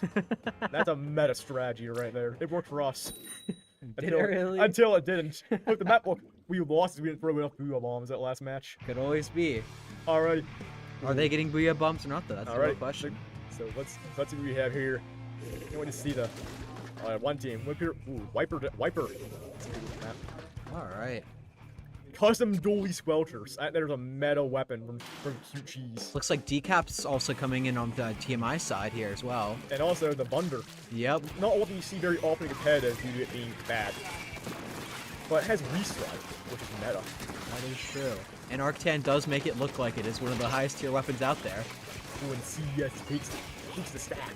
That's huge. They fall back into the zone. They get trapped by the wall and killed by the wall, which is rare. Unfortunately, coming up behind Decap getting that clip there. Making the 52 gets a triple here. That's huge. They have a huge number of advantage, and they managed to cap the zone. It is in TMI's favor, I believe, right now. Yeah, no, but with their team friendship, it can control the zone. TMI's going to need a triple push here or capture the zone. I love the slider. I'll probably neutralize zone. The capture team. Oh. The bubble in the zone is huge. They have a lot of control of the zone. Decap on stack, but they're forced off by the Wiper. And they get picked off too, unfortunate. Team pushed back. This is probably going to let our friends over at TMI to get a nice little lead here, you know? It's true. It's not going to be pick this up. I don't know. It is. You're good. Alright, well, there's a slider right here. The question is, will Team Friends be able to use that slider to cap zone here? And they do. And the Wiper's flanking around. He gets a nice pick on that Dually Squelchers. And the Decap's back online, coming back in, getting drinks too. The question is, are they going to go up on the stack or try to flank around? So they go for the stack, and they miss their shot. That's rough. But they do force them off the stack. Right now. Team Friends with a walking zone. They push up pretty far. Hey, taking out by Decap. There is a Re-Slider charged over on Arctan over here, ready to hit zone at any second. Looks like they might pop it here. Oh, no, they're pinging it on. TMI cap zone manages to push up. But the thing is, you know, it's numbers equal right now. Actually, no. TMI's down. TMI's down too. They're probably going to lose zone here unless they have some absolute lose. That's true. They do pop the slider though, and they do get the pick. But they get taken out right after. That might stall the zone just for long enough for their team to get back in here. It's true. They get the penalty points at the very least. And now we have the 52 Yao. It's doing work with this map. Tons of kills and zoning out. There's our kill from the 52 Yao. Back to the Decap. They're push off onto the side here. Easily gets split. And there comes out of the Reef Slider. Very good. Right in the corner zone, but it's countered with an Arctan's Re-Slider too. Oh, Arctan must be running a lot of special power up because this is a big zone. You need a lot of special power up in order to cap it. It's still working out just well for him though. Okay, there's the volume. Alrighty. And then we have zone appears to be currently in TMI's control. The Ultraman might be able to take control here. But no. It's passed. Oh, but now it's back in TMI. The throw gets a nice pick here. Now they do have zone. Numbers equal, but Team Friendship has pushed up deep into the map. They have a lot of map control. TMI is going to need to get their act together quick, or Team Friendship's gonna knock out you. That's true. Their penalty points are through as well, and they're gaining even more now. Only about 15 seconds until the match is over. Team Friendship needs to push in quick. But they're pushed really far back. I don't think we're really seeing a push here. Timer's down. Decap does have their special, but that's not going to be enough to cap the zone, I don't think. Not Bubbler. Bubbler's in cap zone. And they go down. But they do manage to neutralize. And that's that. The first round is a decisive win for Team Friendship by knockout. We're gonna be driving through. Was well fought on both sides, though. It was pretty close. Oh, a lot of resliders here. Resliders very nice on the zone because you're able to cap the entire zone in one explosion if you place it right. That is true. As you would know, the Wallace, Mr. Reef Slider Cheese Master. Look, sliders meta. Alrighty. And the next map would appear to be tower control on Sturgeon Shipyard. A lot of people seem to think Sturgeon Shipyard is a very long-range favorite map. They are wrong. It's a short-range favorite map. The question is, do you think they're going to change their comps to match that better? Highly doubt it. Max plays Goober weapons. He's been playing very similar roll-ups for the entire campaign so far. It's not a campaign tournament, rather. So I don't think we've seen too much exciting change. It's true. What mod is it again? Tower control Sturgeon. Ooh, interesting. He's probably seen a lot of Booyah bombs and strikes here. We did see a Bubbler come out before on Splat Zones, which is one of probably the best specials, I think. Yeah, Bubbler's really nice here. Allows you to hold the tower for just a bit longer. Exactly. We're probably going to see Decap here again. I think Reef Slider's not quite as good on tower control, though. No, it's not. You can't cheese tower control with Reef Slider, unfortunately. The one thing you can't do with it. I know, Reef Slider, meta weapon, everyone knows. So we might see some switch-ups And now off of that. We're just waiting on PSU Orc10 to pick their weapon. Everyone knows he plays some weird stuff like I don't know. What is it, like Big Swig Roller Express? Actually, not a bad weapon here. Let's play Big Swig, Max. It'll be funny. Trust. He's going through this whole closet of low-tier weapons, finding out which one to embarrass people with next. Max should play Paintbrush. It's a meta weapon. I love Paintbrush, even though it's bad. Even though it's not bad. Everyone knows Paintbrush is secretly good. In-game. And now we are in-game. That's EC. Looks like we have Team Friendship over here is yellow and TMI is blue. Ooh, Luna Blaster. You don't see Luna Blaster very often. Certainly an interesting pick from Max here. Parashong has also the Pencil, Penn State University we see over here, along with some Tetras and a Decap making a return. The main thing I see here is there is no tower cheese.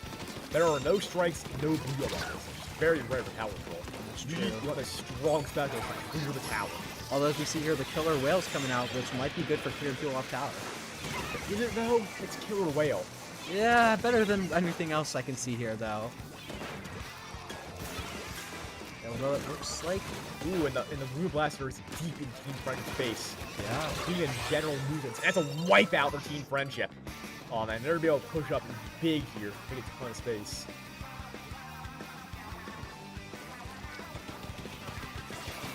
The 52 out of Team Friendship is just trying to hold back the advance of TMI. Although they do currently have the lead, and quite a big one at that, so TMI might have some issues. They're focusing on getting rid of that bubbler so they're not able to jump in. We'll be a very strong movement in here. Reef Slider is charged and comes out, doesn't find a pick though and gets punished by whales. We'll be a Luna Blaster special right now. About to see some Zipcaster action coming in here. Decap jumps onto it. Ooh, that stings. Decap misses their jump. He has a little creep back in the mid. And you see a Tri-Slosher here. Tri-Slosher is very nice in this map. Tri-Slosher is the only thing that can keep Decap very vertical map. I thought the Luna Blaster Zipcaster. Oh no! Off the map! That is awful. An unfortunate slip and fall there. This map is not OSHA regulated. Too many pits.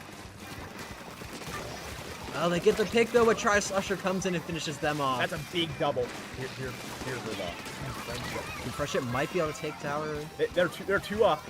question is, will they be able to capitalize off this major push? Looks like they are. At the very least, TMI's push has been stalled, and they didn't even break past the first checkpoint. Oof. And Buddha Blaster. Ooh, there's a flank there. Ooh. Yeah. This Tri-Slosher's putting in work here. They're getting lots of picks. And a cool online. That's going to give a lot of momentum to Team Friendship to continue their push. Plus the hammer, too, coming out. Team Friendship right now is trying to push a tower forward, but... Oh, yeah, TMI gets their own cooler online here, too, though. Finds a pick, but decap does go down. This should be mentioned, too, that TMI is undefeated so far. See, if they lose here, they're out of the tournament. I think it's the best out of 5. I don't know. I'd be told it's best out of 5. It's best out of 5. Okay, you So- can confirm that now. It's best out of 5. So if TMI loses 2 more matches, they are out of the tournament. Their undefeated record is broken. TMI's hopping off tower, though. They're having a hard time getting back on it here. They just can't secure mid, it looks like. That's a lot of 2. Well, that being said, though, they do have numbers right now. TMI is a very low paint comp rank. This is true. Lunar Blaster, not good for paint. Pencil is a pink gauze over the nose. But then you have negative paint with Decab and Tetris. Meanwhile, the Tri-Slosher over there, as well as the Wellstring, can give you you some a good good pain. flank here. And Zipcaster again to try and punish that Wellstring. It They seems to get a work, pick. though. The question is, will we get another pick? They recall. Who was a big And Slider comes right in, though. Oh, they it's get not instantly working. punished. TMI take managed to take a slim lead. They too. But have TMI pretty is good currently, comeback. is currently down a ton of members when their jump being camped. This is probably give Team Friendship the little push they need to try and push back in and take space. It's true, but with only a minute left. Team Friendship has to act fast. This Team Friendship probably has a chance for one more big push. And then it goes into overtime.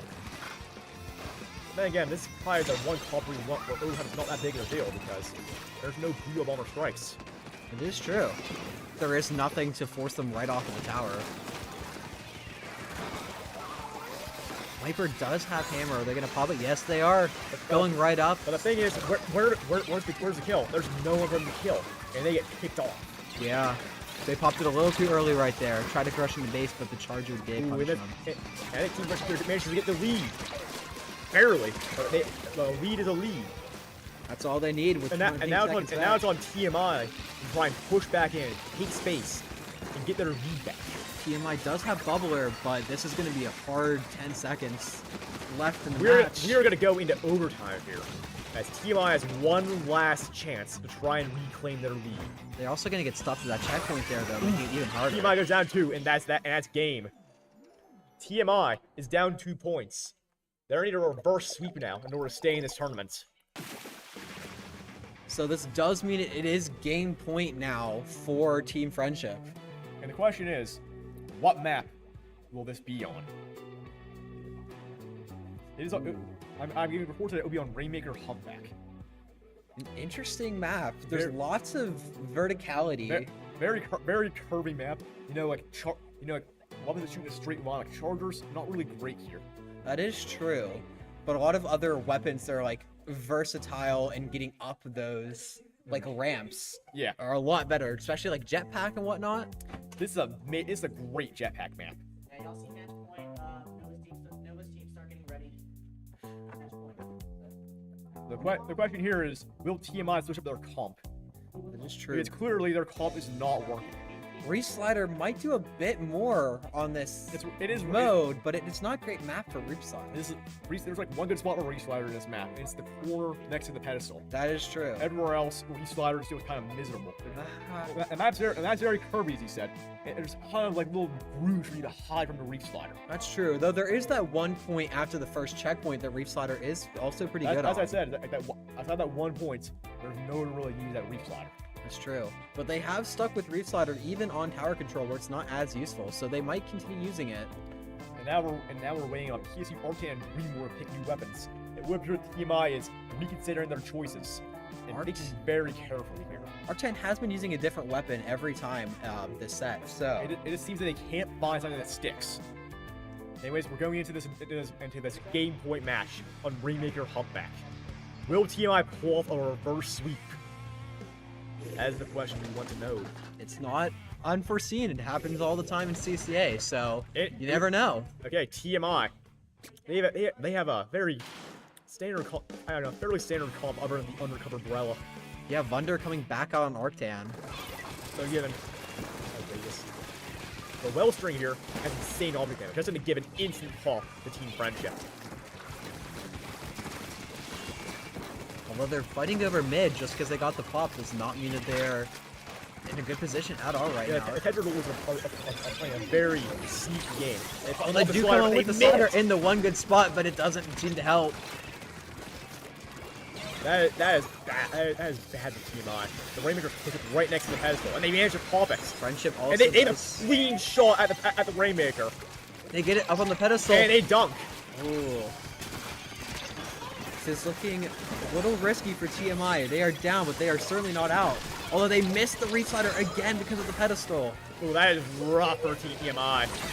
Oh, Decap comes in though, secures the kill, and gets Bubbler up so the teammates can jump in. Bubbler will help get this pop here. Maybe push and take some space. That's a huge pick for TMI. They need to get everything they can here. They are fighting for their life, and they're down right.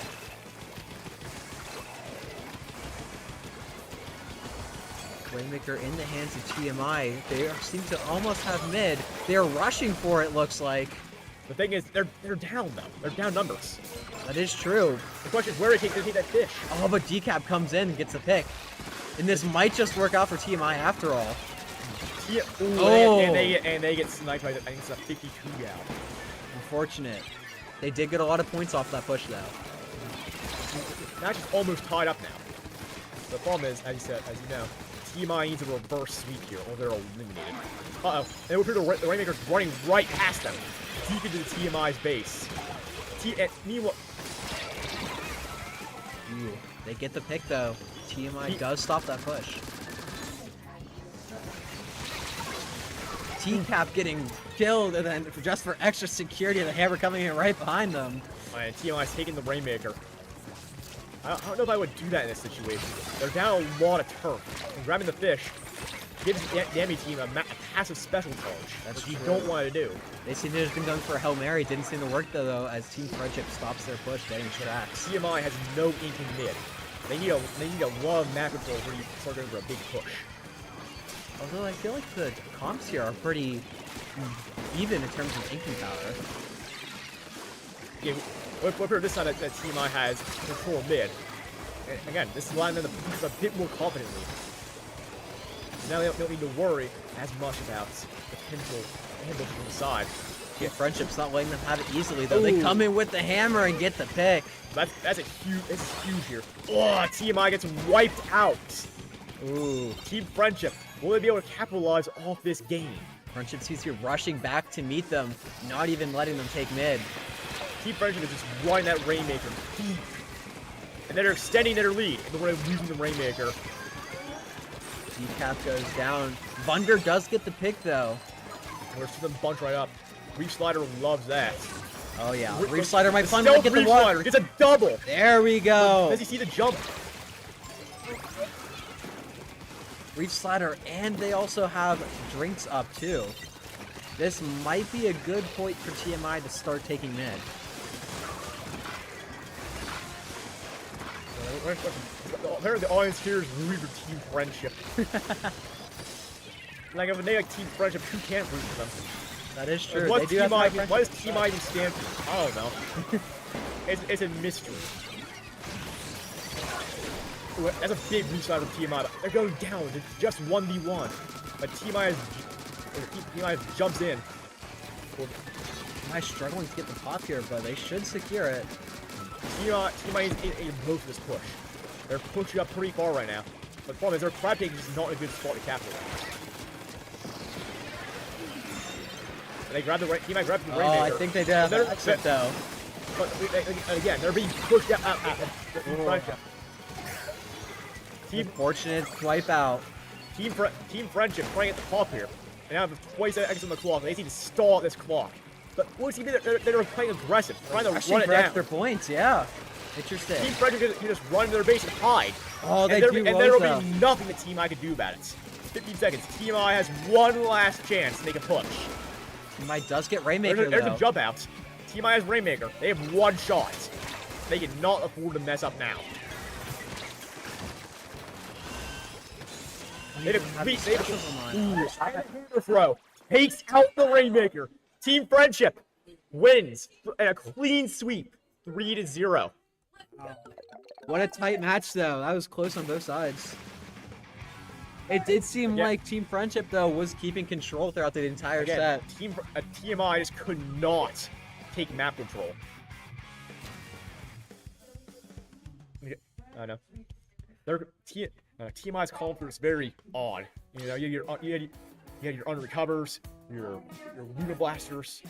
It's true. Wasn't really synergized together, but even so, we're undefeated up to this point, so they Yeah. clearly put up a good fight with it. So yes, both undefeated teams are both out of the tournament now. So every team left has lost at least one match. It's true. And the next match, I believe, is it's gonna be a very interesting match. Last match of the semifinals, and then whoever wins that will go on to fight Team Friendship, I believe, in the finale. Yeah, Team Friendship has secured their route to the finale. Just 2 more matches left in this great Splatoon tournament. That's true. Well, then we'll be back in the next to last match. Here, back.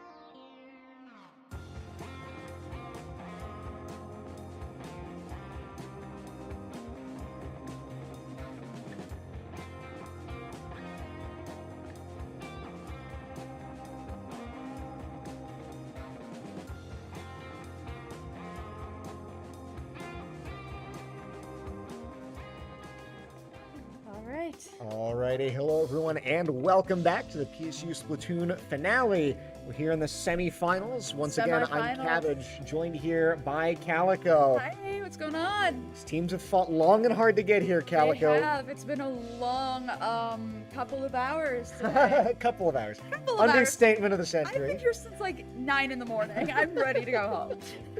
Sorry. But I have to clean up. There's a massive mess that camera can't see. I have to clean that up.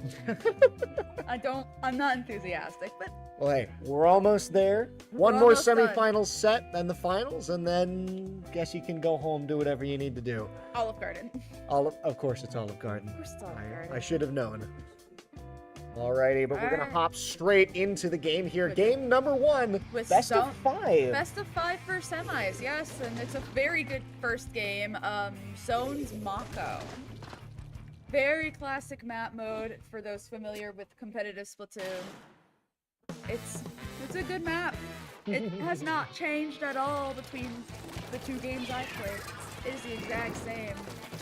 You just gotta make sure your stacks are held and keep that zone painted your color. And just with one zone in the Immediate center. 2 down on the side of subtitles. Having this one zone in the center here, Calico, also really centralizes the action, right? It So keeps if things central and ensures that you can't hide. Especially because the spawn in this map is very easy to access. You can get locked. If you get locked out, you're done for. You gotta make sure your bats are painted. I think what you have described is exactly what's happening here, Calico. yeah. The center point completely controlled right now by communication error in the orange here. And B is lush. Oh, that's Ryan. The Inklings look the same. Yeah, no, that's fair. That's fair. There's It's very easy to There's our confuse them when you leader. see the back of their 3 heads half the down on the time. 3 down already. Now back down to 2. They're getting in their bats. They are moving. This is like worst case already. It's an incredibly good lockout. A communication error finding all of these angles. And look, the high ground isn't really even mattering here for the No, members it's of not. Quick to add There- subs. Also an excellent punish on the reef slider there for getting caught in the corner. Little Zuka, very good saving throw for yourself there. But unfortunately does not work when it comes to B. Yeah, still- Zuka out with B as well. And this is just a dominant game here from communication error right now. They Control are. finally gonna go back the way of Click to add subtitles, but still, it's a tall map to climb. It's a You very gotta hang on to this point for a little bit longer, and look who comes There- through. Communication error, just painting this point. Yeah, and there's no I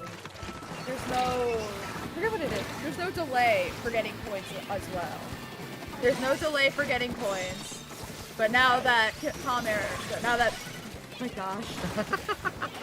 Words. Long, complicated names, yes. Long, complicated names that that I'm going to beg Jay to ban in the next turn. Ooh, beacons. Beacons are useful. They need to be used better. But it's getting closer. The Yeah. time is ticking back down again. It seems like slowly but surely, Click to add subtitles has been trying to claw back these points, and look at this. Oh, and they're getting their oh no, well they just barely missed the lead. That is very rough. It's I know still that feel. roughly 2.5 minutes, and this zone just keeps flipping back and This forth. zone is highly contested. Very good picks on both ends. Communication error finally getting hold back on the point, but immediately gonna lose it again. It just keeps changing hands every couple of seconds here. That's the joy of zones. Me popping another Zuka and also popping a good back there. That's a very good way of ensuring that you get your zone. And looking at this center point right now, it just seems that no one can get through these pity points. And if this continues for the next minute 40, that's certainly going to benefit communication error being the ones bringing in the lead. They finally So long as managed to get solid control here. Yeah, communication is very good paint control with their weapon pool. Between the 2, two 1. shooters. Oh, and now there's no delay again. But they lost control and now it's right back to subtitles. Still managed to build up a little bit of a lead through that. Yeah, but it's going to keep now- changing hands. About minute 20. Still time for things to happen, but honestly, a 3-man Down walk. already. Once again, it's looking like Tom Air is gonna get it. I mean, bringing it close to the pity points here, but still with a minute left. you're gonna have to have a really good fight here if you're quick to add subtitles, and then you're gonna also need to win a fight or two off the back end just in order to hold this point. Right now, Communication Error is finally locking things back down the way they had early on in the game, especially. It's looking like they're gonna probably get the knockout with 19 seconds left on the clock, but they Close lost the though. control with the creep slider. And they're 3 down now as well. This is huge. Looks like it might be a delayed Delayed wide. wide. Not quite. Oh yeah, that jump was There you done. That jump was done for. All right, gonna take this point, start taking down those 46, see if you can get it underneath. You gotta hold on to this point for pretty much the entire rest of the game here if you want to win here. But to add subtitles, knocking on death's door, but they're not dead yet. They get 2 kills. Hold on. They lost control though. And that's a wipeout. Oh my god. There's a once that time ticks, yep, and they lost the lead. Communication The first error. game is going to, that first game is gonna be going to click to add subs most likely. You And could yes, it feel is. it. The desperation set in for Communication Error That at is the game tail end there. Got a little bit too over aggressive. They got And they get punished sloppy. for it. They have gotten sloppy. That's really the name of the game here, right? You have to be on top of it throughout the entire game. The moment you do. let up, especially this late into the bracket, you're going to lose. Yes, you will lose if you get ahead of yourself, as I have learned. Speaking from experience. I do speak from experience. I used to play backlines on this game. Ah, It okay. was fun, but difficult. Looking like, Calico, the next map is going to be Sturgeon Shipyard? That's another classic. Okay, That's well, another very classic I match. would not know. That's been consistent, I think, through all 3 games. But Okay. I could be wrong. I never played Splatoon 1, so I don't know. I joined the train late. I joined just after Final Fest of Splatoon 2. Oopsie. Still getting pretty involved, and I mean, I'm sure that there are several other people who are in the same boat at this Oh, event. 100%. There's some people who were playing earlier that have never played a comp event, and this was their first comp event. So I hope that they try out next semester, so that way we have more teams. We need to certainly. We need to have more teams than Cutstown. And we also have plenty of teams right now that are watching here in the audience and that are also still in the bracket. They're still of course. I'm incredibly impressed. Every team has fought very hard for this. Yes, one game is not the be-all, end-all. At the very least, 2 more games to go as we hop right into game number 2 here, Calico. Yes, game number 2, classic tower control Sturgeon. This is another one you need to like hold your bats because they can just get right up where the spawns drop you. Look at this. This is a Lockouts are slosher. incredibly easy. They're moving very slow though so far. I'm a little surprised. Seems like Yeah. Quick Add Subtitles was just First- allowed to hop on the point, but look at that. It's a good 1 down, flank. 2 down on the side of Com Error. That so far. started as a nice flank, but unfortunately spotted out and stopped. And the tower Yeah. control Oh, gonna go the way of Snyder. Quick Add Subtitles here. Yeah, and it looks like they're just slowly trying to get ink and paint together. That's really all you can do. I like whoever's using the beacons though. Beacons need to be utilized a lot more than they have been. But 2 down. Oh wow. This may be their doom. Quick Their Add run Subtitles had an excellent start right now. Yes. Pushing this to 36, 35, almost at that second If they checkpoint. they're at checkpoint 2 now. They might just get They it might here. just get it. If they just One they gotta person defend and hope that it'll work. Just 2 down. But there's still someone there. And they're getting their jumps in as well. almost able to take that back. Not quite. It's a last minute, last ditch effort here Very for the last members ditch. of Communication Air. Just barely They able barely to stop the scraped end of the by. game. Very impressive defense on the side of Calm Error. Starting to push the tower back. Look at this defensive positioning here, just buying time, calling attention here. Is Quick to Add Subs, 3 and down on the side of Calm Error again. Ryan just doing the yeoman's work here up front. He's doing everything he can. So will it work out? Hopefully. So far, he's working out pretty well. Tower's already pushing all the way back here to the side of Communication Air, but a great Excellent night shot. right from downtown. Whew. Gotta Be careful though. Another kill. 3. Goodness gracious. That is an excellent shot. And what a way to stymie the momentum here. Cracking on the tower, classic. They just have to. Oh my gosh, I think they fell. Oh no, they're fine. I thought they fell off the map. I was like, oh, that's rough. Look at this close quarters fight This here around first the tower. checkpoint is highly contested right now. Right. Hold on. Every single they're just past checkpoint 1 though. Things could turn around really quickly. That communication error really starting to claw their way back in. It'd be really funny if we got a real palm error. There's another kill. Another kill. Communication error starting to push this point. This is dangerous territory now. Yes, it for Click is. to add subtitles. They've not been in this position all game. Suddenly, the script And has they been have flipped some, here, they have some Calico. strikes too. It's GG strikes. Uh-oh. Oh, only 2 There's got 2. out though. And then GG strikes on the side of subtitles as well. And then they took. Oh no, palm error has the power again. Gonna bring an end to the push for now, but still need to be dislodged. Click to add subtitles. Need to push it along. They need to finish pushing it, and then they need to get to 8 or below. The trades here. They got it. They got it. Finally. 5 to nothing. 2 down on each side. Jumps coming in hot. And suddenly, off of a single push here, Calico. Click to add subtitles are the ones finding themselves on the back foot. Communication error. Putting in the legwork in order to get that tower all the way back to the other side of the They map have a from Death's Door. long way to go. Unfortunately, they're trying out some GG strikes, but they get punished for it. You have to defend yourself. It's a long way to go, but they're coming back with a 3 vengeance down right on now. their side, though. Will it work out? 2 down on their side. You just have to hope that they can clutch it. They may have to. It's not a close lead though. 4 seconds, and if you don't pay attention or get wiped off the map, the other team will come in. Like how Malgosha came into the overworld. No. Not on the Splatoon stream, alright? Anywhere. Wrong game. Yes, correct. Oh man, I was playing that game for multiple hours today.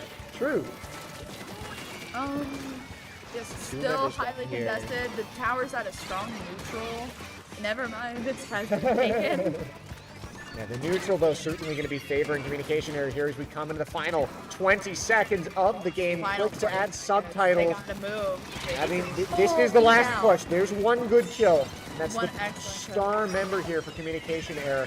8 GG seconds strikes left. Getting sent out. This is going to have to be overtime. 2 specials left on the board. They are going to win the gunfight. And suddenly, this might be it. You have 1 special left. They're special all on the their other side defense. as They're well. all they're the striking, the GG strikes, and then Yikes. win. And there it is, going to bring our score 1-1. Communication error saving those specials. And that's really where you need to use them, right? Yes, You just save save them them. for those moments Save like them that. as best you can. Coming right in clutch at the end of the game there. Precisely, yes. 1-1 trades, and suddenly, Calico, this is essentially just a best of 3. Yeah, there's gonna need to be at least one team has to get 2 more. Correct.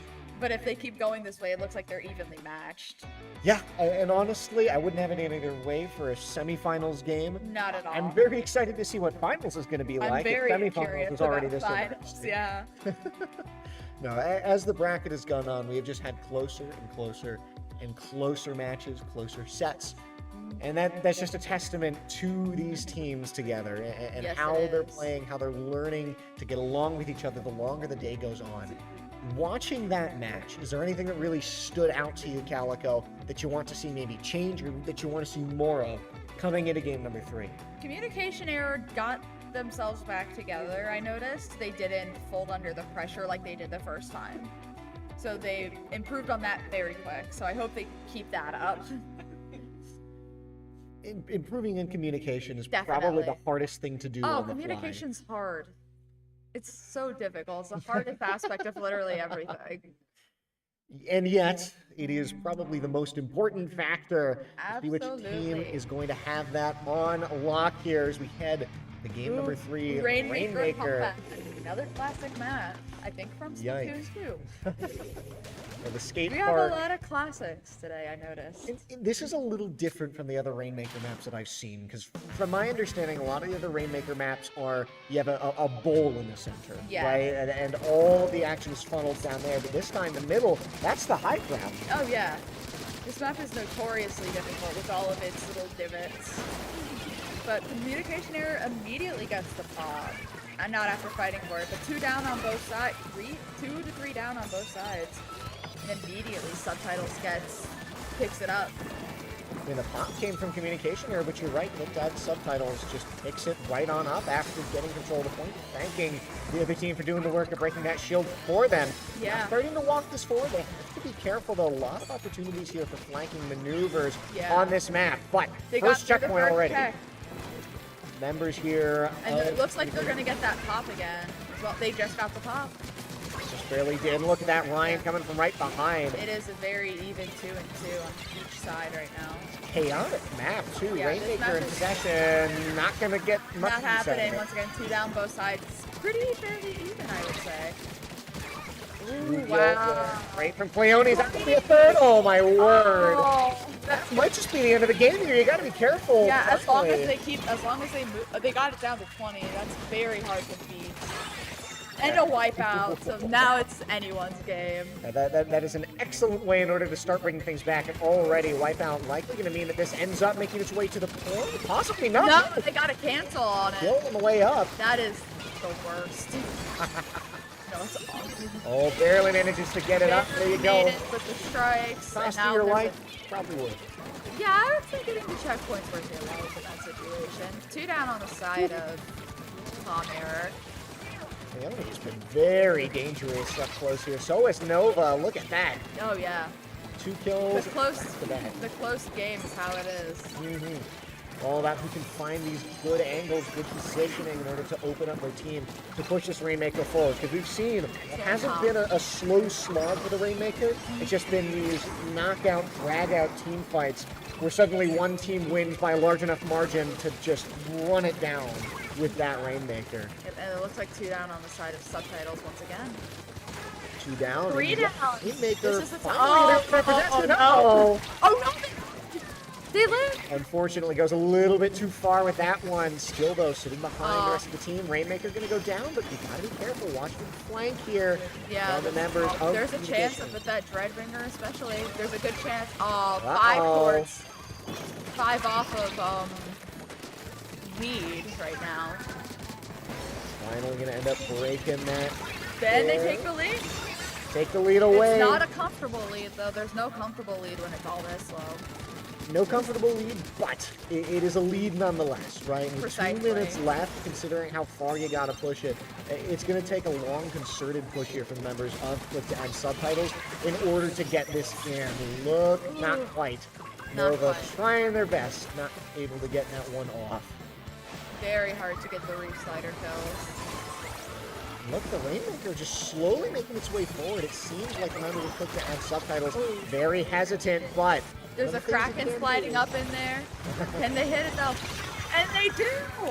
Excellent Kraken on the side of Britza. yeah, it's an excellent way to deal with the Rainmaker as well. Sacrifice your life, well worth it, as long as you can secure the Predator. There's opportunities on this side. Yikes. Oh. That is not good. Do a DC clause. Unfortunately, it is too late. That is That is so unfortunate. Com error got com error. Communication error is certainly living up to their namesake. Oh. What? That is unfortunate. What a way for that to end. Not the way you want to see him go out. However, It's still, really funny though. you got at least one more game. Yep. There's at least Hopefully you one don't to two disconnect more. this time. Hopefully no one has a ban. I don't know how it works for private battles, but knowing me, if this was my apartment Wi-Fi, I would have a 10-minute ban. Yep. Gotta love deserter penalties. Oh, it does not work. Blake J. What happened? BBPC and tried to run over and grab one of the teammates' controllers. Are you serious? So apparently, Anyway, we love B. apparently VDC'd and tried to grab someone's controller on the rest of the team so they could play. Goodness Oh. gracious. All right. Well, do what you gotta do in those situations. Yikes, yikes, yikes. This has been happening all day. Welcome to Penn State. Welcome to Penn State. We love the fact that our university is changing their Wi-Fi. Oh yeah, they're stuff changing their right Wi-Fi now. after I don't Yep. know how long, Yep. and it's And Obliterating none our of it event. works now. No, nothing It's- works. Yeah, it doesn't even work in the lab. It's great. no, it's awesome. It's so great. I should have crashed on Minecraft today. Just play stuff that doesn't require internet, I guess. Probably the only way. Ay. All right, so game 3, What game was the 4. What was the fourth map again? It Hammerhead? is Clampless Hammerhead. Oh, great, a straight line map. Nova is gonna love that. We love Hammerhead in this house. I guess premature switch over as we see that everyone is in fact in. Everyone's here. The disconnect- There's no issues. Disconnects are not There's no as issues. bad, Knock on wood. thankfully. Is this actually what? I think it's veneer. Okay, well, it's close Close enough. enough. Close enough. There's cardboard in it, so technically that's wood. Good enough. Good enough. Either way, teams have finally managed to get themselves back in the lobby. Luckily, it does not seem to take long. Hopefully. Hopefully. Hopefully. Hopefully. We can only hope. That's all we can do. Yeah, Still. we can only hope it's currently We have 8 at the PM. very most 7 more games for the rest of the night. At the very most. Oh my gosh. Remember when this was supposed to end like an hour ago? 7. Or we would have been done like Close now. enough. Yeah. We're just waiting on 2 more people to ready up so the match can begin. Yep, trying to decide on their builds. And look, if you're communication error, you're 1 game away from getting knocked out of the bracket Yeah, entirely. that'll be shocking. I put all my chips on Calm Air because of me. My goat. And yet, from what we've seen with their DCs, hopefully this is gonna close on up. See if that Yeah. connection maintains security Fingers for the rest of the crossed. game here. Either way, 1 game away from elimination. Meanwhile, on the other side, click to add subtitles. 1 game away from finals. Game number 4 coming in hot. I don't know who I want this. I don't know who I want this to win. My team that I had all my chips on black got knocked out earlier. My Pookies literally named coming in hot. Every team has done very well though. I've been cheering for everyone equally. Pinky promise. Slow fight in mid is going to end up Clams? with click to add subtitles getting a hand on. They have 1. What are they called? The large clams? Is Super Clan? Super Clams, yeah. Okay. We usually just call them football. Yeah, fair enough. I don't even know how to begin to describe clams with blitz other than slow and painful. You have got to play a patient game. You can either play patiently and drag things out, or play hyper aggressive and hope to God it works. We've had both examples today. Oh, Not a two good down start. on each end. But a ball does exist, so this would be a good time to run it. Picks it up at the very end here and holding Yep. onto a ball, likely trying to grab another for the team as well. Get 2 kills. Get This 3 could be an potentially. opportunity, maybe. If I was Fight on back. the other team, I would be taking this and running it. And you have to, but You maybe have playing to. a little bit too slow. I would say they definitely are, especially given how super clams they expose your location. Like, you are vulnerable. Yikes. Oh, excellent Zuka on the side of B. When you talk about exposing your location, when you have a special like that, it makes it pretty easy to pinpoint down exactly where you're going to be. And so It instead of having does. 2 super clams, only will now have possession of 1. Now, that's still 1 more than the enemy team. Still not a position you want to be in, especially when you had so No. many opportunities where you likely could have made something happen there. Yeah. They should have run that when they were 2 to 3 down with someone freshly respawning. That's when I would have gone. But every team plays different. Well, there's 2 kills. This could be the opportunity 2 to go down, in once if they again, want to just- take it. Oh! And Who yet, got the get face? Oh man. every Oh, it's 3 single down now. time. That is actually painful. I felt that. It's just every time that the members of Click to Add Subs try and Oh. get a push going there, Oh. communication error just come out of nowhere, but look at this, sneaking behind, doesn't have enough. She needs 2 clams. Do they have the clams for this though? And Yikes. down, it did not work. She could not get the jumps in with clams. I'm a little surprised. There were about 2 clams directly in front there. I guess possibly just didn't want to risk dying. in No, order to I don't collect blame. them. No, it's never worth. It's never worth your demise. Grab with I the will super say. clam. We're already like halfway done with this snap. Ooh, excellent Oh, my bazooka snap once again. I swear, V on this bazooka has just been lethal every single time. V with bazooka is criminal. It is just stopping the members here of Click to Add Subtitles anytime they want to get anything done movement-wise. Precisely, it's. And you mentioned this being a very open, straight map, right? Yes, it is very, very straight, very small and narrow. It's nobody's favorite. Oh, just barely not able to get it in. There you go. First clam has gone in at 1:30 and it cost 3/4 of your team. I would be leaving if I was Ritza.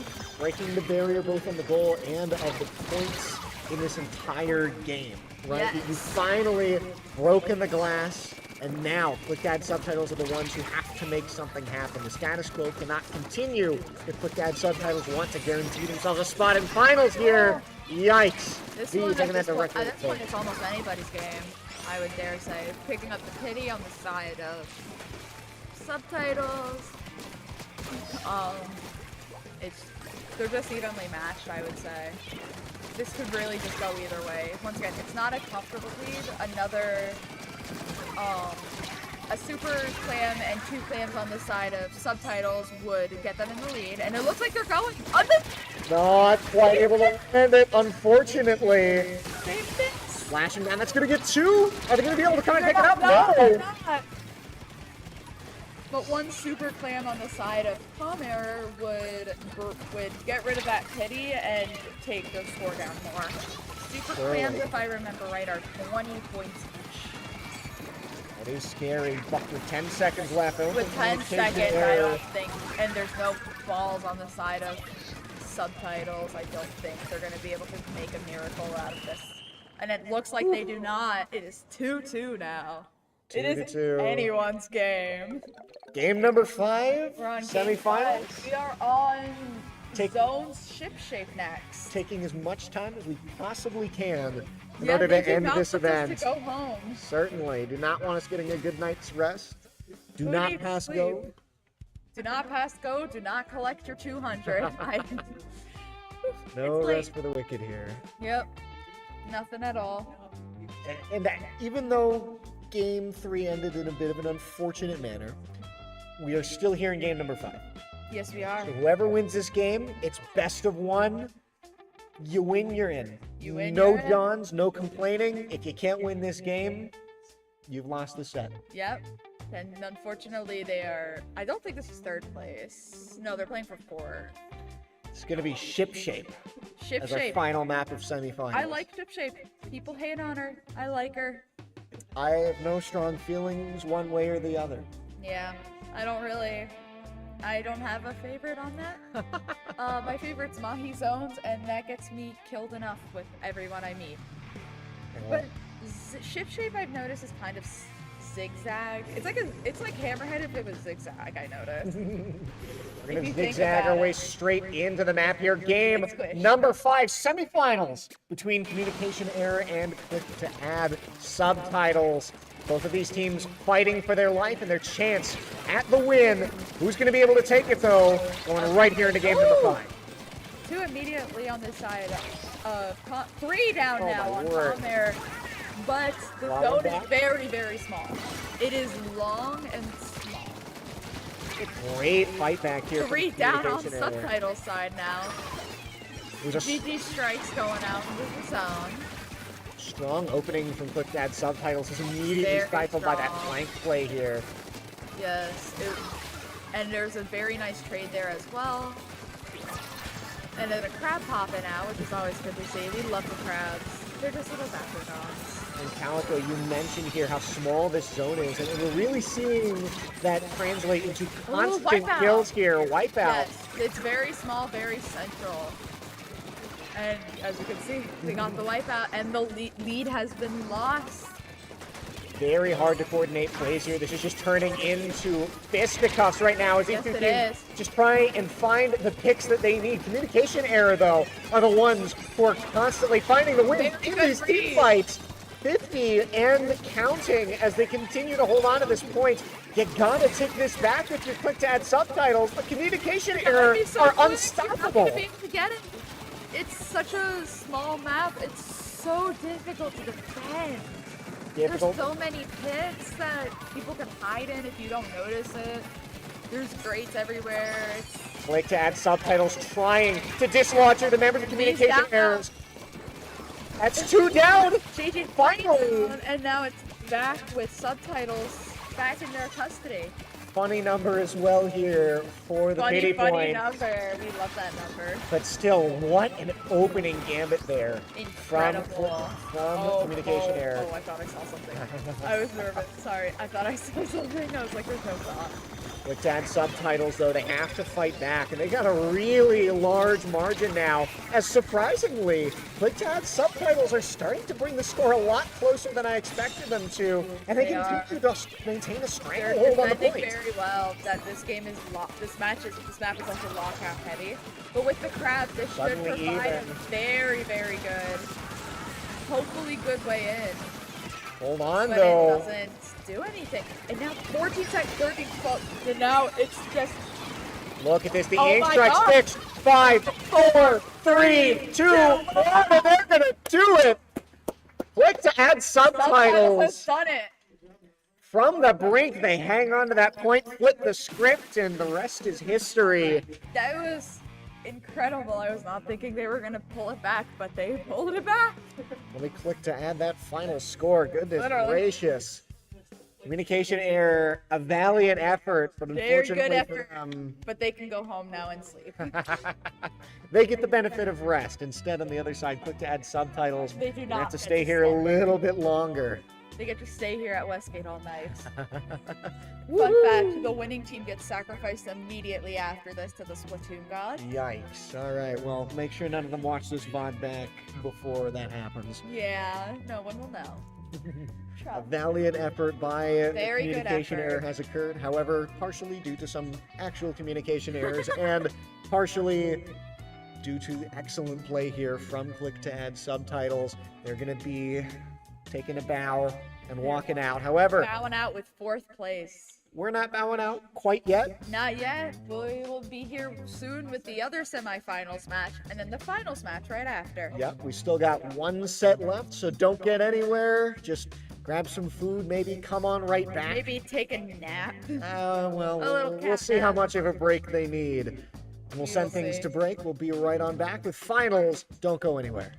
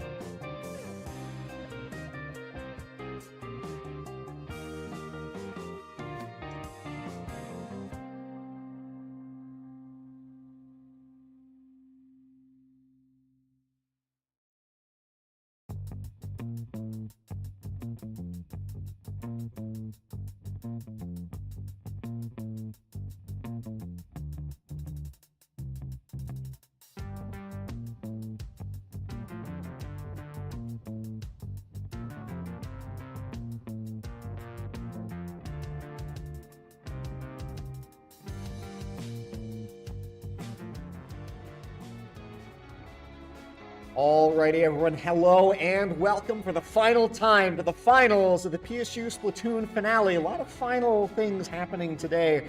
Possibly a final event for you here as a graduating student. Not me though. I ain't graduating, but Oh, you're not? I'm not. I'm only a sophomore. Okay. So Who did I get that wrong? Snow is graduating. Snow is the one graduate. Okay. In winter. In winter. Okay. So maybe not on that count. However, final thing of the year here, final thing of the night as we head into this set between Team Friendship and Click to Add Subtitles. Both of these teams fighting long and hard in order to make it all the way to this point, and it all comes down to this one best of 7 set between Team Friendship and Click to Add Subtitles. Vapor, seeing them play throughout this tournament, we've seen some star players. I think really what comes to mind to me are players like Nikki, players like Nova, but everyone on these teams has had a very solid run and has had their breakout show up moments. Are there specific builds? Are there specific weapons, player combos that you're looking for going into this final set? What do you think these teams have ready for us? I'm going to be looking a lot for some quick speed and mobility. That's what works best against the slower teams, and that's how you can take advantage of it. That Wiper is definitely going to help out with the mobility, but with a more stable comp that Click to Add Subs has here, with that Nautilus, with that Squeezer, they're going to have to play a little bit heavy on the kills, as it's going to be Nikki on this 52 playing this left side. Playing on the left side here, likely has to give up that positioning, and it's just slow fighting in the trenches here from the members of both teams. 1-to-1 trade. Still, it looks like Turf might be going slightly here in the favor of Click to Add Subtitles. A little bit more control around this point, but look at this Lucky here on the high ground, looking for a shot. What a different pace of game this is to start things out. Opening kill here for the members of Team Friendship. This could be their ticket in to getting control of this point. However, it's great withering fire here from Team Friendship to, from Click to Add Subs to keep them from capitalizing. And also to note, Click to Add Subs running with 3 PSU members, 1 from University Park, 2 from Harrisburg.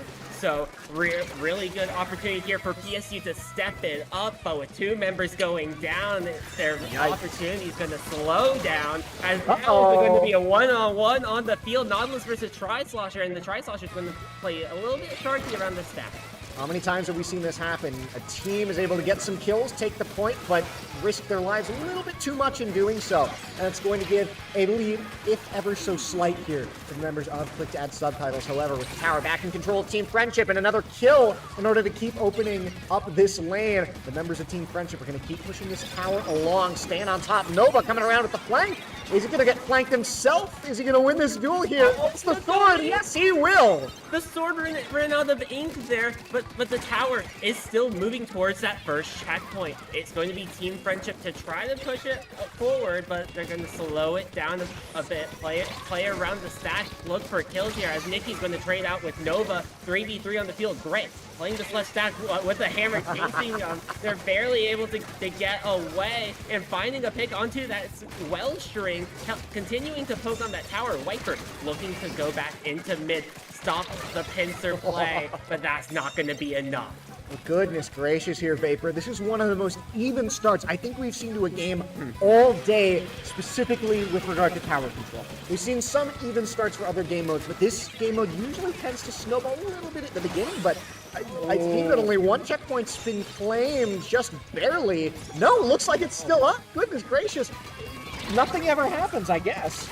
Yeah, that notification was them touching that checkpoint, which ended up tying the score, advantage to Team Friendship, and with them still on this tower now, moving through this might be checkpoint. It. Checkpoint 1 has dropped it. It's only Ryan on that Squeezer looking to continue to put some pressure, finding 2 on the backfield. The tower's still moving away, and they get picked up by the Tri-Slosher. A lot of jumps coming in for Team Friendship as they roll into checkpoint 2. Team Friendship has blown this game wide open. Click to Add Subtitles are scrambling to respond. They aren't able to clear the members of Team Friendship off the point. They're going to claim this tower back. However, Team Friendship just going to set up their defensive play. Click to Add Subtitles now, the ones in the driver's seat, need to be able to get this at the very least past this first checkpoint, likely a little bit further. Going to be a bit of a tall order considering how well the members of Team Friendship have been playing defensively here. Bree up top.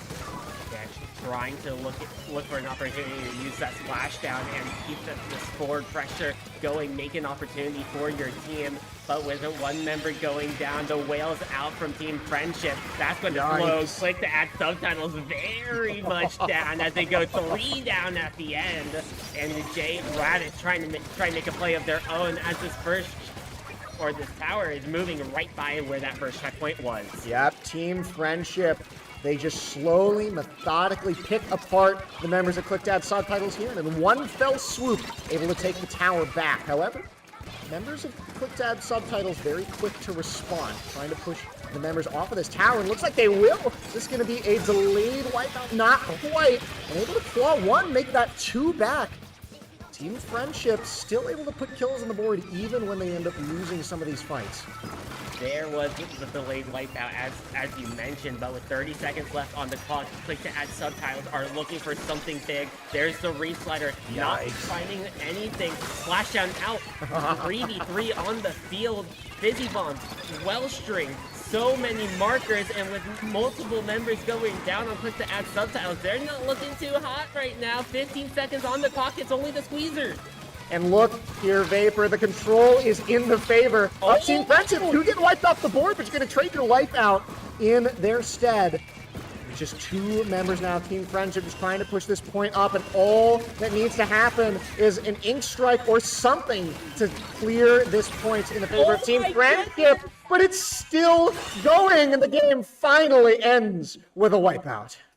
Back and forth the entire time. It was one breakaway there that just ended up pushing the tower right by where they needed to create not a full snowball, but a little bit more of a snowball effect, which gave them a lot of points on the board to have a comfortable lead. A comfortable lead is all you ever need if you just want to win the game, right? You just get that comfortable lead. Sometimes you play a little aggressively, knock them off their feet, as long as they don't bring it back. That's what matters. And honestly, that's what we saw a bit of that early game, right? It was a solid lead off of a push. They just kept it going. No response coming into it. Yeah. I do want to ask here, the beginning of that game was extraordinarily close. Have these teams played each other yet today?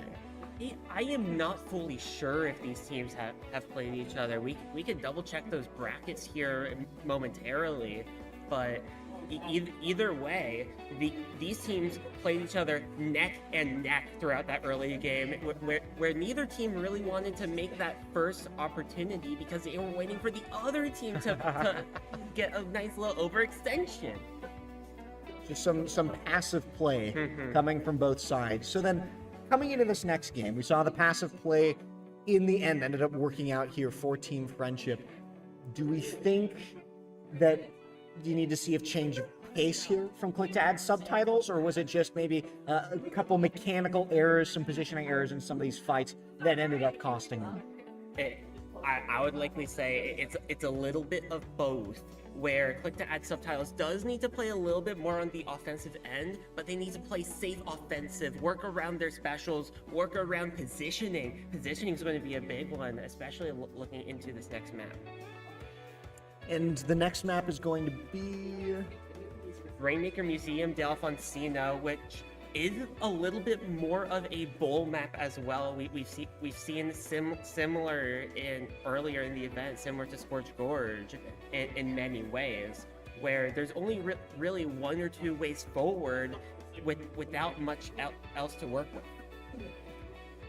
And funneling everyone into a place like this, right? You're coming down to a final set, everything's on the line. Putting yourself in that metaphorical cooking pot that is a little bit dangerous, I'd say. And I think that what this might end up doing is forcing these teams into positions where they're less able to work together, and it's going to focus a lot more on some of the mechanical play from a lot of these players. Players which we know they got this far do have very strong mechanics. Do we think that might benefit Click to Add Subs a little bit more, or is Team Friendship going to take the edge there, especially considering the weapons that they like to use? Yeah, I definitely think, especially for this map, you want to play fast, but you also want to have range. So So a key player to look out for on Click to Add Subs is going to be Ryan 1 HP on that Squeezer. It has a lot of range for a weapon of its type.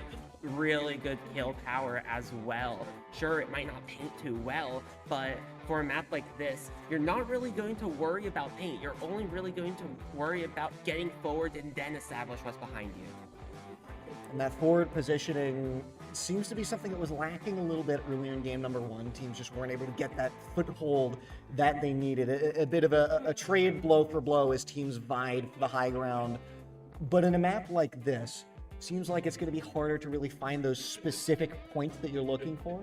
And you might just be going for finding the individual people that you can take out in order to drive a wedge through things. And we've seen, I think both of these teams very willing to run around, pull a flanking maneuver and try to leverage that into a series of kills to sort of cascade the game after. What I'm curious to see is whether or not a game mode like this, because this is going to be Rainmaker, on a map like this, if that's going to benefit the weapons that are maybe a little bit more close quarters, just because you want to play that flank game.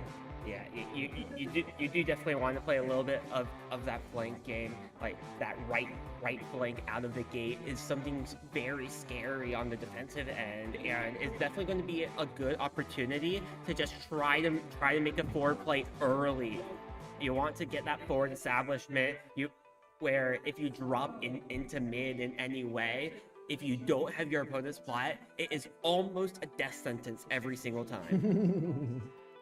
As our teams are finally getting ready to hop into the game here, just gonna make a prediction. I know we've done this first game here.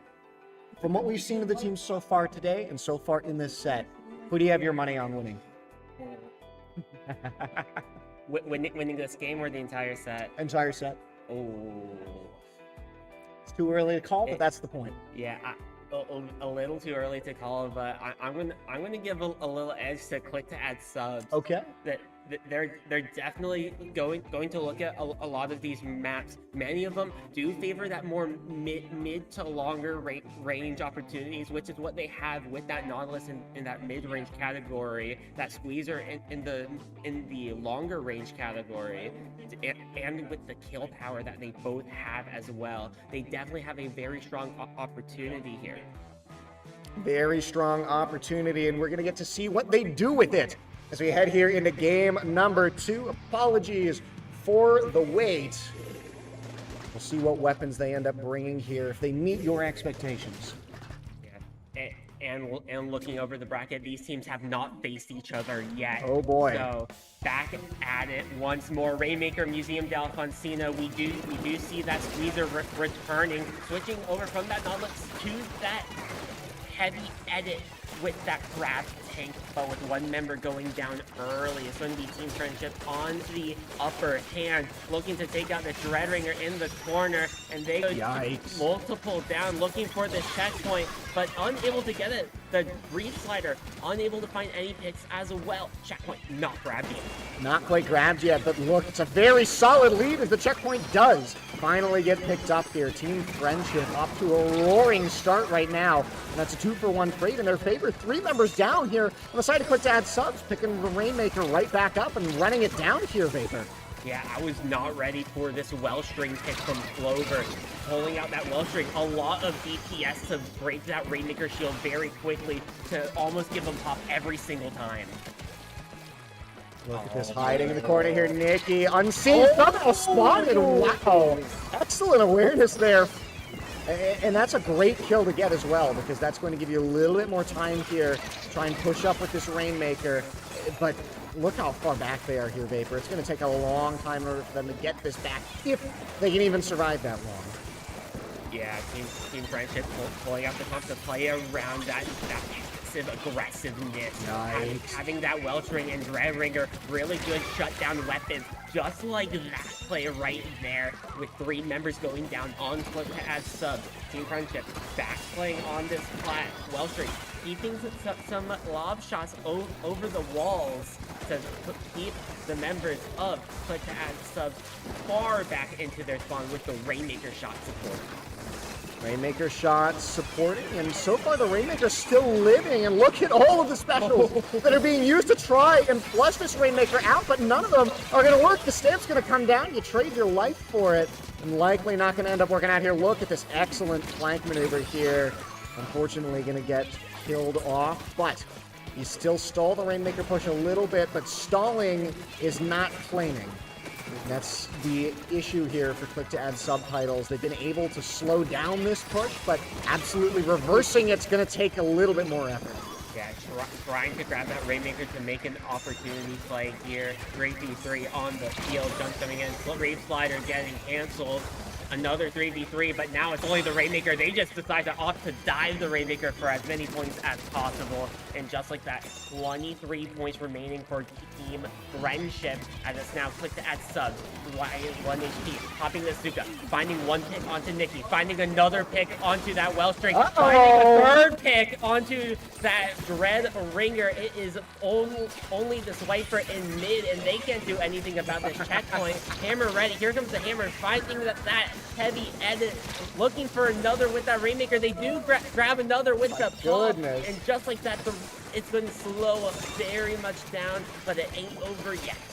Reverses the push, brings the Rainmaker right back to the middle of the map, but bringing it back to the middle of the map just means that it's anybody's game at this point. And honestly, whoever gets the next solid push is still probably going to maintain the lead, because it's not that many points and not that much distance that separates Click to Add Subs from getting this win. Unfortunately, though, DC is out the wazoo. Team Friendship and Click to Add Subs staring each other down. 2v3. Team Friendship certainly holding an edge in this one. It's an unfortunate eventuality.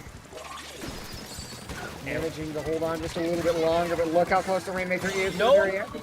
Get in! Nova finding 3 members, 7 remaining on the board, 1 minute on the clock, but they need to push it all the way for an effective knockout at this point. And with only those 2 members being Nova and that heavy edit, it is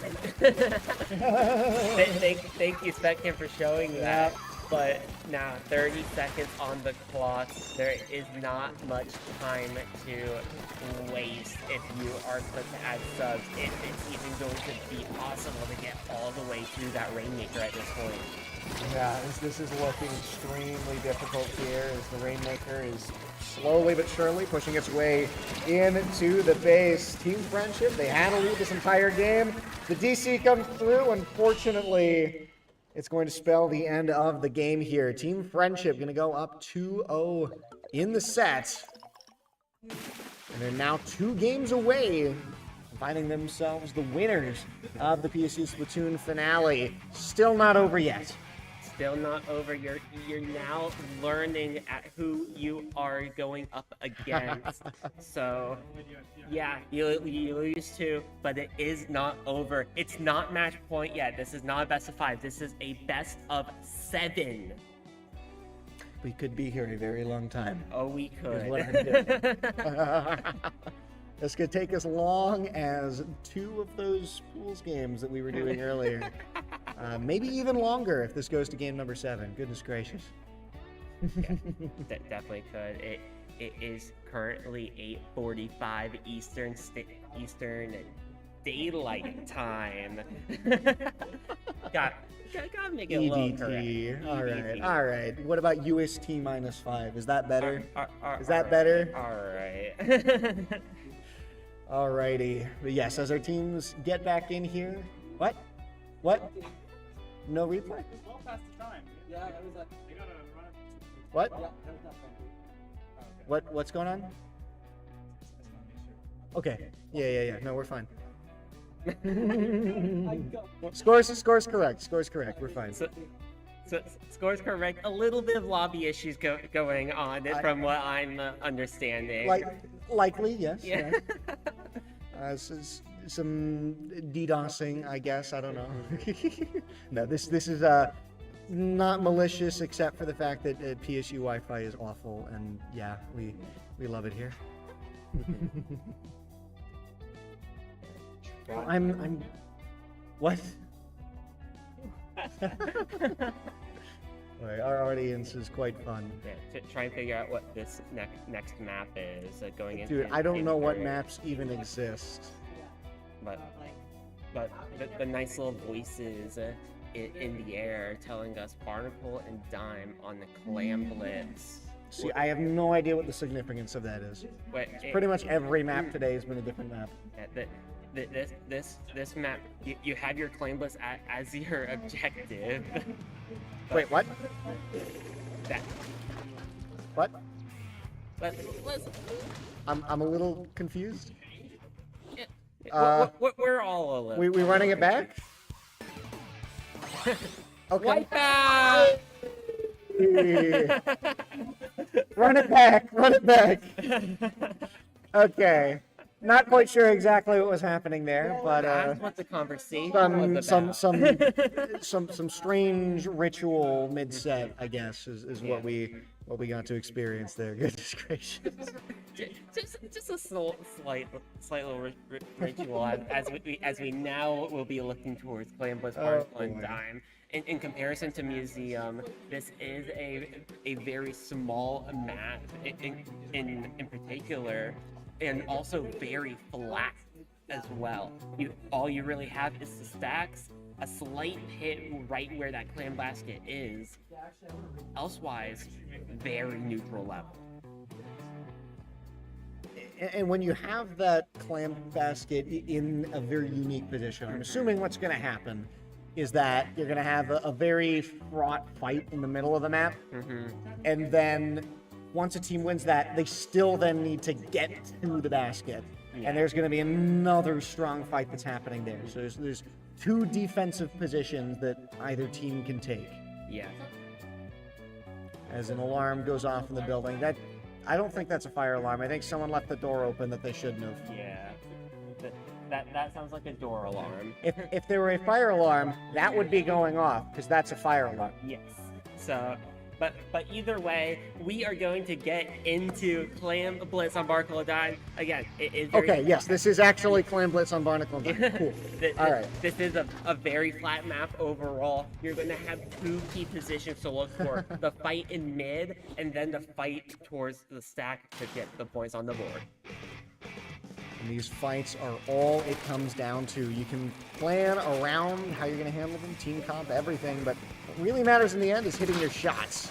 Yeah, just like the squeezer is not, and it's going to be the wiper that's going to find the pick there. 2 members down, and click to add subtitles, and trying to play a little bit back here because they can't really play forward. They lost that early fight for mid, so now they're forced all the way back to try to fight a little bit uphill onto their stack. They're going to call out one.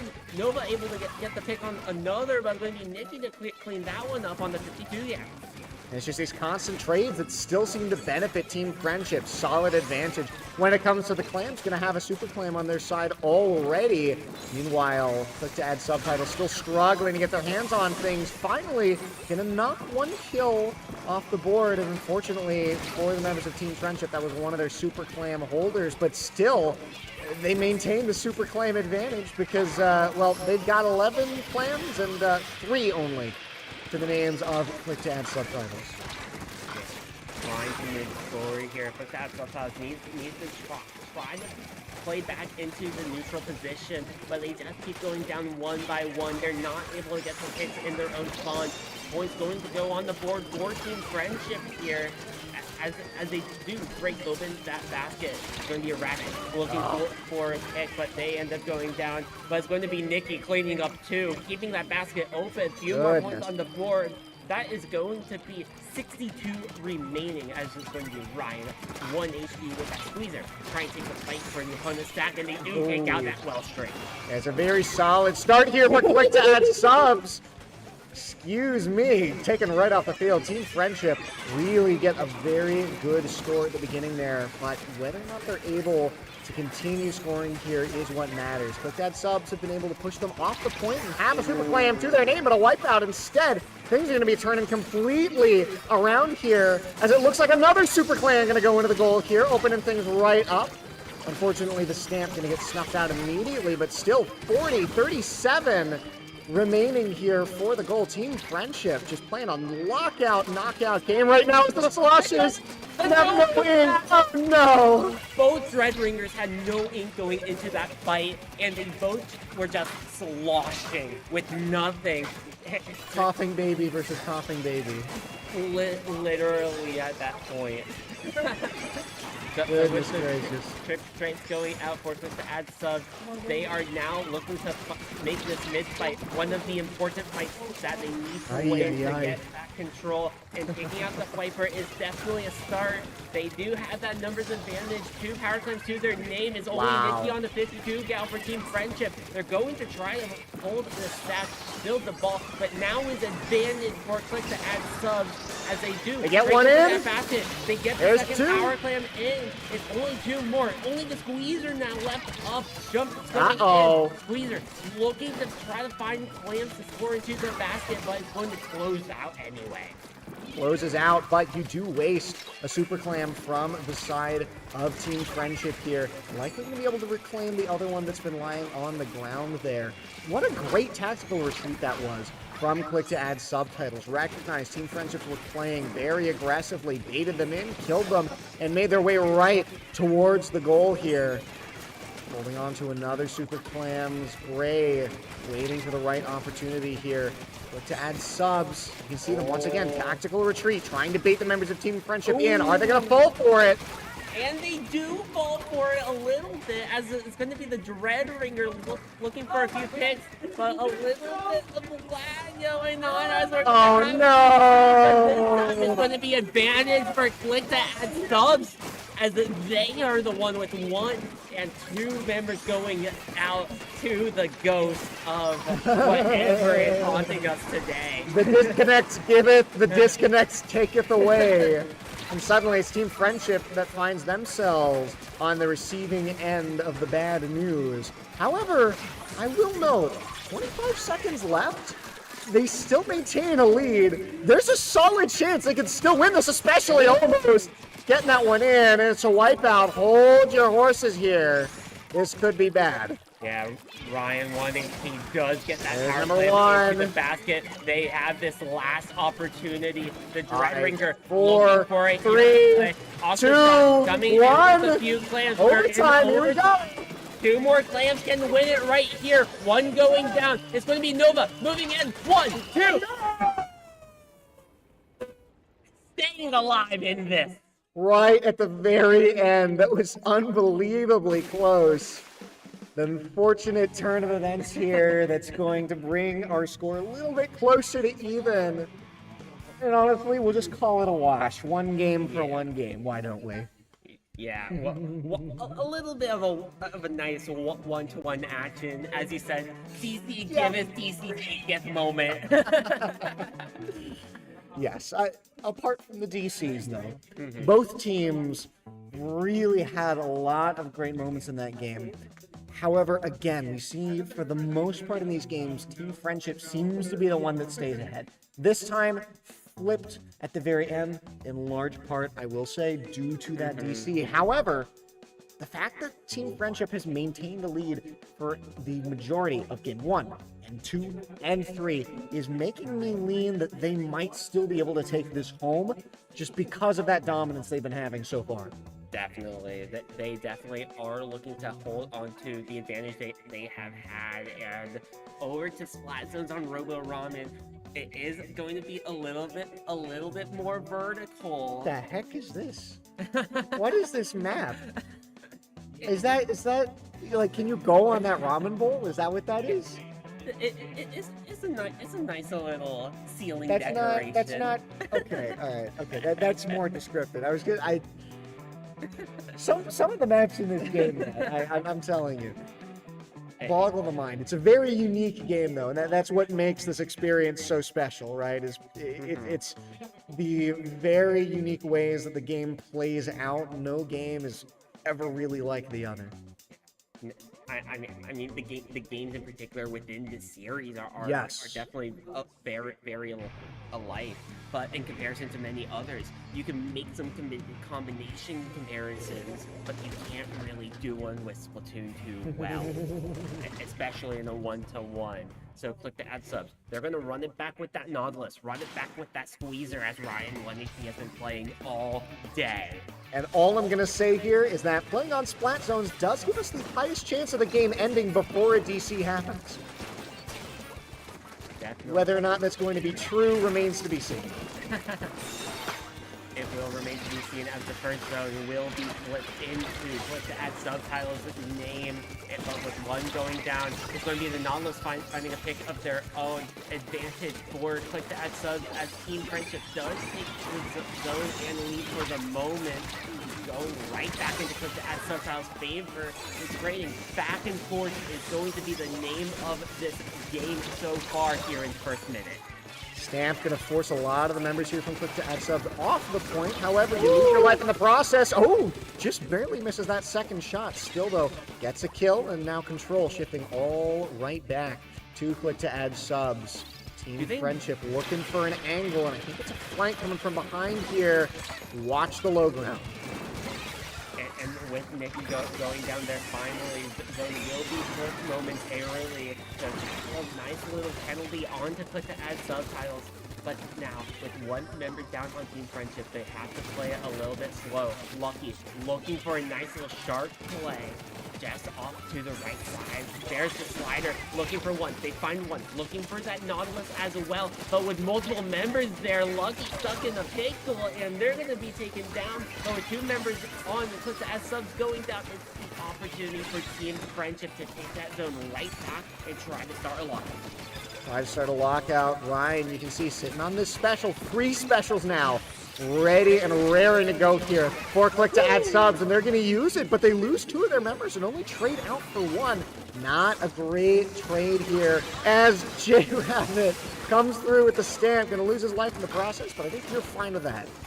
Yeah, you definitely, you have that zone ready to go, and with that slider moving in, they are able to find one pick, and with multiple going down onto Team Friendship, but to add subs, looking to be a little bit methodical here as they move into the zone. Insta-cap with that re-slider, Nova helping out on the side, looking for 1, looking for 2, and they get both of them. Get both, and that's going to shift this point back in their favor. Got to work through these pity points and work a little bit further down on the score. J Rabbit stuck in a corner in the middle of 4 members. Tries to break out. They're not going to be able to. Now Nikki shooting from the high ground. The rest of the members of Team Friendship need to try and take this point. Unfortunately, landing on top of Nova. Not the target you want directly in front of you. And with that zone going into favor of click to add Yikes. It is a full lead flip. Lucky is able to find one. The Hold hammer on. from J Rabbit is unable to find anything. But here comes the reslider looking for the Kaboom! cap. They are able to get one, and there is a flip in favor of Team Friendship, but it is not over yet. 2 members down on the side of click to add subs though, but it's going to be a nice little stagger here.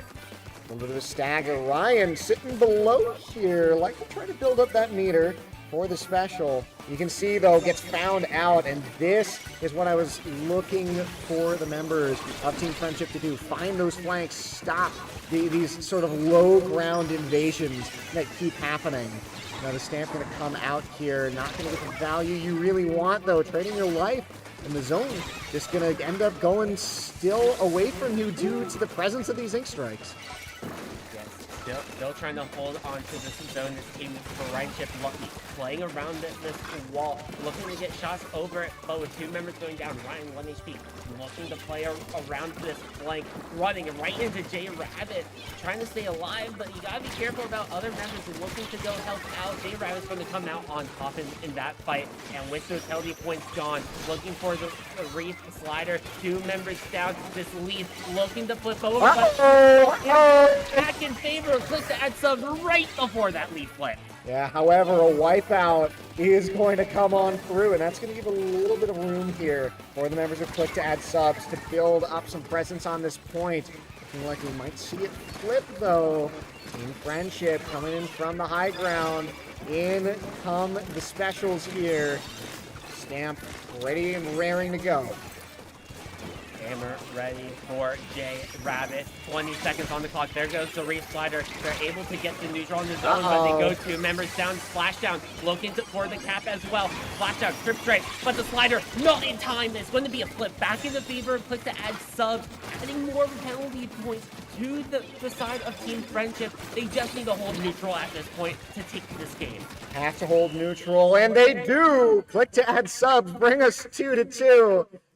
And we are essentially now back into a best of 5. But we're all tied up, and that's all you can really say. We are going the distance tonight, are we not? Goodness gracious. All right, both of these teams really taking things to the absolute limit of their abilities, as well as, to a certain extent, our patience. Of course. But with these teams going back and forth, that's just showing how close these teams are and how much they deserve this opportunity to be here in grand finals. They want this victory of the first open Splatoon lane here at Penn State. Yes, it is going to be quite the honor, especially because I'm sure the club wants to continue doing more of these in the future. And hey, if you get the first one, there's only one first. Exactly. And that's exactly what Nikki is looking for as a graduate last year. He's returning here that's as who an I was alumni. remembering. That's what I got wrong. Yeah. But no harm, no foul. Yeah, Nikki returning here as an alumni to be the PSU member for Team Friendship.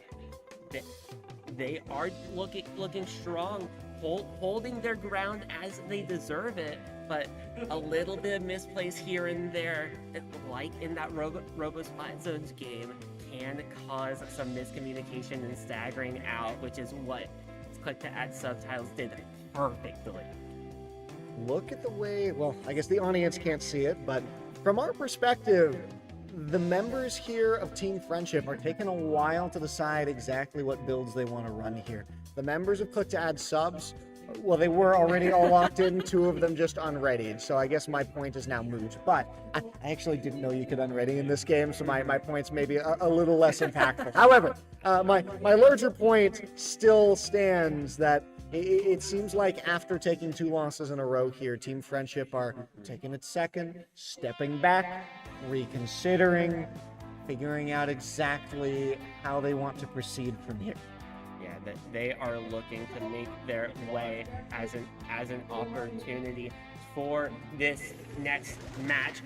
Whoever wins this is going to look to take the lead in this set. It's all tied up 2-2, first to 4. Let's get into this. Getting straight into things here. Already just looking at the builds, I'm seeing a splat roller to be used on this point.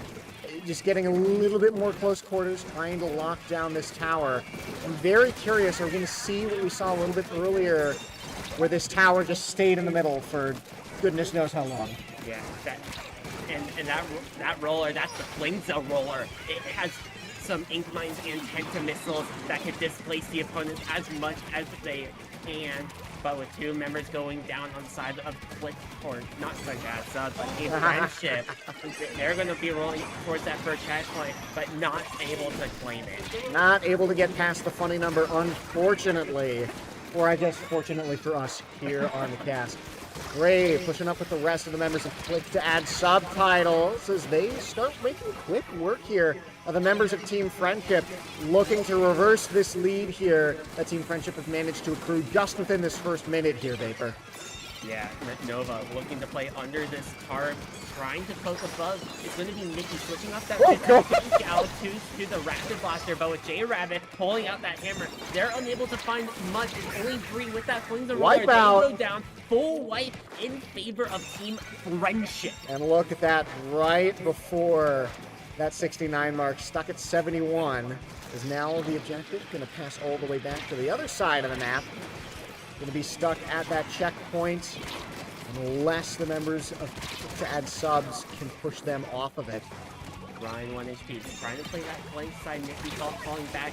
Ryan does end up going down to J Rabbit, popping out that hammer, looking for 2 members, staggering into Yikes! Finds 2. It's only the off shot left. They're on that flank side and they go down anyway to a teammate. This is advantage for Team Friendship as they have lead. They're rolling back into that first checkpoint. Oh my Nikki goodness. finds another, and with 3 minutes left on the clock, advantage Team Friendship. Advantage to Team Friendship as they are going to finally, maybe? No, not quite. Okay, there we go. They get past that first checkpoint. A little less climactic than I'd wished. Still continuing to push this along as the second checkpoint coming. Oh, this is the map I remember. This did have 3 checkpoints. Okay. Yeah. Okay. You see, I wasn't crazy earlier in the day. Number 1. J Rabbit gonna top the first 2. J Rabbit is clean on these melee kills, both with the sword and alongside that Stamper. Finally gonna lose their life, but I'm gonna say they did their job. Yeah, and that checkpoint goes down. Oh my goodness, the ink strikes. Continuation from a Team Friendship. Lucky playing that tower right, does end up finding that pick with that Dread Ringer onto that auto shot. But Nikki playing very aggressive with that Rapid Blaster. Clover on the tower, looking for the third checkpoint. Almost there. Wipe out. 1 tick away from claiming that third checkpoint. Saved at this point. 1 tick away, however, that is an amazing fight from Team Friendship, pushing the members of Click to Add Subtitles all the way to the brink there on that last checkpoint. Click to Add Subtitles, they need to figure out the secret formula in order to get themselves that level of aggression and that level of progress when they get possession, because look at this, they've already lost the tower. Yeah, and with Clover looking for a flank as well, they just pulled the eyesight away from the front. Yikes. Still playing by the tower. They do go down to that slider, but this is still advantage for Team Friendship with numbers neutral. Lucky looking for a pick on the Nova. Nova finds it up and looking to get this first checkpoint, the longest checkpoint on this map. Hammer hits the rail, unable to find any opportunity. First checkpoint. There it is. Going in favor of Click to Add Sub. 1 minute left as it's going to be a hero opportunity for them. 1 minute left. Advantage still for Team Friendship, but sitting at this checkpoint, look at that! 2 members go down in the blink of an eye. Coming in, not quite able to get anything off of that special, and now Team Friendship wrestled this control point right back away. The tower moving all the way back to the other side. Sitting on top, you're going to lose Nova. Clover sitting up front, looking for Bree. Gets Bree as well. Ryan fighting back, trying to maybe take another one in trade for the fallen comrades. But look at this behind. What ball off shots from Ryan there, as it's going to be J Rabbit now. Sharking over on this right side, right next to that where that was. What a play by that Blink though, catching J Rabbit off guard. Catches the jump. A little bit unfortunate there, but I mean, that's what you get for jumping into a melee weapon. Yeah. Still, though, all that's going to need to happen is losing possession of this tower for 1 second. We've seen the amount of ink strikes possessed by both of these teams. Here it comes! Nova looking to get on this tower, but 2 members diving onto it. It's going to be Team Friendship going back into the lead of this set. We are heading into match point. Match point, 1 game away from seeing who's going to be the winner. However, could be more than that if the members of Click to Add Subs are able to get it done. We are very close to the end of the set either way here. Both teams still have a lot to think about, and I think they're likely going to end up taking their time to do so. Looking at that game, so much space being made by J Rabbit during the early portion. Started to fall off a little bit, still did their job flanking, drawing attention away from the rest of the team. I'm curious to see if the adaptations that were made towards the end that stopped those plays from J Rabbit are going to continue coming into this game, or if J Rabbit's going to find some new ways to get those plays going, considering the change of map. Yeah, I definitely expect something to be a little similar. We are going to be heading over to Rainmaker on Manta Maria, which does have a similar type of play style. You could where Happy Fish is very neutral in mid, and you need to look for a wide open flank opportunity, or else you're going to get called out. Manta, it has that right cut on Rainmaker. It has that checkpoint split. If you could get to the top left, you could just stall there as well. There's a lot of multiple different paths you can take with the Rainmaker, and with that, more flank opportunities. And just to call back to something I mentioned in the previous game, the members, I know the audience can't see it right now, the members of Team Friendship, again, taking their time. 3 out of the 4 have not locked in their builds yet. I don't know if this means we're going to see different builds from before. I know, though, that at the very least, it means that we are going to see a carefully thought out plan that these people think will get them the win. Because they are 1 game away from making it happen. Will it happen now, or is it going to be delayed by just a little bit more? Come right now here into game number 6 in order to find out. We will find out within the next 5 minutes of play. Switching over to that heavy splatling this time is going to be Bree off that Flings of Roller. Nikki off that long rapid Deco. Going over to that 52 gal. 52 gal. I have not seen one of these in a hot minute, but that might just be my old head brain talking from Splatoon 1. Goodness gracious. Rainmaker sitting here right in the center of the map. You can see Nikki going for this high ground, wants this advantageous positioning here. Constantly been a threat from the distance as Nova makes a break for the Rainmaker. Ends up getting broken because of it along with the rest of the team. However, Team Friendship gets wiped off the board. Oh no, not quite able to finish off the Rainmaker. Has to retreat. Yeah, Nikki was looking for an opportunity to play a little shark as the last one up, but with the Rainmaker going right back into them, they decide to look for that hit, and from that, unable to get it, they just decide to leave it entirely. Play around that life. Make sure you don't give up that checkpoint now.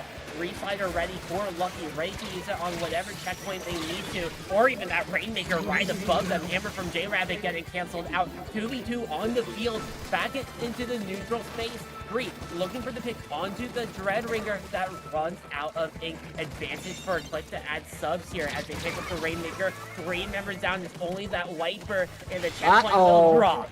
That's a massive checkpoint to get here for Quick to add subtitles. As look how far up this is. J-Rabbit coming from behind. Is he going to be able to get it? No, not quite. Again, the Rainmaker evades death.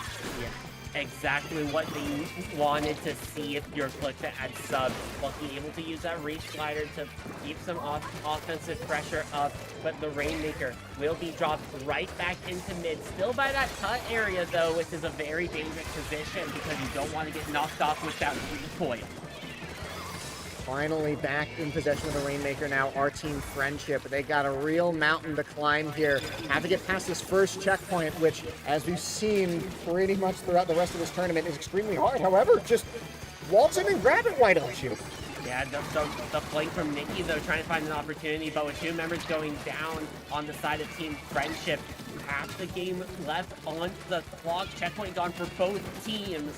This can go either way, as it's going to be an advantage for Team Friendship as 1 member Click to add sub goes down. Looking for the second being Nova on that Rainmaker. A dodging death for a little bit there. Great. Trying to back up. There goes the Reslider. Able to find the heavy. 1v1 with the Dread Ringer. 1 going down. Great. Finds the second in a trade. 2v2 on the field. The Weld String goes down to the Wavebreaker. It's only this Rainmaker left up, and they end up going down. That's going to be a delayed wipe as everyone tries to get back into mid, into neutral, and look for an opportunity of their own. This is going to be very good here for the members of Click to add subs. Team Friendship find themselves on the back foot, and the longer this Rainmaker stays out of their possession, the more opportunities that Click to add subtitles gains to elongate this lead. However, some great shots from the buckets up top are likely to put this Rainmaker back into play in the hands of Team Friendship. They clear out the area around the thing. Somehow manages to survive. Still though, 3 members go down from Click to add subtitles. It has still been an incredibly strong play state here from the members of Click to add subtitles who are just evading every single likely death scenario. Yeah, and with 2 members playing on the side, the Rainmaker was grabbed, pushed a little bit further, 52. It's a 2-point difference right now with a minute left on the clock. Clover looking for the Rainmaker. 1-point meme here as we head into the final minute of play. What a way to get that done. Sacrifice your life to give yourself the lead. 1 point is all it takes. How many times have we seen people win by a single point today? This is incredible. Team Friendship find themselves now being the ones who just need to sit back, defend, not let the members of Quick to Add Subtitles get any further forward. Keep that Rainmaker in the middle, but that's a lot easier said than done.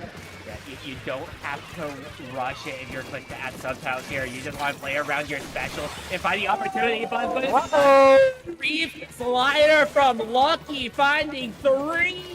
20 seconds remain, and after a wipeout, it looks like Team Friendship might be the ones to walk away with this. They walk the Rainmaker all the way forward. 19 remaining. It's going to be one last-ditch effort for the members of Quick to Add Subtitles. And falling off is not the way you want to start this pushback. You get 2 kills, but you got to get this Rainmaker. 3 seconds left. They grab the Rainmaker. They're running it down. This has to be it.